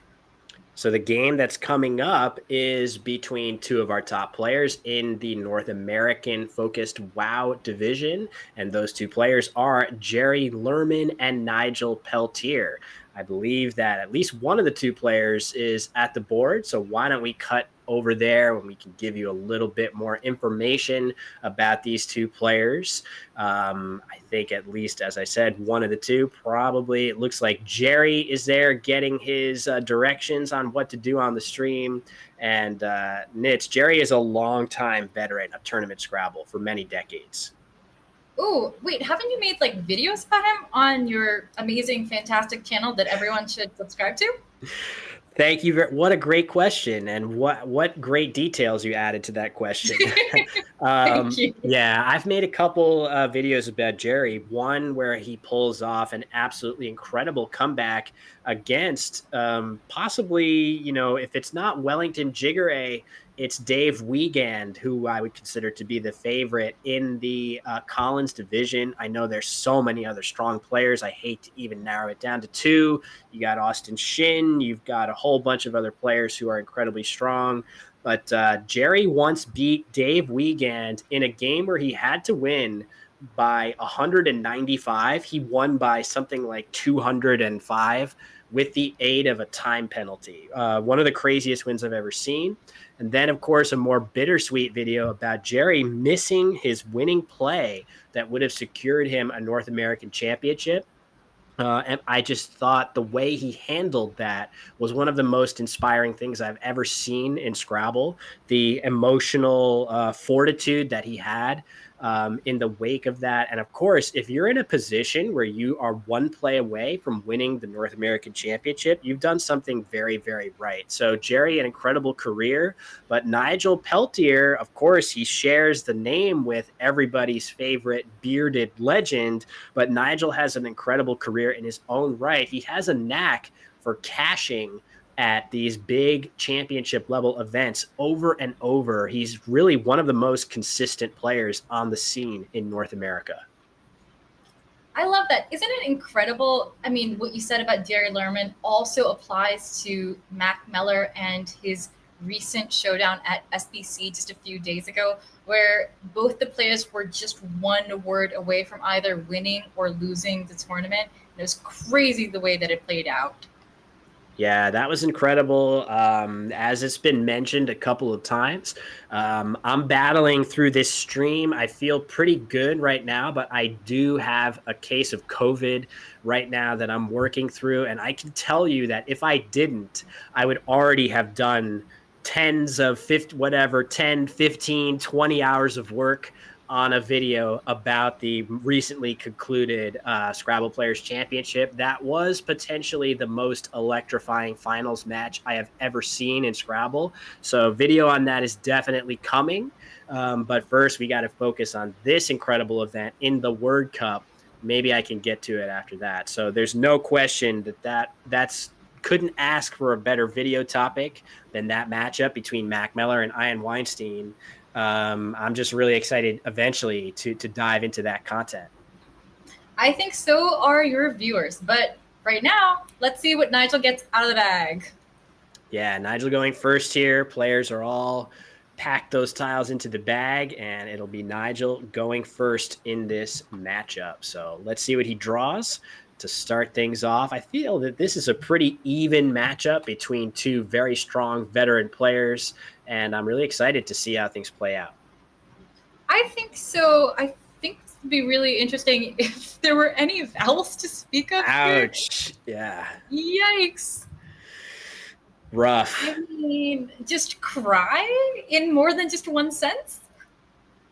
Yeah, funny that the self-descriptive cry is maybe the best play that you can put on the board. Maybe dry is a little bit better to undouble one of the Ds, but I definitely expect to see Nigel exchanging tiles here. Dry, leaving C, D, V, Z is just so awkward. The only question in my mind is, does Nigel keep the Z on his exchange, which is kind of a tricky question on a rack, on a board position that has a little bit more available in terms of scoring spots and scoring opportunities. The Z would be a slam dunk, especially if you could look at a spot where it plays well. But in the early going, it's possible that Nigel will elect to throw the Z back into the bag and go for that first bingo. So either way, it's very much a toss-up to me, Nitz. I don't know if you have an instinct on what you would keep on an exchange here. I mean, he's definitely considering it. I mean, there's a case to be made for CR. I do like DZ. I think it's great. It's probably not as flexible as it would be perhaps in the international lexicon, with the Z making a lot more words, but this gives him a lot of scoring opportunities next time. I like it. I'm a fan. I think, he's good to go.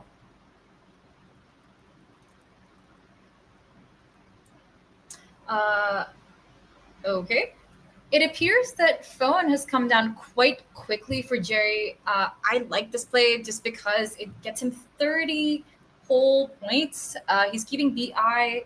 It's a perfectly okay leave for something that scores as many points as he does. Please excuse us as we get Will back on the stream.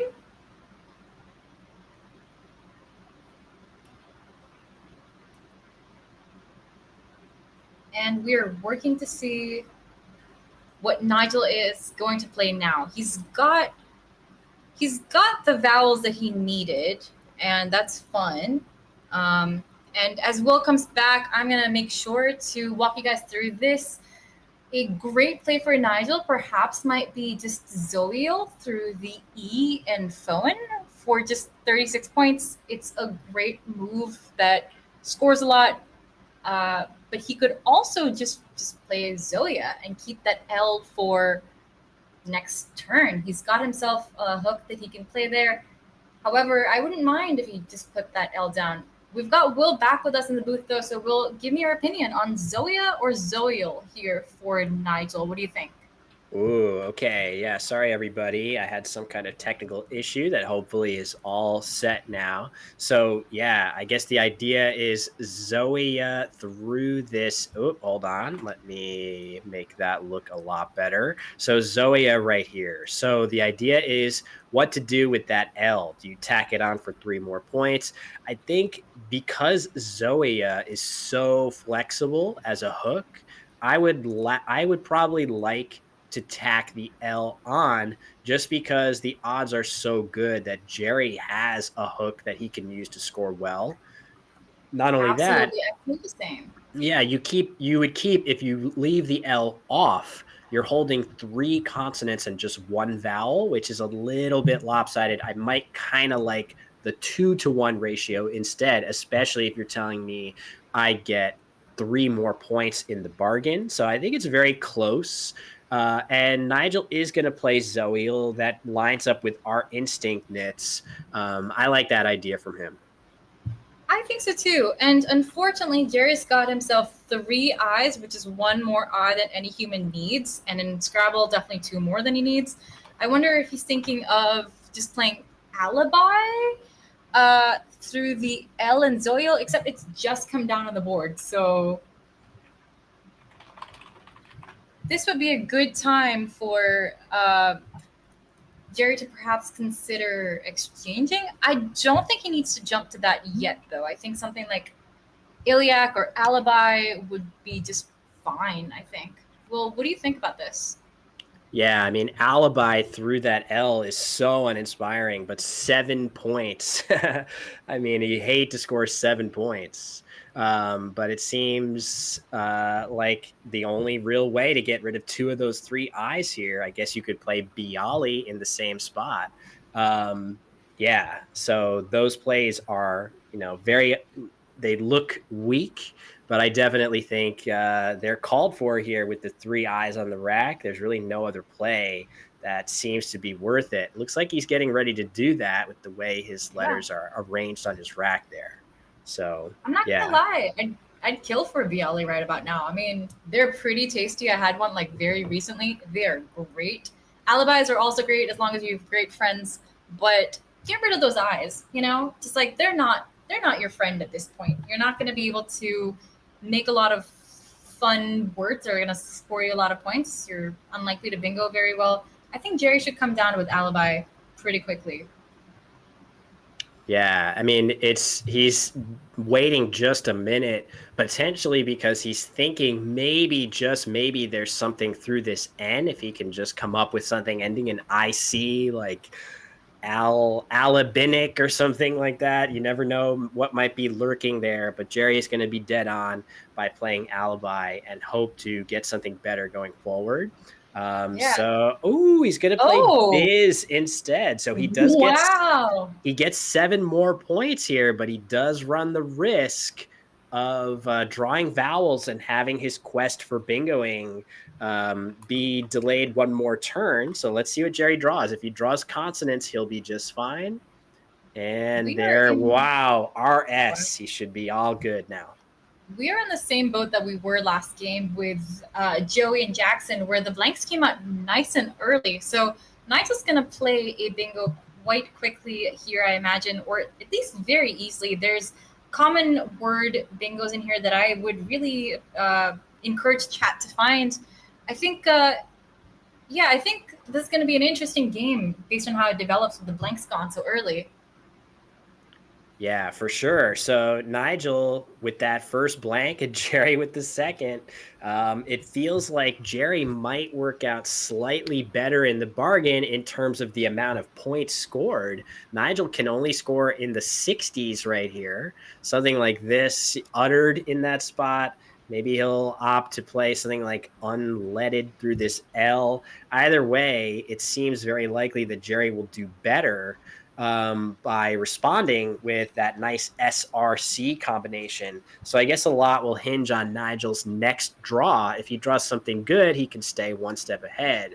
But this is a good opportunity for Jerry to take a small lead in this game. Absolutely. And I guess it's time for Nigel to kind of consider what BIZ, the play of Biz, really means for what his opponent is holding. Because uttered really just lets out so many tiles onto the board. Just absolute floaters for Jerry to play through.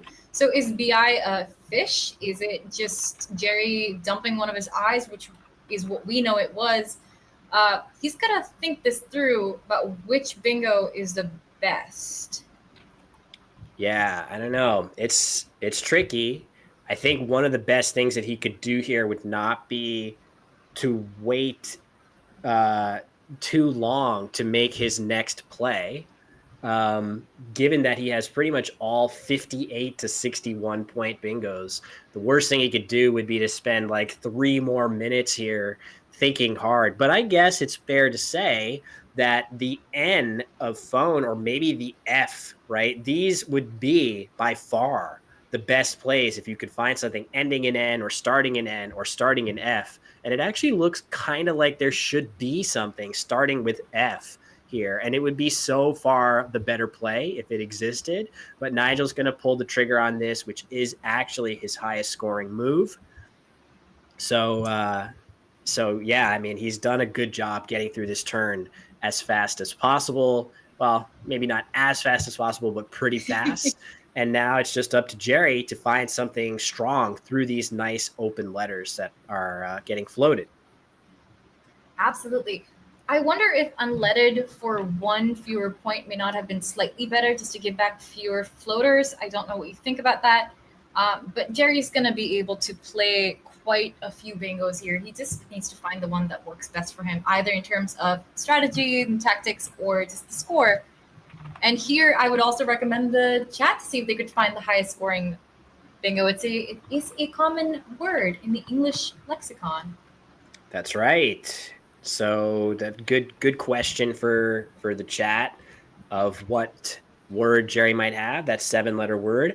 I think Jerry is probably going to go a different direction just for a couple more points. It's actually, boy, this is tricky.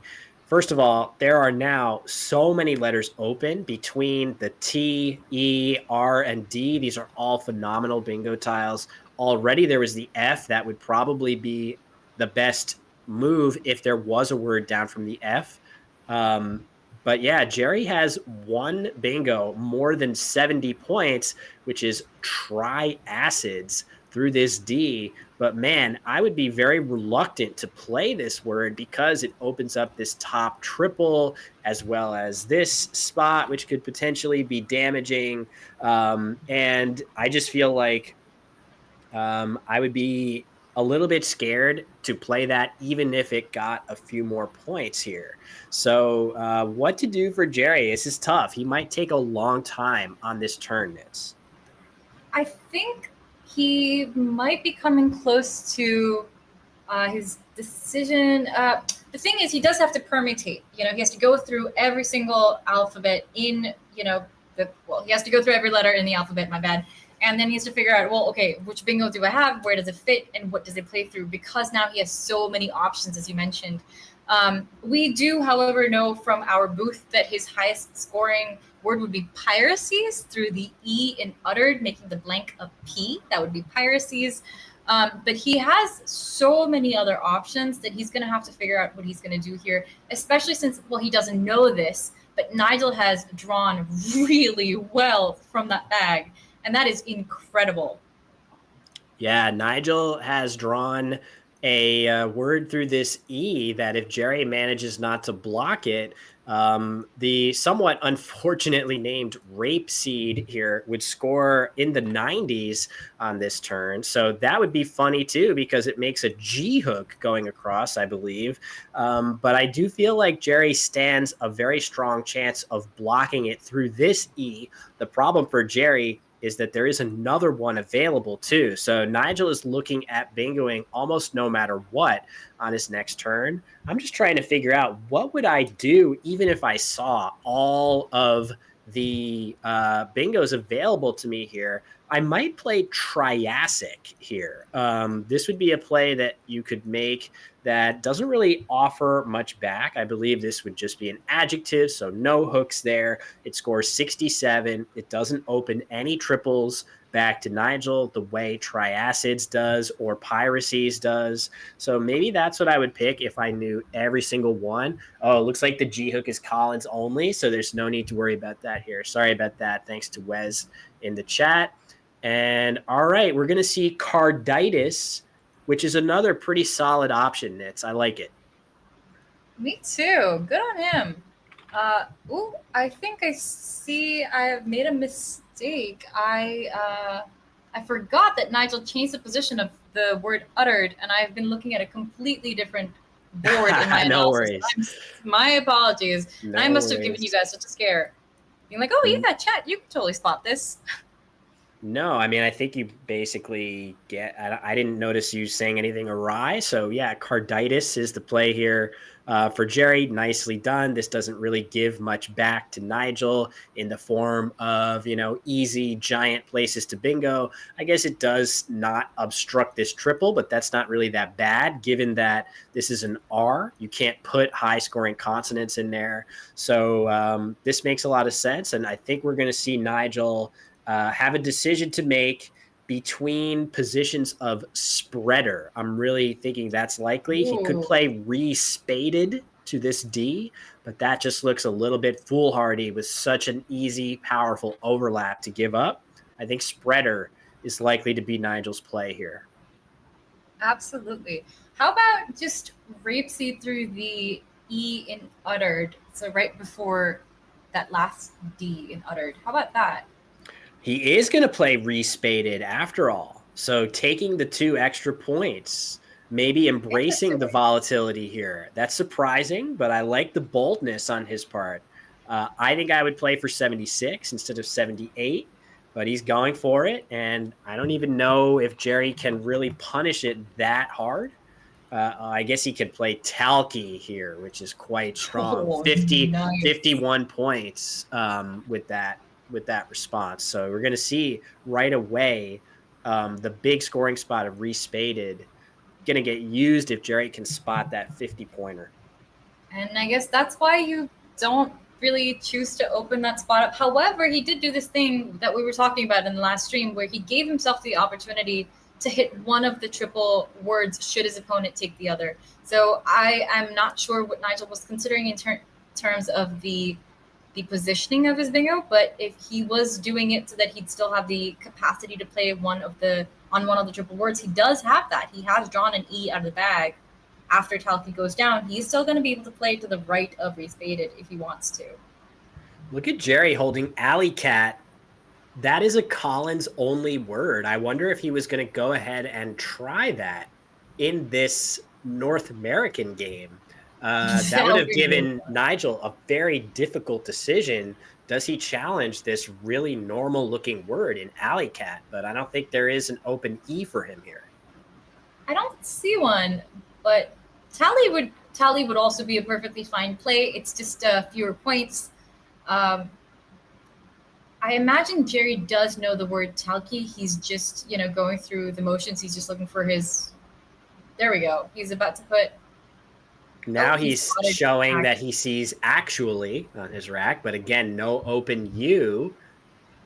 So he was wishing that, for example, this R of uttered would be one of those letters, but maybe he should be careful what he wishes for because Alley Cat, not a valid word. So Tally for 45, maybe a slight wish that Jerry would play Talkie instead for 6 more points, but this is certainly a very strong play for Jerry as he gets very close on the scoreboard again.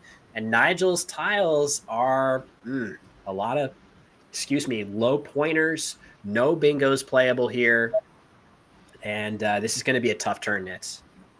Yeah, he did draw the E that he would have needed to play to the right of Respaded, but I don't think there's anything there that he's going to be able to play that's respectable here. So, I mean, what about something like, this is so annoying, but like, what about something like Eulogy to the Y in Tally to get rid of some of that gunk, I guess? That's a very reasonable choice. A play like that depends a lot to me about what is the composition of the unseen tiles, specifically the E. If there are a lot more E's to come, I would be very eager to play Eulogy, realizing that by playing 5 tiles, the odds of you drawing another E are quite good. In this case, I feel like the number of E's is about what you would expect. So maybe I would try to keep it if at all possible, but Eulogy also looks like a really good option. It even just clears off all of that clunk from Nigel's rack. So I do like it. One other idea that's kind of nice is Rugosa right here through this R and S. That would be a really, really flashy way to keep ELS on his rack, which is maybe the best leave that he can keep from those tiles. Scoring only 16 points, but I wouldn't quibble with Eulogy here at all. Not to be like, that's utterly insane, but that is an utterly insane find. I mean, if Nigel gets that down, we've got to erect statues to people by now, right? Like, I mean, that's how it should go logistically, right? I mean, I can see him, like going through his options being like, okay, maybe Ague and buys, maybe glue and buys, maybe Eulogy to the Y, but Rugosa, that is something else. That is crazy. Yeah, I mean, I don't want to even overemphasize it too much. I don't think Eulogy is that much worse, if at all. It's just an option. If Nigel wants to keep an E on his rack, he can do it here while also scoring at least a decent number of points. It's been pointed out in the chat by Chloe Fatsis. She, of the recent top 5 finish at the SPC, an incredible performance, tractate through this A of Carditis, if Jerry spots it, would be an incredible way to use those 3 T's. Otherwise, a clunky looking rack, he could actually bingo with it here, which would be a huge swing if he spots it. So big swing here. Of course, Rugosa, we know this. Nigel can't know it. I think that would block Tractate. So even more reason to play it, but that is very, very much our privileged position in the booth. The players over the board cannot possibly be thinking about stuff like that. If you're playing Rugosa, you're not doing it to block. You're doing it to keep an E on your rack. Anything that it happens to block would be an extra bonus. So, yeah, we'll see. Oh, man, a good point, though, Nitz, that maybe Jerry has set up a tracked E on his rack, one who is attracted. Is he going to try to play that through the AE on the board? And wow, really interesting play by Nigel too. Foul. What a crazy play on his part. Setting up his S. Wow. Okay, well, what does that even... Okay, I guess now I have to, as his opponent, I would have to ask myself, what does that suggest about his rack? And, why on earth would someone do that unless they have a hook, they have the S? Jerry's going to be forced to block that. Yeah, that's crazy to do. Of course, we know that if Jerry's going to play a track D, then Nigel is very likely to challenge it off. Jerry has Tractate as his clear best play no matter what. I don't think he can worry too much about this S hook, especially because it's not even that damaging. It would be one thing if the S hook was here, for example, or hold on, let me just say right here, so that a 7-letter bingo ending in S would play here. But foul makes it so that the S hook isn't even that damaging. Yes, you can get hit sometimes with plays here, and maybe sometimes you draw into bingos starting with S, but often you whiff. So I think I would, if I'm Jerry, I would not overreact to this S hook that much. And hopefully, I'm just curious, is he going to go for a now I think he sees Tractate. Absolutely. Absolutely. I think he's going to get this down, and then it's up to Nigel to come back. There was a small possibility that he didn't see. Oh, there we go. Oh, he did not see Tractate playing caddy instead. He was so close, though. He just had it lined up on his rack. He was so close. Yeah, tough one.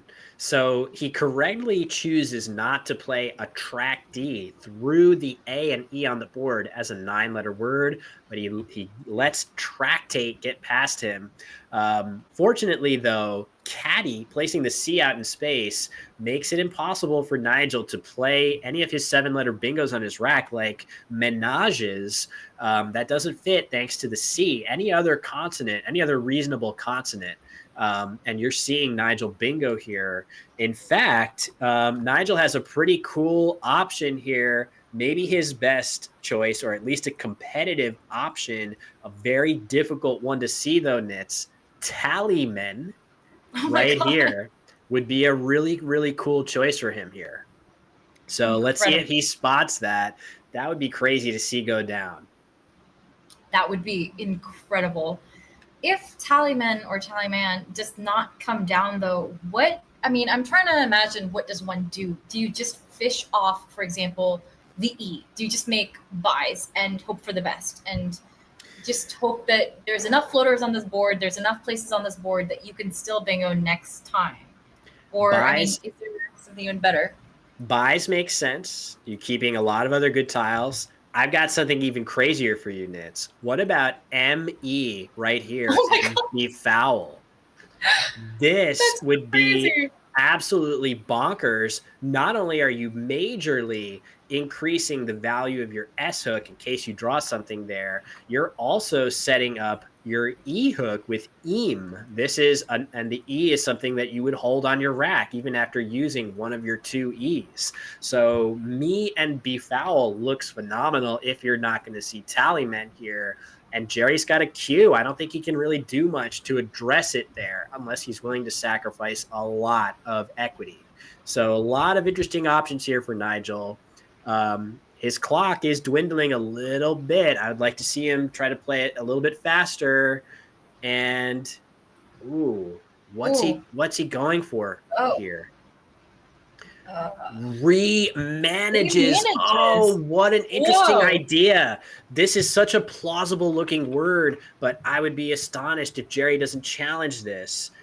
This is not in the dictionary, no matter how plausible it looks. Great find by Nigel to even consider this. He's drawing his tiles. I wonder if Jerry is just going to let it stay or not. Huge swing in the game here. I am just, wow. I am taken aback. That was a disco 9, a disconnected 9 with a blank R. That was incredible. Who does that? I mean, it looks so plausible, like you said. And I don't know if Jerry's challenging. He looks like he's tracking. He's not. He's not. So Nigel with a bold bluff, and it pays off in a huge way for him here. Totally plausible looking word, but wow, crazy on Nigel's part. Oh my gosh. I mean, Jerry knows he could lose his turn if he challenges, and it is valid. I mean, he's got to play. Oh, that's so tough. This challenge rule really, really hammers home, like, your word knowledge. You have to be certain. You really have to be certain.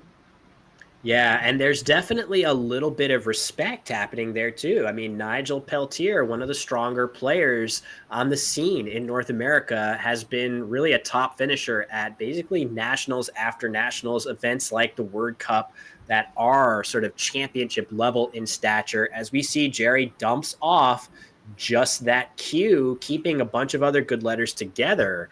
But Nigel's going to have his crack at that open S at the bottom of the board if he wants it.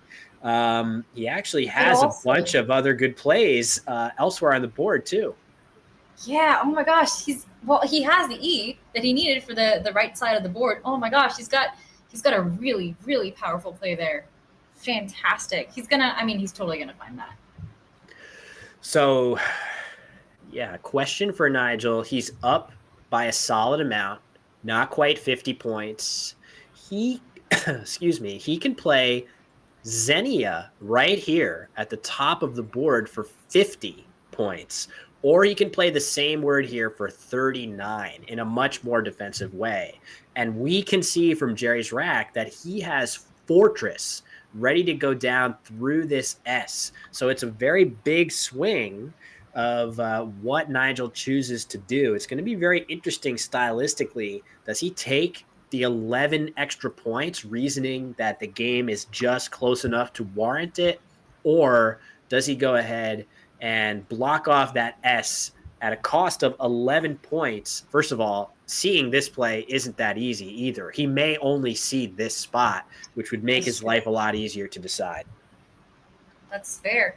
What about, okay, so in the same vein as Tallyman, what about just tallying? He's got the ING. He would score about 36, and he'd attempt his best at, kind of blocking any triple going down. It's not going to stop Fortress, but what would you think about that?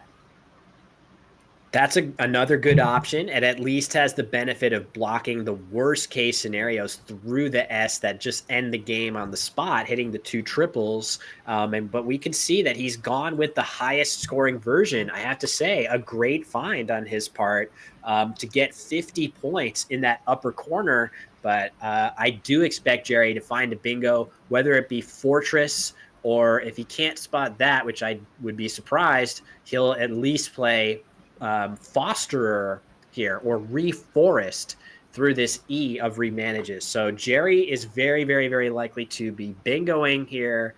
The only question is, how good of a play does he see, and what does Nigel draw? And you can see some pretty good scoring tiles on Nigel's rack there. Absolutely. Oh, and it's coming down. Good. Yeah, great find. Great find on his part. Really well done. Ooh, I wonder about that positioning, though, because that O is right under that triple letter score. That's going to give back quite a bit for any, friendly or, high-scoring tile. Wow, That's so interesting because he could push this word over one square to avoid making this big J spot. We can see that Nigel has the J, but because of the North American dictionary, a lot of the moves that you guys may be seeing don't necessarily go down, but there is one newly added word that's still going to fit there. Oh, And nice. Nigel has to come up with that. With these new words, it can sometimes be tricky to spot them under duress. Oh, wait, no, it doesn't play. Yahe would be AF. Okay, never Oh mind. no. Sorry. We're so excited. It's okay. Yeah. He still has oh no, I don't think he has anything that goes up there. Wow, look at Jerry's draw too with all those eyes. Oh no. Yikes. He just got rid of them too. Like he just got rid of them like 6 moves ago. So yeah, no big J play available through this O, as tantalizing as it looks to Nigel. He does have a number of good plays with those with that rack, such as J right here. That's going to score quite well. Even better than that might be DJ right here through this E. That would be an incredible play. But note that Nigel's clock is a little low. He's going to have to start making some moves fast. And I could easily see him play J just because it seems like such an obvious good play. You can't afford to wait. And honestly, I can't fault him for that. It's a perfectly fine play. It's a good lead. He's good to go. I think he should just put it down. I think he should conserve his time where he can. And I say this as someone who like consistently goes over time, and I need to do better at taking care of my clock. But yeah, this is a good move. He should go ahead, press the clock, move on. Yeah, it's a solid play for sure. It gives him another good-sized lead in this game. And really, Jerry is in a bit of a bind here. He's not going to have a very good play on this next turn. It's going to be next to impossible for him to both get rid of 2 of his 3 eyes and score any kind of points. So one more good draw for Nigel, as we see the names get reversed there. Thank you very much. One more good draw here for Nigel, and he's going to be in the driver's seat here. I do see that Jerry could play something like Vinnick to the C in Carditis. But the problem with something like that is Jerry's behind, and I can't imagine him wanting to put a V out in space there where you could potentially bingo. So what are the chances of Jerry actually going down with that? Because I see him putting Tiki off to the side. Perhaps he's planning on playing Tiki with a T in Caddy. What would you do here, Will? Would you do Vinnick for getting rid of it and clearing your rack, or Tiki and keep that V? Yeah, this is brutal for Jerry. There's no real way to accomplish everything that you want. I think Tiki is about as good as he can do. You have a chance, at least, with this leave of VNAI. Maybe sometimes you can draw bingos in, maybe you draw something ending in C. It's very unlikely, but it's better than if you were to keep something like IIK on your rack after a play like Navy, which looks pretty good. It scores well, but your odds of bingoing with IIK are next to none. At least sometimes you can get one after Tiki. That being said, I have no idea what I would pick here. I would probably grudgingly play one of Tiki or Navy.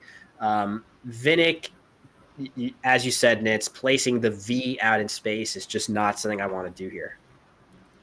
I mean, I do see one universe, one alternate reality in which Jerry plays Navy, and that's the same reality in which he played Biz, keeping 2 eyes. So I wonder why he has made this decision this time to not keep those 2 eyes, unlike the previous time where he was just faced with the same scenario.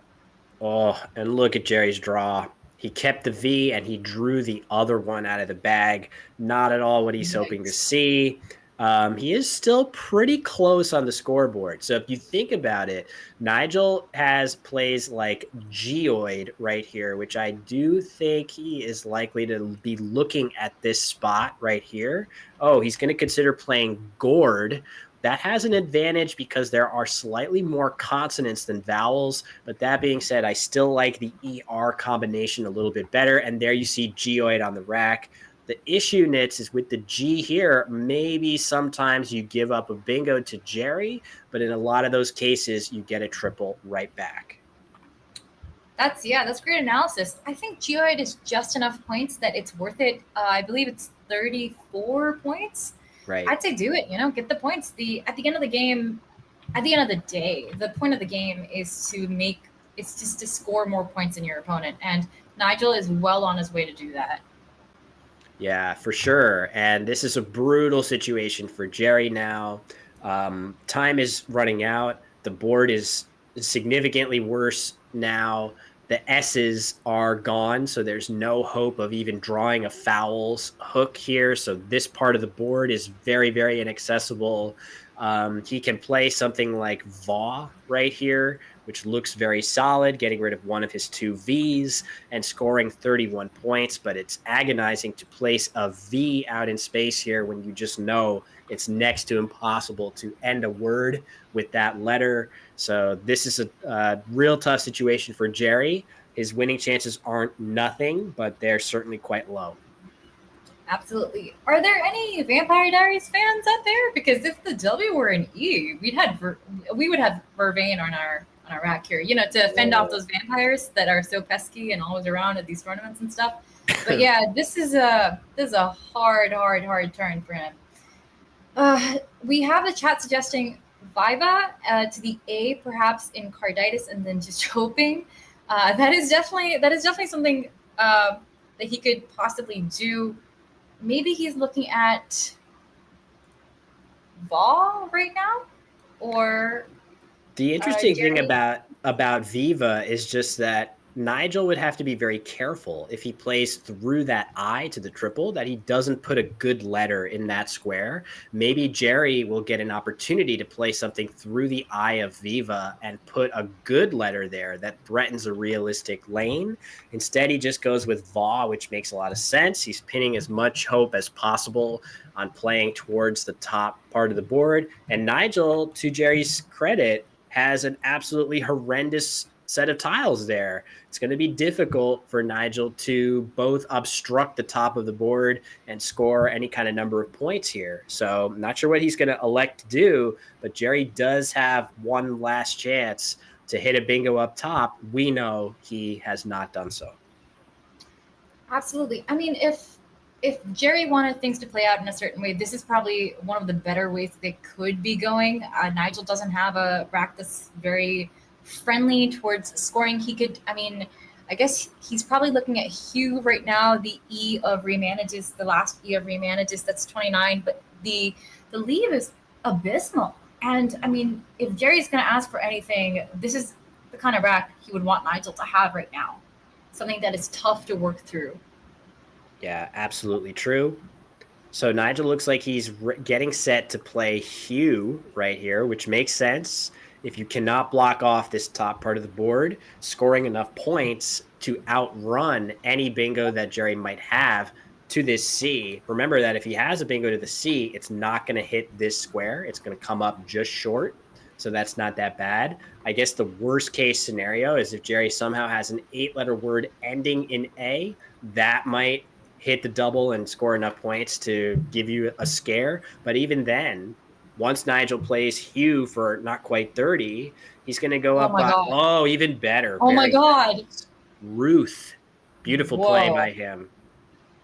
So that's a great word finding. Yeah, tremendous. And the thing that's especially good about that play, yes, it leaves 4 vowels, but look at the unseen ratio prior to Jerry's play. It was 4 vowels to 11 consonants unseen to Nigel. So he has a great chance of drawing more consonants from the bag.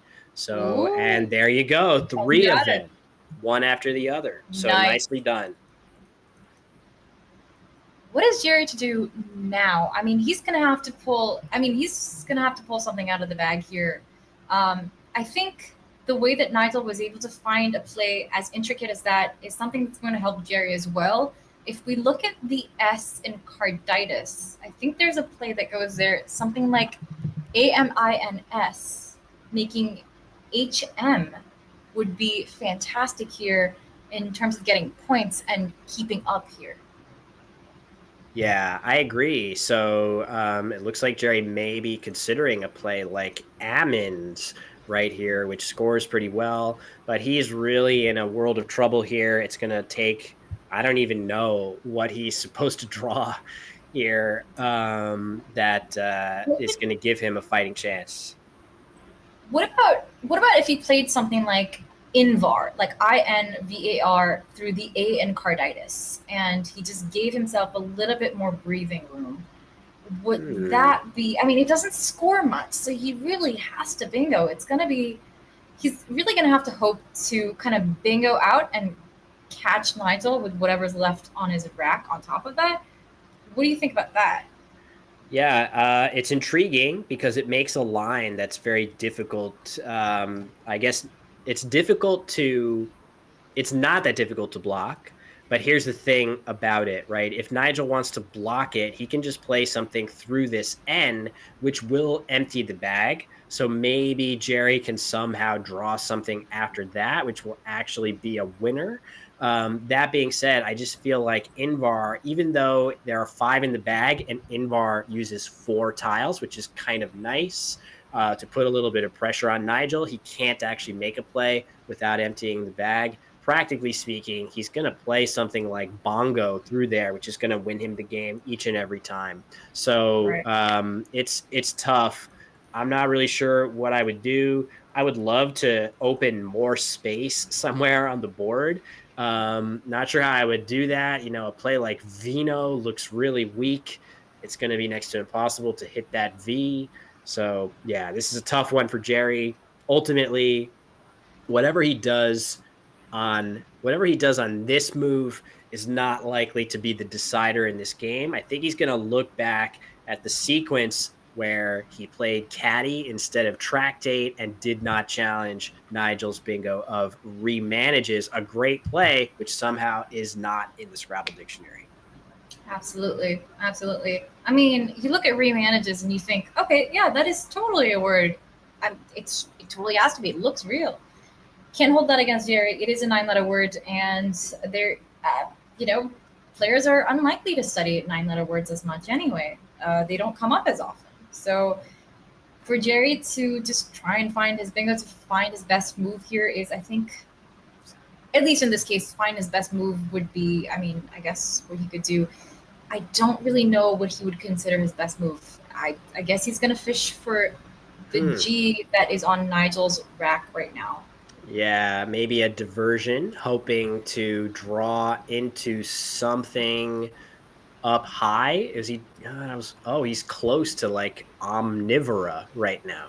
So now, if Nigel doesn't empty the bag, Jerry could fish off an I and try to draw an O, and then he would have a bingo into this A. All that being said, none of that is very likely, and probably it wouldn't win the game for Jerry. But that is one way that things could play out from here. Nigel's got the G. He can just sit on it and not worry about that spot at all. So, yeah, it's an interesting choice by Jerry. I don't really have a better idea. So, yeah, we'll just see what Nigel does. And will he give Jerry another chance to fish and try to get that last O? Oh, there we go. He's about to get his 30 points, and he's about to show Jerry that there was no G to draw from the bag. That's rough. Yeah, for sure. Let's see what Nigel draws, because from Jerry's point of view, it could still be possible to fish an I somewhere. I'm not 100% sure where. I don't know if, just playing alongside the K makes any sense. But if he can draw this O, he will have a bingo into the A of Carditis of Omnivora. So even then, Nigel can either see that, or he can just make a decent scoring play practically anywhere. And he's going to be just fine. So this game appears to be Nigel's, laughing at something in the background, not sure what. But yeah, let's see how things finish up from here. I have to say, they always exhibit such great composure on stream. It is hard to play on stream. Let us not forget that as good as you are, it is hard to play on stream because there's so many people watching you. And there is a part of your brain that has to be, kind of disconnected from that emotional aspect of it to keep their cool, to be able to continue playing well. It's not always easy. It's not always easy, especially when your opponent comes down with a Disco 9. Yeah, in fact, I would say it's more often very difficult than easy. Scrabble is hard. We're watching. We have the aid of a lot of tools and things like that to help us along. Scrabble is really hard to play well, which is what makes it so rewarding when you do see somebody play extremely well, to really appreciate all of the skills that go into that. As Jerry basically giving up here, he plays Vinnick, which was going to work out decently for him because he was never going to draw the O that is on Nigel's rack anyway. So, all right, with a minute left, Nigel has to do his best to come up with a good endgame sequence, and that's going to do it for this game. And it's a lot of action one way or another in this game. Does Nigel have an out if he plays something like Weep, making Where and Iron? I'm trying to see. UNO is a little clunky. Yeah, that would be very difficult. Perhaps. Yeah, that's a great spot. I'm not sure. So it looks like he's getting ready to play Unpen, which would go through this N right here and give him a pretty flexible set of letters in OWE. Either he's going to go out with something like that just by playing O, or he can even just play his W here for even more points. So that looks pretty good, but he's actually going to find his best move here of Un1, which is even better. He can follow up with PEE in this spot, or he can play Epee down here as well. So that is really good endgame ability under duress if Nigel is going to play Un1 through this end. With 24 seconds left, he's got to get this down now. Come on, Nigel. He's not about to lose this game on a 10-point penalty, but very nice. Beautifully done. Beautifully found. 8 seconds left to make his follow-up play. He should be able to not go overtime. Jerry doesn't have any outplays. Nicely done by Nigel to find his optimal sequence under extreme duress. I'm always so impressed by that, Nitz. I cannot do what he just did at all. And games are tough. They are so tough. You don't just have to play with your own rack. You have to play with your opponents, too. You have to know what they have and what they are going to do next. And that means you're playing a game for 2. That is rough. And the game, I'm telling you right now, man, it's already tough as it is. You're totally right. Mold is going to be the play for Jerry, and Nigel following up with his best. Oh, there we go. 1 second on the clock. It looked like his first button press didn't actually finish it off. But Epee for 26, he had another spot to play P for 26 right here, too. So there were 2 spots for those same letters to score 26 points. Nicely done. Nice. And that's going to do it for this game. Very, very action-packed game. Phonies, missed bingos, all kinds of strategic decisions, crazy setups. When all is said and done, it'll be Nigel's win. Not that Nigel, but a still very impressive Nigel Peltier. 487 to 364. I enjoyed that one, Nitz. I wonder if you just name your child Nigel, they're wont to always win Scrabble tournaments. I wonder if that's a thing. Is it just a charm that comes with a name? It can't hurt, can it? I mean, if you're looking to have a great Scrabble playing child, it would be tough. It would be tough to think of a better, maybe Richard, Richard, Ooh. Nigel, something. I think Nigel, it's a little scary to name your kid Nigel just because they're always going to live in that shadow. But I think Nigel Peltier has an extremely impressive resume in his own right that would stand up well against basically anybody in North America or the world, except for that pesky guy with the beard. So, absolutely. And I think we should have David tournaments where everyone who's named David should come and play and see who's okay, who's the next David Gibson or the next Nigel, so the Nigel tournaments. You know how there was that one Josh championship where every guy named Josh came together into a field and beat the crap out of each other, just like that, except they were all friends. They did not actually hurt anyone. There are a lot of Nigels, but why don't we cut to the board, Mike, now and see what they're talking about? Gotta love the fish works. Then I hit 2 racks else in the game where I had triple I's at this spot, and then later, then I got a triple I on the previous game. So I just didn't have those in the first several games.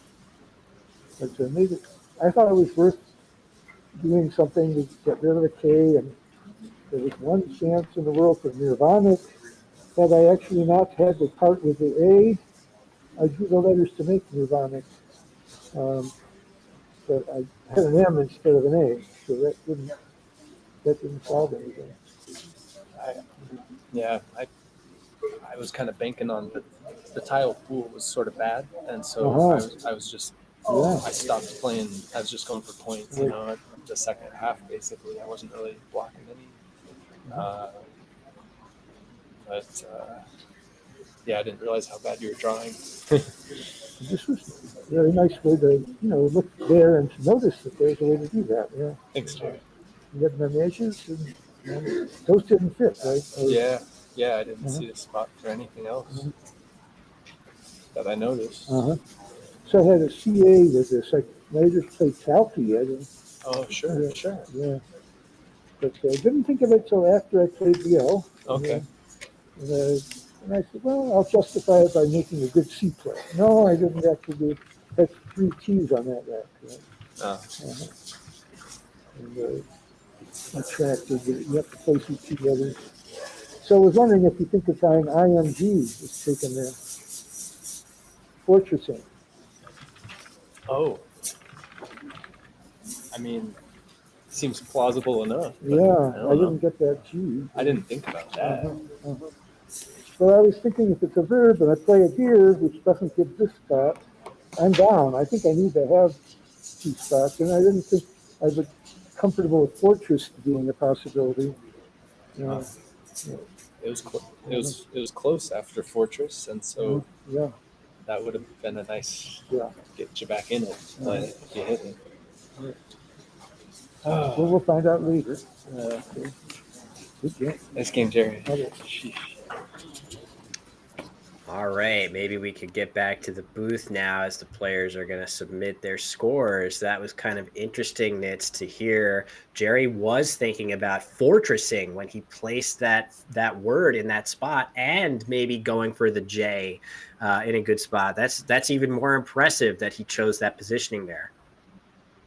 That's incredible. The foresight that comes with Fortress and placing it there, that's thinking 2-3 moves ahead. I think that's such a distinguishing factor of these great players that manage to make it onto your videos and make it onto your, YouTube channel.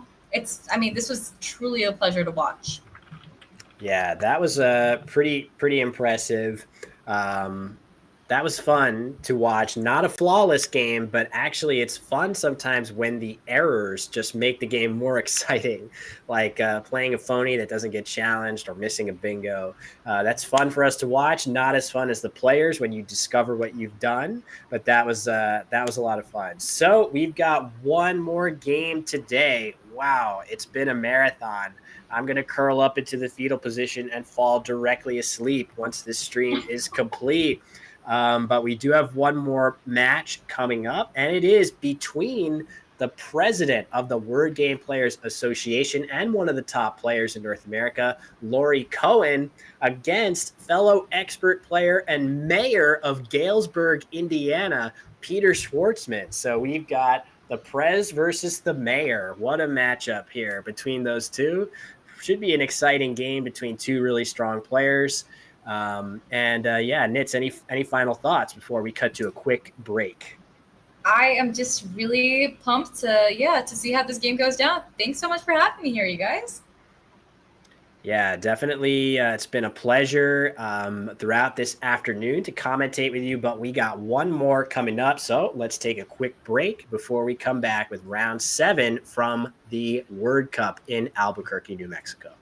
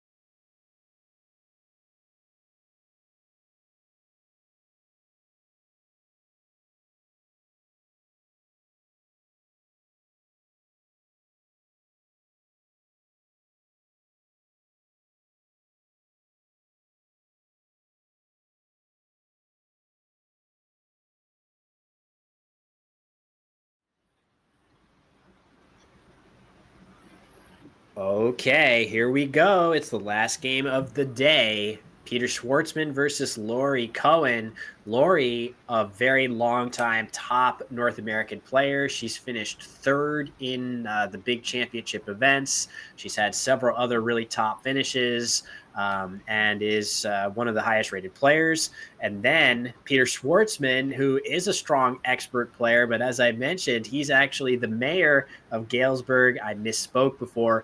Illinois. So hopefully, I don't know whether he has any of his compatriots from Galesburg here cheering him on, but that would be cool if that was the case. So don't be shy. If you're out there in the chat, make sure that that you're rooting hard for Peter here. I love this so much. There's so much variety in the kind of people who will end up playing Scrabble and the walks of life they're from. So for us, like having a mayor from Illinois, and then having the president of WIGPO whose game is being commentated on by like the president of Scrabble. It's like a whole shebang. Like this is a special event. I hope you guys are ready because this is going to be a banger. Yeah, for sure. I think Peter has a really fun, creative style too. So I would not be surprised to see him make some plays that are a lot of fun for us to see unfold in this game. And he is going first. Let's see what he picks. Looks like mostly consonants. Oh boy. And that Q to go with it. Yeah, very, very fast. This makes a lot of sense for him. He's not going to waste any time making the only play that gets that Q off the rack. And this is why we love Scrabble players already love cats, but this is a special case for sure. We love Q without U words because otherwise we'd be stuck with direct forever or exchanging until our last breath. So Cat was a great play. And Lori with her fantastic draw. Look at that. Oh my gosh. What is that last tile? Ooh. Nice. Okay, so that Y, that Y was the last tile that she looked at. If you could change that to pretty much any other vowel, she would be bingoing immediately here. Instead, she has much more difficult bingos to find if she's going to find one. She could even opt to just play Spy if she doesn't find a bingo here. But oh my gosh, I keep doing that. Sorry, I will fix it. There we go. Spy right here seems like a reasonable choice. She does have playable bingos here. A couple of you, I'm sure, are going to spot them in short order. I think since two of them appear to be common English words, there is a strong. There we go. Oh, nice, Lori. Nice. As we see. That's phenomenal. Nice. So and that Lori, is her highest bingo too. Yeah, you're right, Nitz. That's just a great find. I'm really impressed by the speed with which she found that. She will probably go ahead and play this quickly just because there aren't really likely to be any other bingos. You're just going to be looking through the vowels to make your blank. And when she discovers you can make that blank an O to play syncope for 80, that is just a phenomenal play by her to start off the game. Very impressed. It's really beautifully done. And it's up to Peter now to get rid of some of those tiles, perhaps the W he'd want off of his rack, perhaps the Y. And he's got this O to play through now. I think something like Woolly would be really easy, like a really great play just to get those tiles off his rack. Yeah, I agree. Woolly makes some sense here just because from Peter's is he going to challenge? Or is he going to it looks like they're verifying the score of this word. Maybe they have a disagreement over the score, which they've now fixed. Yeah, I don't think this is going to be a challenge here. Yeah, back on Peter's clock is running now. And there he goes. He's going to play Woolly as you suggested, Nitz. Makes sense. At least I think he is. Let's just wait a moment. There we go. That is the play you suggested, getting rid of the W and Y, the two weakest bingo tiles on his rack in one go. Makes a lot of sense to me. Oh my gosh, Will, but look at this. Laura's got a pretty high probable 8 on her rack now. She's going to be able to get that down pretty quickly, I think. Very nice. So she has Valiant on her rack as a 7-letter word, but that does not fit anywhere because this Q is very difficult to underlap. This S is really walling off a huge portion of the board, but there is an 8-letter word through this E if Lori can think of it. It's a little scary to play. And there, look at that. She has it lined up. So 2 bingos to start the game. Aventail right here. I don't think she's going to waste very much time. She's clearly spotted it. The scary thing, Nitz, about that play is how much it opens the board to counterplays for Peter. Absolutely. Do you think there's a chance that she might just play Veils beneath Cats, making QI? I mean, I see her putting on the bingo now, but I wonder if she doesn't see it, she keeps the A for a Veil instead. Yeah, I mean, that's a sacrifice of a very large number of points. Veil would score 50 points fewer than this. Admittedly, you can come to regret this play very much when Peter randomly has a word that spans 2 triple word scores, or maybe he has something here that scores a lot. But remember, this play makes 2 open spots for Lori. So the odds of Peter using 1, and then if you just draw something decent, if you're Lori, you're going to get to use the other one right away. So you're going to work out much better in the bargain. Let me give Lori her points to show she's actually up by 100 points already in the early game. Absolutely. And we've seen our players consider that before when they've been playing something what would be considered a little dangerous. When they open a spot, they make sure that they open 2.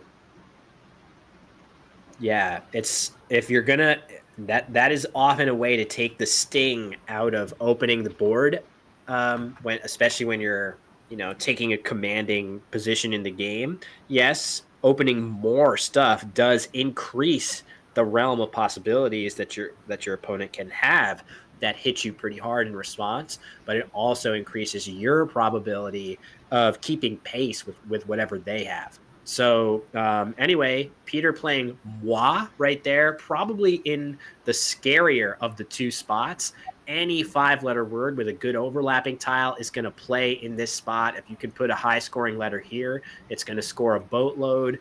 It could have been something where those same letters could play here, making Milo, but actually a very similar play coming down for Lori in that same spot, which makes a lot of sense to me, Nitz.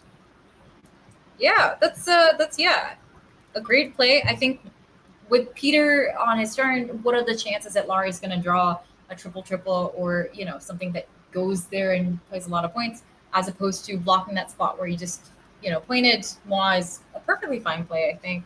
And now he's got this J to contend with. Yeah, not what he wants here. The J, the V, the F, those are all letters that are just not great to hold. The board isn't totally dead, but I just think that this right angle here is very challenging. The Q is difficult to underlap, impossible if you don't have an I. So there is a huge part of the board here that is essentially inaccessible right now. I guess you could play something going into this Y, but having an enormous part of the board be essentially inaccessible to you is not what you want when you're at a deficit, when you're trailing in a game trying to make that comeback. So Peter does not really have much of an option here, but to play something exactly like what he is doing in Jivey. At least it gets rid of his 2 weakest tiles, and it does give him an opportunity to overlap with his O that he keeps on his rack. The best of a really difficult group of options, Nitz. Absolutely. And I think that visualization was really helpful for the viewers because that really shows how blocked off that upper quadrant of the board is, or at least was up until Jivey came down. Now, as you have mentioned, there is that O that's going to help. And I think Lori's going to have to take advantage of it. She's going to have to get rid of those 2 O's. Perhaps she might play something as simple as Goo, G-O-O. It would only score 17 points, but there's not much that I can imagine her being able to do with these tiles. Yeah, it's a good point. I mean, it's not very inspiring, but a play like Goo here makes a lot of sense. It's very difficult to overlap for bingos. It's just not really the right set of letters to give Peter a way of bingoing easily, and it gets you a decent number of points and balances her vowel consonant ratio. So both players navigating these difficult racks in a way that I think makes a lot of sense. Isn't it lovely? The plays that we've seen so far have been absolutely like some of the top or top two moves. And they're playing very quickly. Like, look at how many moves are already on the board, and they haven't, like, Laura's only just hit under 20 minutes of her clock. That is crazy. This is really good play. Man, if I'm Peter, I am seriously considering, given that I'm already down 100, I don't have a bingo, I don't have a place to play favorite here. I would seriously be considering playing OF right here. Oh my gosh. Play is a little bit crazy, and you can see he might actually be thinking about that. The reason that you would do this is if you can catch Lori without a T in hand, you could set up a play that's really annoying to block. You're down by 100, so setting up oft in this way might be called for, especially if you're worried that unless you do something a little crazy, you're not going to come back against a player as good as Lori is. So that is very tempting to me. It might be a reasonable time to do something like that. It looks like he might be considering playing FORE instead, which I think is a little bit easier to overlap if you're Lori. That being said, Nitz, we can see Lori's tiles are pretty bad.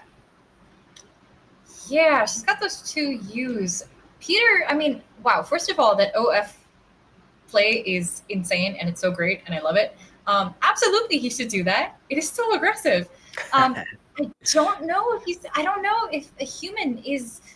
Oh, it's so tough though, right? You have to evaluate the risk of that. He knows he's always going to have that T to make oft, but you really, really have to. Oh, you got to hold on tight and hope that you're not giving up even more spread points. It really does add up.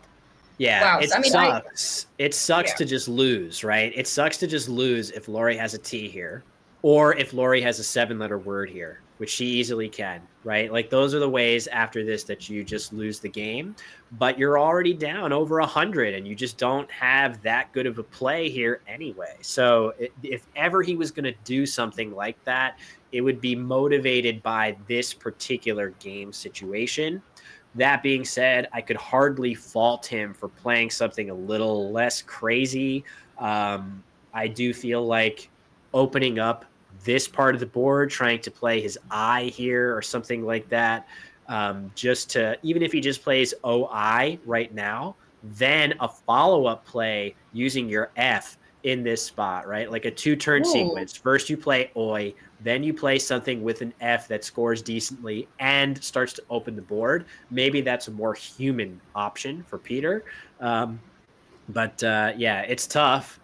He's going to go ahead and play Feria, which makes sense to just be a little bit more active in opening the board. So, yeah, I don't know. I love the content play. I'm sure that's what we all wanted here in the chat.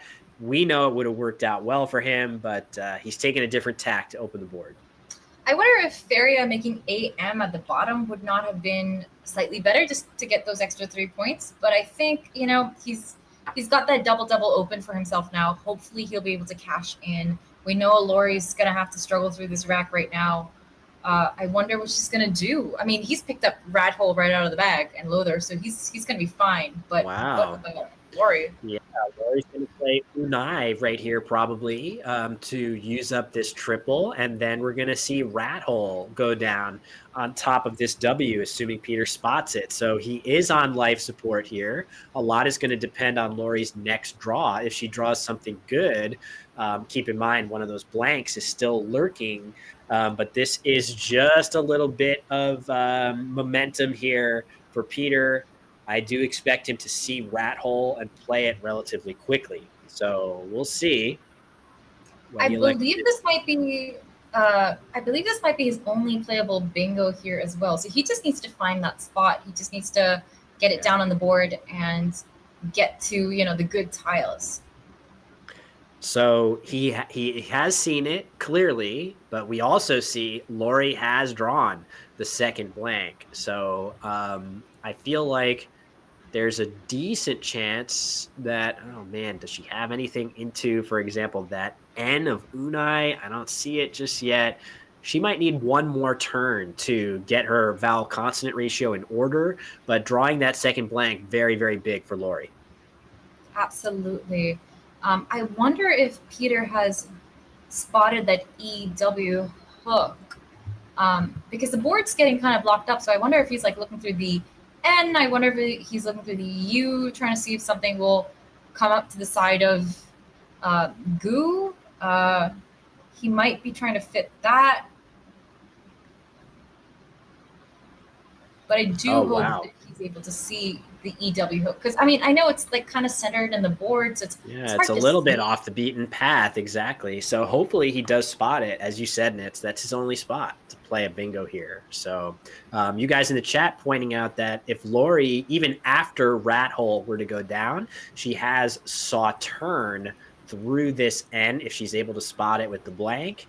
And she already spotted a much higher degree of difficulty play in Syncope. So I think her odds are pretty good. And Peter is going to play Rat Hole. Nicely done. Nice. So, yeah, Lori is now going to be forced to either see Sauterne. Actually, she does have a pretty cool option as well in Under Eats. What? If she wants to really show some pizzazz on the stream here, that would be a pretty amazing play. And it would be slightly better positionally than Sauterne as well, opening very little back. Sauterne at the top of the board gives a bunch more lanes back to Peter. So if she's able to think to make her blank a D, she will really show us a pretty amazing play here. So we'll see what she goes with, but I do expect her to bingo again and put her lead back up into the 100-point range. Absolutely. And a bingo is a bingo. You know, she gets down Sauterne, good on her. I mean, Peter has started to catch up. He's only about like 35-ish points behind. I mean, this would be a great time for her to get any bingo down if she can get it, you know? And Under Eats is about, I think, what, two more points? It's two more, yeah. Points? Yeah, then Sauterne. Positionally, of course, Under Eats is so much better, but a bingo is a bingo, and those points are points. And I think, you know, if she can take them, she should go for it. Yeah, I would also add that even if she doesn't play a bingo right here, it's not the worst play in the world if she just plays Cave, leaving herself really good odds of playing a bingo next turn, scoring not the best, but keeping a great lead that's likely to bingo again. So she's got a bunch of options here that are all similarly strong. I do expect to see her eventually figure out one of her bingos here, but it's not a slam dunk. That blank has a very high degree of difficulty to use properly. So let's see what she comes up with. And I mean, those vowels are, you know, they're wont to trip up people. Yes, we do study vowel dumps. We do study like what to do with them. But once you put a blank into the equation, it becomes a little finicky. You do have to go through the entire alphabet. You do have to figure out, okay, well, what fits on this board and what doesn't. This board has become over time quite blocked. It's not as simple, especially since we know she's got like only so many options. Yeah, that's all true. So she's going to have a good think. That's the right way to use your clock. You've got 25 minutes per game, at least in North American Scrabble. And the blank, as again, being such a high difficulty tile to use properly, it's a great opportunity to use a bit of time to really thoroughly evaluate all your options. Technically, you've got as many as 26 letters to make the blank. Often you can discard a lot of those letters immediately, but sometimes you can't. And then sometimes when you're trying to make the blank all different letters, you've got a bunch of different spots on the board to look through. So, you know, you might need to only look at the blank being 10 letters out of 26, but you might have 3 spots on the board to look at and see if your ideas fit. So it's tough. It can be very tough to use that tile. I wonder if Peter is getting set to potentially play Dyeen. Oh no, it Ooh. doesn't fit. Sorry, John is not a word. Never mind. I'm just still looking at this spot and I'm imagining what could he possibly do to make our lives a lot more fun as commentators. But I spoke too soon on that. Ooh, okay. Okay. All right. Out is the play. Lori not spotting her options here, but she's still going to be in good shape. Very likely to bingo to this T on her next turn with her ES in hand. So maybe a slight miss for her of a couple of those bingos, but she's going to likely be okay as long as she draws a consonant next turn. I mean, absolutely. I think she's a good chance of bingoing. And now that we're back to Peter, he may not have had Diane to the right, but he certainly has it at the bottom left. He knows the word. He had it strung up on his rack. I think it's going to come down right about now-ish, I think. Yeah, it makes sense. There's not a lot of other points on offer here for him, and with all those E's, you'd like to use a few of them. But Lori has managed to draw. She's definitely going to be bingoing here with words ending in IEST. There's no way she won't find something like that. So even as Peter temporarily gets to within 22, Lori's going to set him back with a bingo to the triple. She's got, let's see, how many options ending in IEST? Looks like 3 of them for her here. And here I would recommend, and I'm going to do this shameless plug of Will's channel where he has videos on how to find bingos. You start by looking for common suffixes and common prefixes, and that is how you get your bingo, folks. Yeah, it's good advice. I would add, though, that I know that is a video that's on my channel about how to find bingos, and it looks like Lori has cleverly made that blank a W, which is going to be the most difficult tile to end an 8-letter word with. So notice how the players are attuned even to those tiny little details. She's made the right choice there, making it a W. But I would say that the advice that's given for, how to improve at finding bingos is actually one of the secret kind of, I'm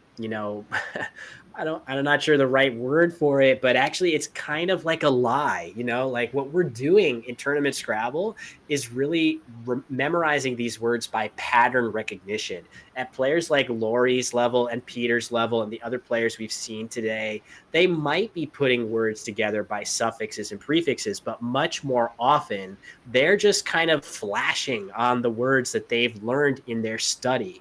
So it's kind of one of these things where as a newer player, you definitely are forming bingos using that approach. But at the high expert tournament level, it's pretty much all pattern recognition. So not that I want to say that my videos are lies or anything like that.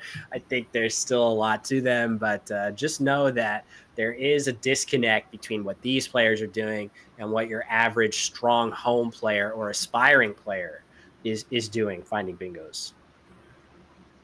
Absolutely, that's a good point. And I think it's up to Peter now to decide if Zen-like is actually a word. I don't know if he feels like he's seen it, and where would it even go if you wanted to play it? I hope he's gonna reconsider this and perhaps come down with something like Zek instead, above Diane. I hope he's able to make that decision, because I don't know otherwise where Zen-like. Oh, there we go. I think he will, because if Zen-like were to have fitness on the board, maybe he gives it a go. But if the best place to play it is into the E here, it's just not good enough to measure up against a play like Zek. So I do feel like he's very likely to play Zek here. And in fact, even though he's down 100 in this game, he's going to instantly claw 47 points back with this play. So he's definitely still very much alive. Absolutely. I do feel like sometimes I'll say these things and they just kind of like manifest, like I'm speaking them into existence, but that is not the case. These players are just obscenely good. They are just really good at this. They're really good at word finding. And Peter has been like on top of this entire game. He's been like hit bingo after bingo, but he is doing great for himself. Yeah, I agree. He's made nary a misstep. I mean, the only thing that I would look at and wonder about is his play of Feria, where we were thinking, should he really go for it here? But in fact, things have worked out relatively well for him as he's drawn pretty well. He's got chances maybe to play off an H for a good score and draw into a bingo somewhere. So we'll just have to see what Lori chooses to do. She's got kind of awkward tiles. She has one play that's pretty cool of Mue through the U over here. Not easy to spot, scores quite well, and it leaves all this stuff still open. So she may want to do something more closed to block off these lanes. So we'll see. This is not an easy turn. I think Mue seems pretty good to me just to score a bunch of points, but I don't know, Nitz, if you see anything that you like. How about Beg on that same column, making BA, ER, and GI? I mean, it's not as many points as your suggestion. This is only 15 points, but it also attempts to accomplish the same thing, which is close off those tantalizing floaters that, you know, Peter could be playing too and getting himself a bingo down. It's interesting. That play would do a lot to really block off the board in an excellent way for Lori. So I could see her going that route here. It's different, a very different play from Mue, but there could be plenty of instances where she would be very glad to block off those lanes now while she has a decent play that does so. So, yeah, she doesn't have room for comfort here. She's only up by 50, which is enough that a bingo from Peter, and you can see he has inhales lined up on his rack. Not 100% sure if that actually bingos anywhere on this board. I don't think it does, but if she's not careful, she could give him a spot to do so, which would be the worst case scenario. Absolutely. And I think it'd be really cool to see Mue come down. I saw her just move her M right now. I wonder if she's seeing Mob somewhere, perhaps in the same place where I suggested Beg. I can see, it accomplished. It does accomplish similar things, yeah. She might be getting set to play that word here, which scores a little bit better than the positioning of Beg alongside Weariest. This at least blocks something, and it scores a little bit better than playing alongside Weariest, so she may be about to play this on top of Unai, but I wouldn't be surprised by either location here. So curious which direction she'll go. She's great find. I think sometimes it's easy to get tunnel visioned on just one spot on the board. Sometimes it's very easy to just be like, okay, well, I am only thinking about this spot. I only need to block the spot. And it's easy to forget about the rest of the board.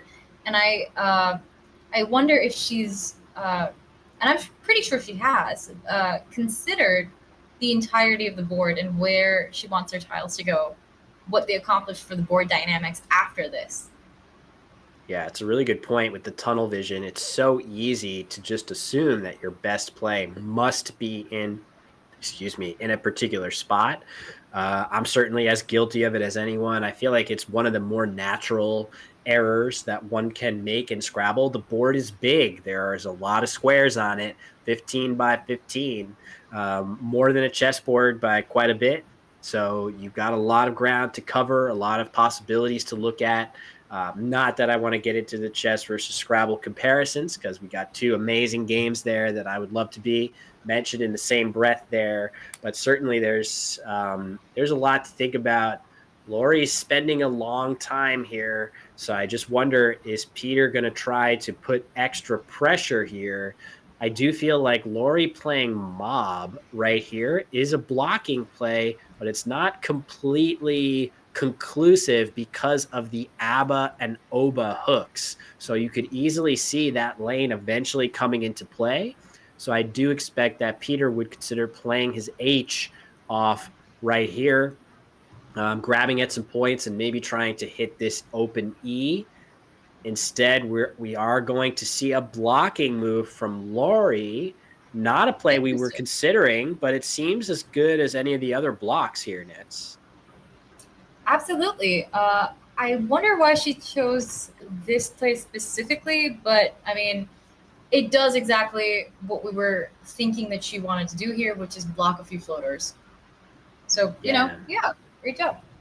Yeah, they're all blocked pretty effectively. I would worry a little bit about plays with an O potentially reopening. You could see, but actually Lori's drawn the last O. So Lori has the ability to use or not use the OPA hook as she sees fit.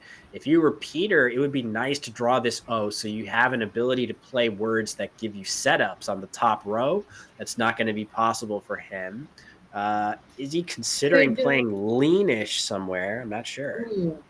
Could Peter accomplish the same thing that Opa would with Spa? Is it possible for him to play down there making Spa and it is above or below and open it back up for himself? The tricky thing about playing something with Spa is you almost have to play. I just don't even see how you could put consonants in this spot with OE that would give you a setup. You're almost forced to play something here, and I don't know. I guess you could try to play something here that gives you a lane here, but it's actually kind of difficult to make a play that gives you a follow-up lane. So I expect him to play something like AH right here on the interior of the board and hope that Lori is not able to block anymore. I think from Lori's perspective, she is going to be hell-bent on trying to block this spot, which maybe that's one of the reasons why she played Ope here. If she keeps the M, she has a possibility of overlapping the U in a way that blocks things off a little bit better. So could be the 2-turn sequence that she's hoping for. Interesting. Yeah. Huh. I wonder. I wonder if something like EHS, making Spa. I mean, I don't think this is what he should do, but if something like that is worth it. But yeah, AH at the interior of the board, like you mentioned, is a really good play. It's absolutely what he should be doing right now. That was a good find on Peter's behalf. Yeah, it's good to just block nothing, really. So from Lori's perspective, this spot is still wide open. It's not that good of a spot to bingo, in fact, but I do expect her to make a play that does something to address it. I could easily see her play mob now in this spot. Wow, look at those nice letters for Peter there. I don't know. Where is he going to play them? Of course, I feel like if Lori does play mob, Peter now has an A here. But does he have anything that actually fits is the real question. The funny thing is that Lori has herself the word MOUE again. And I wonder if this time her eye will be drawn to it since she just played on that part of the board. Yeah, it occurs to me that if Lori plays mob, Peter will have Saltine and ABBA. So that's a big swing. We'll see what Lori elects to do here. But yeah, this is a big swing. I would add, though, even if Lori plays mob and Peter bingos in response, Lori is still going to be in pretty good shape. She's going to have a good opportunity to score something on her next turn that puts her even further into the lead. So yeah, we'll see. This is oops, can't hear me. Nit saying she cannot hear me. Can you guys hear me in the chat? Or hopefully. All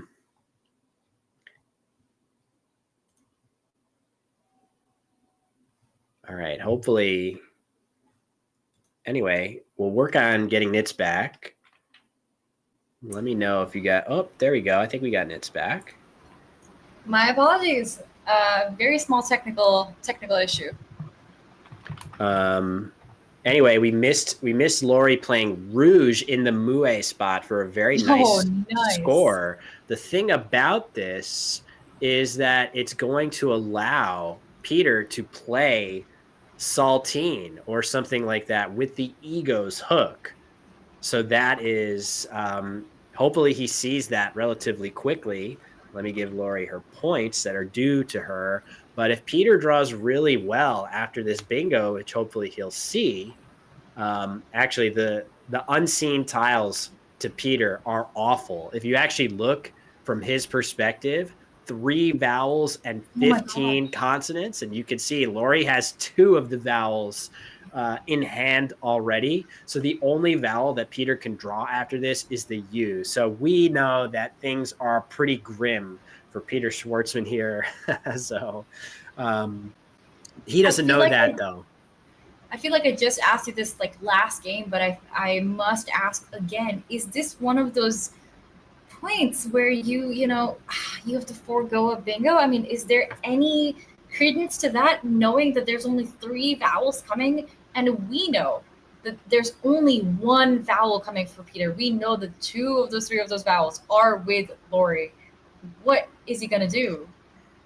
So my thought about that is, if you're Peter Schwartzman, I think you have to play Saltine here and hope you draw UX, right? Because you're going to be down by enough that with Saltine on the board, let's look at it, right?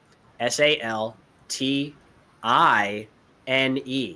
So Lori is going to have a very difficult choice on her next move. Do I play something into the S? Maybe she has to, but she may want to block this X spot, which is a little bit more difficult to do. It's more difficult to look at your tracking and realize this might actually be the bigger worry for you. Peter bonding his X in that spot might be his biggest possible play after Saltine. So I think if I'm Peter, I almost have to bingo now, just because I can't wait any longer. If I only score a very small number of points, Lori on an average turn on her next move is going to score 25-ish. And that's going to put her even further out of reach when I do eventually get a bingo. So I think it is a big difference between playing Saltine and Slaint in the same spot. I think he needs to try to make that X spot and draw it, which he actually has a chance to do, as we can see from Lori's tiles. So that being said, that is a very tricky sequence of events to suss out for him. I'm not even sure he's seen the E-hook on goes yet. That's not a given, because that wasn't available until Lori's play of Rouge slotted an O in this spot. He might not even have been thinking about this as a lane at all. So he's going to have to open his mind to that possibility. I feel like I could miss it, Nitz, for sure. I think you might be right here. I think that's what's going on, because it would be very surprising if Peter hadn't put the bingo down already. So I believe, hey, a call out. I believe he's just setting himself up to possibly play a bingo next time. I don't know what he's going to draw with that awful pool that we see. Well, because he kept 2 vowels, it's actually not as grim as it could have been. The pool is actually not that bad for bingoing. Most of the consonants that are in there aren't high point consonants, with the exception of the X and I guess the W. So he had a good chance of drawing a bingo after his play, as long as he kept 2 vowels. So you can see he has castled on his rack right here with snit. Unfortunately, Nitz, he's going to take off the nit on the board if he plays that. No. But Lori's got a trickier decision here of what to do about that hook, except she's got the U. So if she's able to think about that U, she can probably come up with a block that's pretty effective. And I don't even know if she would have to play above making unit. I mean, she could just play bung, right? Like she could make BUNG through the N and knit, and that would be okay. That would be pretty good. Yeah, that gets the job done pretty well. She is going to spot the hook, which is a nice idea by her. It's going to score a little bit better. It uses an extra consonant as well compared to bung. underneath there. I guess you could play brung in that spot if you're worried about using too few consonants, but this is a very reasonable choice by Lori. She keeps at least one vowel for next turn, and she retains her basically 90-ish, literally exactly 90, not 90-ish, 90-point lead. Problem now is that Peter's he's got castles on his rack, and it doesn't go anywhere. It absolutely does not go anywhere on this board. In this position is like something like Cunit and Lack. Something that he should consider doing. I think it wouldn't be a bad idea, LAC, and making Cunit. But that's yet another hook that one has to see, and that's not necessarily intuitive. Yeah, you really need to draw another vowel after that play, which you can just see is not hugely likely. It's possible that Lori made her previous play with only one vowel. That definitely can happen. But then she's gotten 4 tiles to pluck one of those vowels from the bag too. So that being said, I don't really know if Peter has a play that makes any sense at all that keeps both of his 2 vowels. If he wants to play something like CAD right here for only 12 points, that's just going to allow Lori to outrun him quite easily. So I think we're down to options that are pretty uninspiring for Peter. I don't know if things would have worked out that much better for him if he had played Saltine instead of Knit, but maybe you can see UX is still lurking in the bag. Absolutely. How about something like Tased making Zex and getting a few points in that way? It does only use one of his vowels, and who knows? I like that play, if only because it scores 33 points, which is, at this score, Peter not only likely needs a bingo, he does need a bingo. He also needs this play to get him enough points that bingo actually matters. So getting a lot of points here definitely makes sense. I think that's a very reasonable play. It does hurt to give up your S here, even though there's no good S hook on the board. Not really anyway. I guess there is maybe you can draw something ending in SE here, and maybe Berg can fit some stuff here sometimes with SE. That might not even be possible, but either way, you need some points. So could make sense. Oh, this is complicated because he can't use too many of his vowels. He knows that he can't use too many of his vowels. This is going to be a tough turn for him. I mean, I don't envy him this position at all. Yeah, it's a tough one. Again, this is, at this point, this is where the moves are pretty uninspiring. Often it's where you look back earlier in the game and try to imagine what could I have done earlier to avoid this situation being like this. And I can't really go back to any play that Peter has made and say, this is the move that obviously lost him this game. It's just been a tough one for him, and got to give Lori a lot of credit for finding syncope to start that game off. Absolutely. That's a really nice job by her to start the game on the right foot. Absolutely. So beautifully done. Alrighty, we're going to see... that's coming down. Okay. That's cool.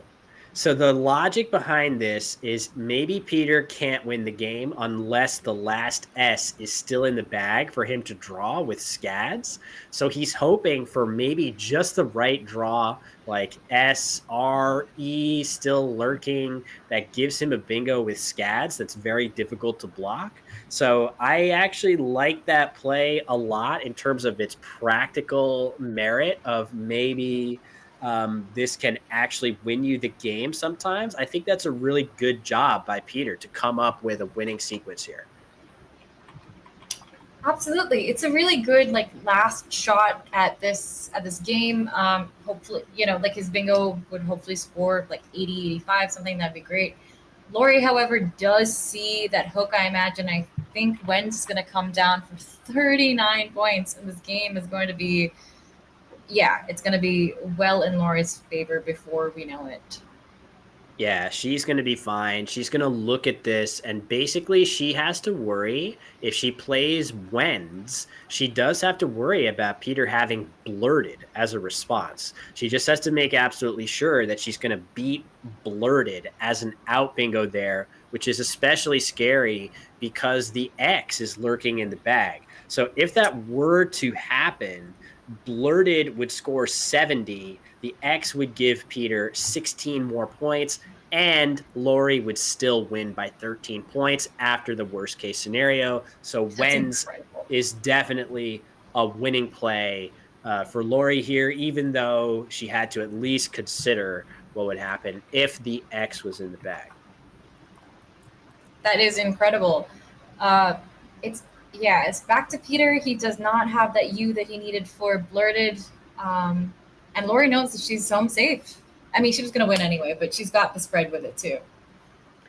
Yeah, nice idea though by Peter to play CADs, I should say, and just make things a little trickier. If he were to have drawn that last S, it would have really put Lori in a bit of a pickle. It's difficult to block that S hook. This C making it impossible to parallel along the left side. It's not going to be very easy to play something into the C with such a paucity of vowels remaining. So I like the play from Peter a lot.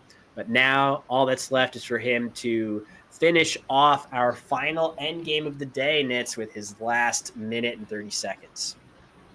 Absolutely. And I think he's on his way to do so right about now. His clock is ticking down. He's going to have to play something quickly, especially since there's no more vowels coming for him. All right. Bird is the play. I would have liked to see XED instead. Is Bird a word in this? It is a word. So the reason that he's played Bird is he's blocking MUT on top of Unai, which appears to be Lori's only outplay. So he's bought himself one more turn at a minimum.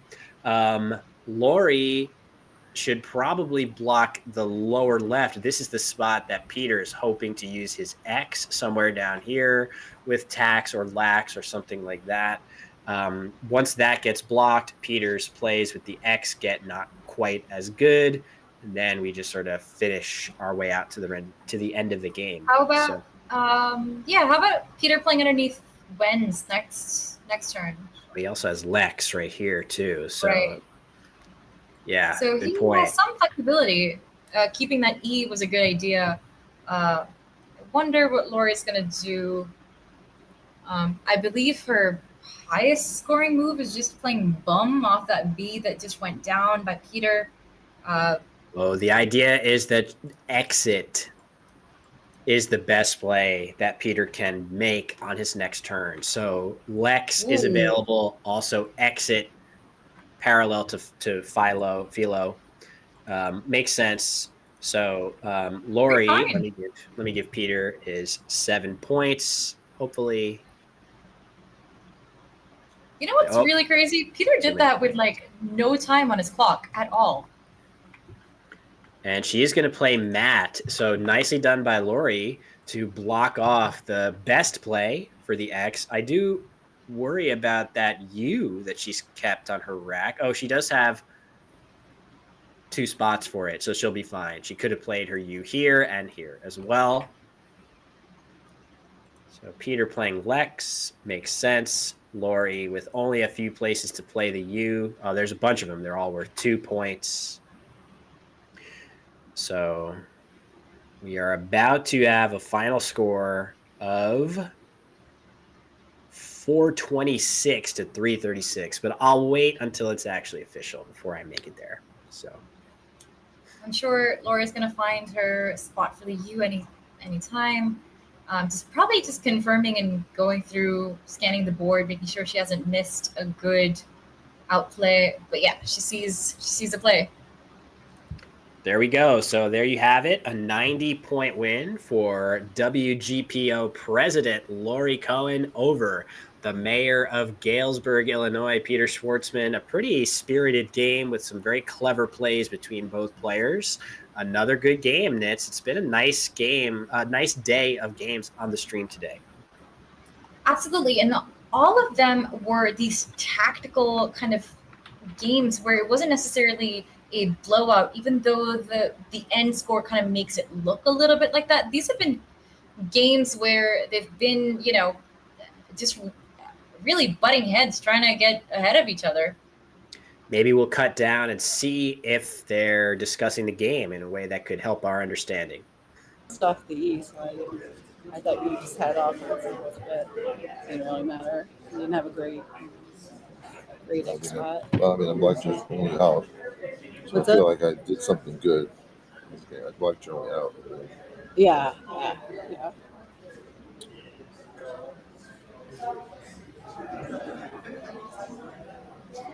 When you play this, I had Zen Life. Am I right? Zen Life? I don't know if it's good, but it should be good. Sounds like a word, but I don't think it is. I would play it.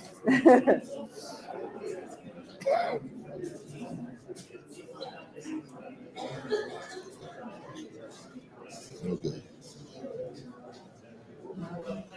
I had my rack. I would have played it if I had a chance. How many times I was down? Yeah. Oh, well done. Oh, well, thanks. All right, now let's do the score.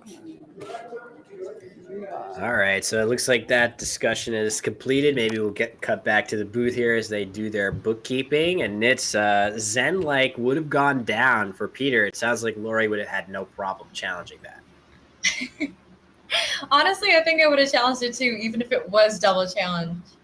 Yeah, it's a little. I mean, I agree with both of them that it seems kind of like a word, but yeah, not sure about that. So in any case, that's gonna do it for today. Once again, remember that if you want to see the overall standings, there is a pinned comment on the YouTube chat that shows you the links to look at all of the standings.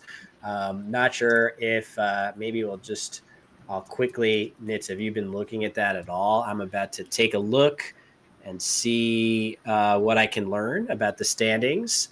I'm actually not. I'm seeing just a bunch of 0-0 in the WoW division. So maybe we'll figure that out before tomorrow to get a better sense of the standings. But yeah, we're going to do it all again tomorrow. This is it. This is the first day of many at the Word Cup. It's a 31-game event, and we're only 7 days in.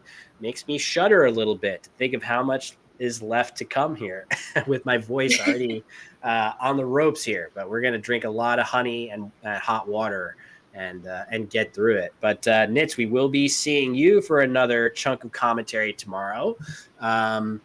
Or wait, on Monday, I think, was when you're coming back. So yeah. So everybody show Nitz some love in the chat. She'll be back on Monday, and we will be back tomorrow for more play. Once again, it's going to be the mornings focusing on the Collins division and the afternoons focusing on the North American WoW division. So, man, it's crazy to think that we have so far still to go, Nitz. Absolutely. And, kudos to you for pushing on through. You have been so integral to this stream being alive. Christian, Andrew, you guys are amazing. Thank you so much for having me here. This has been so fun as always. I'm really excited to come back on Monday, and I can't wait to see what's going to happen over the board. You really do see miracles. You really do see the most insane plays come down. And the way that the tide turns, I think that's what keeps people coming back to Scrabble. And honestly, if there's any way and any place you're going to come back to Scrabble, I'd say come back to Will's channel, subscribe, keep watching the stream. Don't go anywhere. Thank you very much. So with that, I think we're going to say farewell until tomorrow morning, same time, same place as today, picking back up with the Collins division from the 2024 Word Cup from Albuquerque, New Mexico. Thank you so much to everybody for watching, and see you tomorrow.